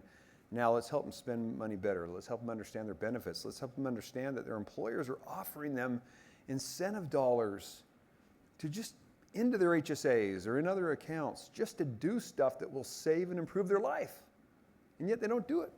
It's crazy. I was talking to, one of the experts, I think, in the wellness world. He says that most wellness programs have less than 10% adoption. Our CDA Exchange program at Health Equity that we mentioned earlier today, 58% of Health Equity teammates, not perfect, get some money through the CDA Exchange program. It's over 10 times what most wellness programs have. How do we expand that out to the world? I want to read just one quick thing, as I do often to our product and technology teams. We are a leader and an innovator in the high-growth category of technology-enabled service platforms that empower consumers to make healthcare saving and spending decisions. Our platform provides an ecosystem where consumers can access their tax-advantaged healthcare savings, compare treatment options and pricing, evaluate and pay healthcare bills, receive personalized benefit and clinical information, earn wellness incentives, and make educated investment choices to grow their tax-advantaged healthcare savings. That was written 10 years ago. That's the first line up. Yeah. Tell them what it is. The first two sentences in the box in our prospectus, S1, written June 10th, filed June 10th when we started going out in our Tessa Waters meetings. Yep. Do more of it. But now the beauty of it is that we did the proverbial kind of cobra or whatever, swallowing the chicken. And we had this digestive process over the last 5 years with a bunch of acquisitions and COVID and all that stuff layered on top of it. But now I'm telling you, as someone that's been here for 20 years, I believe in my heart and soul that when Ellie Rosner, where are you, man? Is he in the house? When that guy back there says that, Steve, we're not going to be spending 80 or 90% of our technology spent on integration anymore. We're going to flip the script and we're going to spend 10% or 20% or 30% on kind of maintenance and dealing with more of the maintenance stuff, and we're going to be spending a bigger chunk on actually doing what we said 10 years ago in those first two lines. Those are two sentences in our S1. I believe it. That's why I'm still here. That's why I'm still here, because I believe it in my heart, I believe it in my soul, and when we save and improve lives by empowering healthcare consumers. That's what keeps me coming to work every day. Or I'd go do something else. Hi, Stan Bernstein, Wells Fargo. Couple of questions, business strategy. First, so you're marrying bidirectional data with your digital wallet. You have an opportunity to steer members toward qualified services, products. Clearly a value add for members. Is there a value add opportunity for you to monetize that steerage? We already do. Everything you saw on that topic is live in production today and contributing to what is today reported. I guess actually now it contributes, maybe it always has, to the service line. So the short answer is yes. The slightly longer answer is that what we have an opportunity to do is two things. First of all, increase utilization, which is a lot of what was being talked about here. And I think secondly, diversify what's being offered to whom and when. So, are we going to sell, does it pay? People say, why don't you have a data business where you go sell stuff to, so it doesn't pay. There's not enough money in it for in Yiddish, the surus involved. But, by the way, did anyone catch Steve Lindsay speaking Yiddish earlier today? That was funny. With Ellie on the other side. Well done. But there's an opportunity to diversify the sources available. So there are, I'm going to use an example.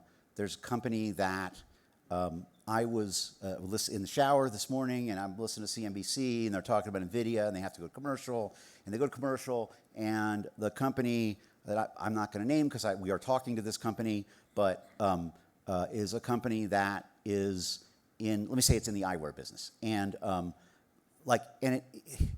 it's the middle of February, and they're talking about, oh, you can spend your FSA and HSA dollars, right? What tells me is their tools for utilizing the channel of FSA, HSA, et cetera, are pretty poor. We can provide better ones. We can bring those kind of people onto our platform and continue to benefit from that. So the short answer was yes. The longer answer is yes. Do I think we should be building a business based on steering people to A over B over C? Not necessarily, but I think we can build a meaningful component to the business based on the idea that there are an increasing number of paid applications that want access to consumers as they're thinking about healthcare, and where they can bring value, we can help them do that, and at the same time help our members, and at the same time help our clients by making what they have to do more affordable. That's helpful. Maybe just a quick follow-up on the client side. So you have the benchmarking tool.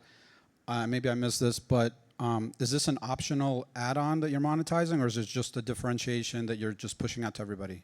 I want you to stay tuned on that, because the answer to some extent is both.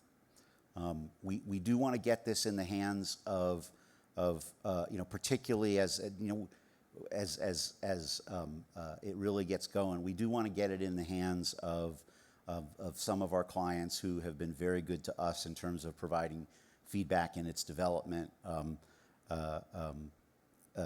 very quickly, and we'll obviously do that at no cost.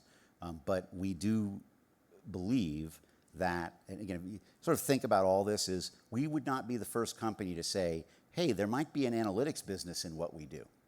And if you look I think if you look closely at both our people ads recently and over the next few months, and also look at the products, what you'll see is that we do have a view that that there is an analytics opportunity both for our clients, but also there are other parties. Think about some of these brokers and the like, and I'm using the word broker, but let's just say consultants, broadly speaking, in the benefits environment, who are basically blind as to what the consumer experience financially with all of their health benefits designs actually is.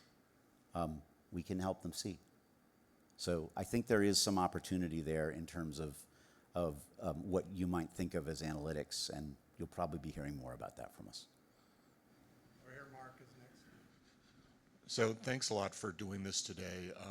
Obviously, really impressive in terms of the growth over the last 22 years across the organization. I'm wondering if you can talk a little bit about, you've obviously gone through your own development. You continue to gain share within the space. Wondering if you can talk a little bit about how you think the competition is going to evolve over the next 3 to 5 years. How should we think about that in terms of who are going to be the major players? Could there be some new entrants that could come in that could disrupt things? Or how exactly are you thinking about that? And to what extent you've got all sorts of initiatives in place to not only continue your market share gains, but maybe even accelerate them. But do you see anything that might change that trajectory? You want to give your thoughts? Yeah. Thanks, Mark. I think that, look, we've certainly seen these waves of competitors come, and they'll keep coming, right? I mean, we tend to be a little productively paranoid around here. That's why we don't do these more than once every 3 years, because, once every 5 years. Well, we've done 3 and 10. So, right? You said 3 and 10? 1 and 5 and 10. Okay, 1, 5, and 10. So this is our third, and you're right. Every 5 years. Don't get your hopes up. Don't get your hopes up. But opening the kimono is I think important in some respects, but it's also makes us all a little nervous, right? Because everyone's looking at us. How can we do that? And so the waves, just to remind everyone, start out being banks. We were competing against banks. When you look at that Devenir report, you'll note that the banks have left the space largely, not all of them, but a lot have, and you've gotten into more of these companies that they're more kind of middle type companies, TPAs and stuff like that. But we certainly have the 3 big named competitors, and so we're going to always have to be on our game when you've got a Fidelity coming in and trying to link it to their 401k offering. Jim and I were talking about this yesterday. It's they make a big deal about it, but we think really it's how do we kind of really drive this through, that this is a health benefit, and that's who we're selling to. United's going to be United in what Brad Bennion calls their walled garden, right? They've for years tried to sell to other health plans, and most health plans don't like that. They can buy a health plan, and that becomes a competitive issue for us, and so we got to keep our eye on that. And then we've got these technology folks that have come in and said, look, we can help you, health plan, do all of what Health Equity is doing for you, but you can somehow keep either the economics or you can keep the consumer engagement better and all that stuff. And as we pointed out earlier today with some of our Blues partners and things like that, hasn't gone so well for them. And we have other health plans that have come back to us even in the last few months and said, look, we made this decision to try and do it ourselves several years ago, and it's not working out so well. The other benefit from that perspective is not only that they can just outsource this to us and we take care of it, is that now they're in these competitive RFPs when a big, like kind of a Willis Towers Watson or Mercer, somebody comes in and bids it out, and they say to a health plan, so just to give a competitive set, we're bidding to a large logo, how many HSAs do you have? And even a big health plan, if they were doing it themselves, might have 300,000-400,000 HSAs, and they're like, Health Equity added twice that last year. They're doing it in scale. So look, we will never, ever say under this guy's watch or as long as I'm around or, mission accomplished, because these folks are coming at us. We know that.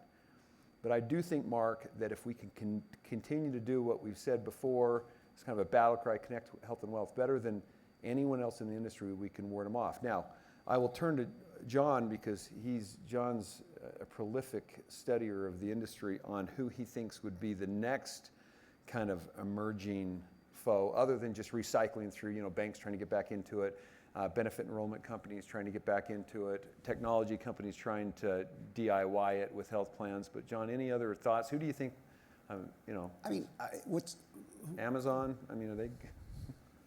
I don't know.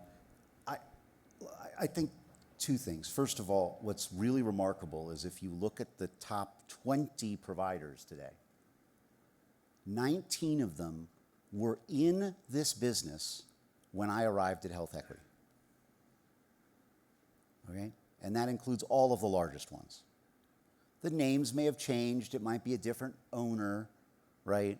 But it's the same organizations. And there are a number of reasons for that, mostly that boil down to that distribution is complex and the regulatory environment is complex.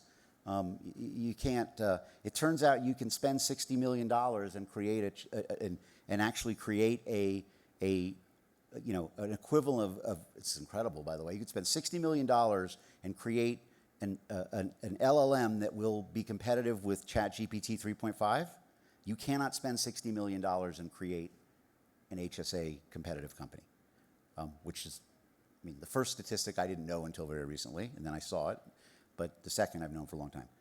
That having been said, I think to understand our strategy with regard to our competitors, we fundamentally take the view that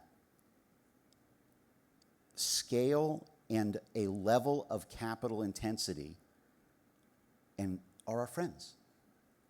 So when Nikki Brown, who works on Steve's advocacy team and goes out and works with the regulators on more kind of regulatory issues, when Nikki's talking to regulators, her shtick isn't, oh, regulation's bad, it hurts our business, whatever. It's, what do you want to do? Let's show you how we can do it. Well, the reason we do it that way is not just to be nice people, but it's because we're okay. As long as we can do it, regulation doesn't hurt us.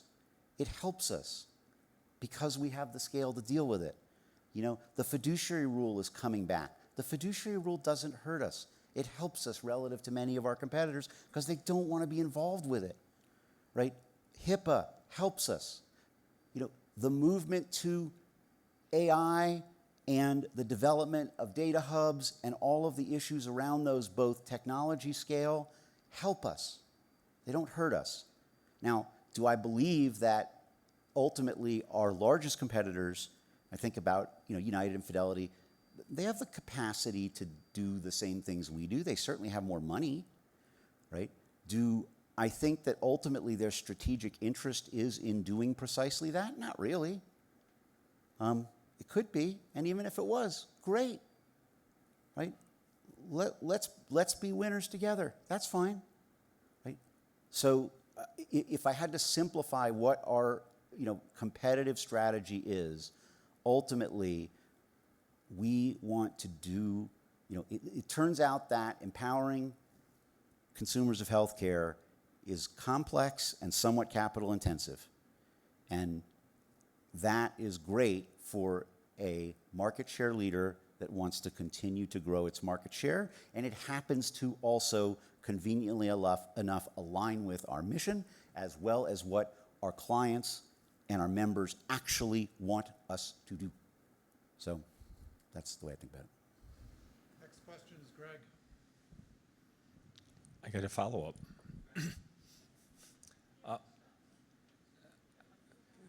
They cut off your mic for that comment. They've learned. So capital management. In your previous answer, you said you wanted to, for dollars you wanted to invest in portfolio acquisitions. You also said you wanted to invest in new capabilities for existing customers. Yet, if we look at your financial projections, an adjusted net income per share, non-GAAP, we come up with some free cash flow numbers over the next couple of years that look pretty promising. In your balance sheet, your cash piece on your balance sheet is going to grow, and yet you don't need all that cash. So can you remind us of your views on deleveraging, paying down debt, and or two, what are you going to use with the excess cash that's sitting on your balance sheet that you don't need? Yeah, I think no new news to report here versus what we talked about a couple months back. So yes, but don't forget the acquisition. The before mentioned acquisition has not happened yet. So we will be leveraging, then deleveraging, then generating significant amounts of free cash flow. So I think the short answer is sort of stay tuned in that area, but. Yes, of course, as we talked about in our presentation in San Francisco, we see a spectrum of uses of excess capital. We'll fund the business. We will pursue accretive acquisitions. And yeah, paying down low interest rate debt is pretty low on the priority list once our leverage is sort of back below 2x, 1.5x.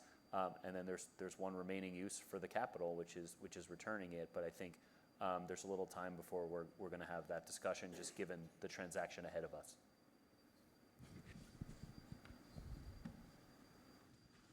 Stephanie's next. Thank you. You talked about how all the top names haven't really changed, John, of the different large folks running HSA portfolios. It's pretty uncommon for not just health tech, but let's just look at like all IT services and tech industries, for there to be a big 4 competitors plus a top 10. Do you think this is a unique industry and that is going to continue to persist? Or are we going to have some sort of mass consolidation coming at some point in order to go and change that dynamic? I think I'll give an uncharacteristically short answer. I think it's an industry where you have, on the one hand, low barriers to quote unquote entry and high barriers to success. So the result is you have this long tail of people with very small numbers of accounts, right, who have no capacity to grow beyond that. And at the same time, as I suggested earlier in my comments, scale's going to reward folks who have the capacity to either have something, in one form or another, to invest in differentiation, whether that differentiation is distribution or product, what have you. So I'm not surprised by that structure. I suspect we're going to continue to consolidate at a modest pace over the course of the next 5 years or so, and then we'll see. Maybe just to add, John, I think, people always say that healthcare and banking is local, right? And I think it mirrors a little bit the league table of the banks in this country and healthcare organizations in this country a little bit. I mean, it's kind of the intersection of healthcare and banking where we live, and that's one of the reasons why we focus so much on having these fantastic partnerships in I think over 30, maybe significantly higher than that, states where the blue plans are. We have these wonderfully vertically integrated systems, right, that we help them compete against the national Aetnas and Uniteds and Cignas and things like that of the world. And then we have this fantastic competition where we actually get data exchange from United and Aetna, Cigna, and Kaiser and things like that. And so I appreciate the question if you compare it to other industries, but if you compare it to the industries in which we kind of live, healthcare and banking, I think the league table looks pretty similar. 3 or 4 bigs, and then a lot of important regional players that are serving a lot of Americans. Is that fair or not? I just think you don't want to get caught in the middle. That's all. Yeah. You don't want to be, with apologies to some folks in this room, being a regional money center is going to be really hard, and being number 5 or maybe 4, certainly 6, 7, or 8 in this business is going to be hard.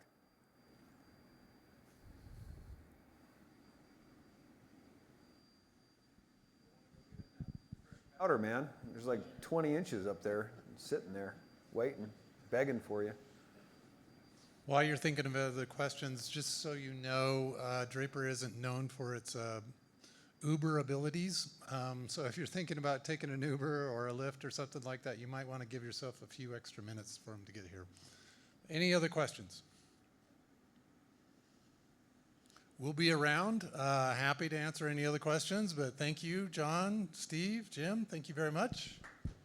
Thank you all for coming. We appreciate you taking time to be with us, and enjoy the space and the immersion exhibit as well.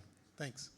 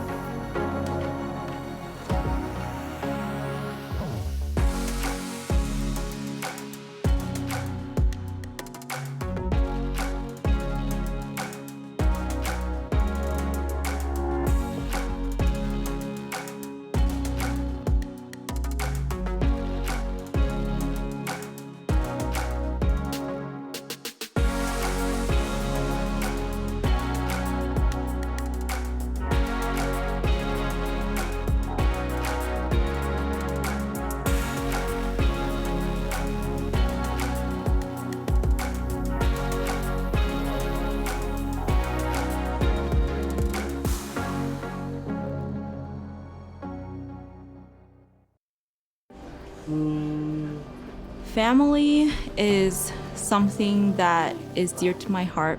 Family is where we all belong and where we grow together. Oh no, no. Can we sit down and eat? My life is really chaotic. A lot of times it's unpredictable with 3 little kids. With the chaos, I have to be really flexible. Not blue, not pink. When it comes to choosing healthcare for my family, we try to look at and see what our family actually needs and make sure that we're strategizing and picking the right plan for us. To make an appointment for my daughter. The Health Equity HSA makes life easier for me because it's healthcare savings that I can just set aside and not think about, and it just builds up over time. We use it for any sort of well visits, any sort of dental visits,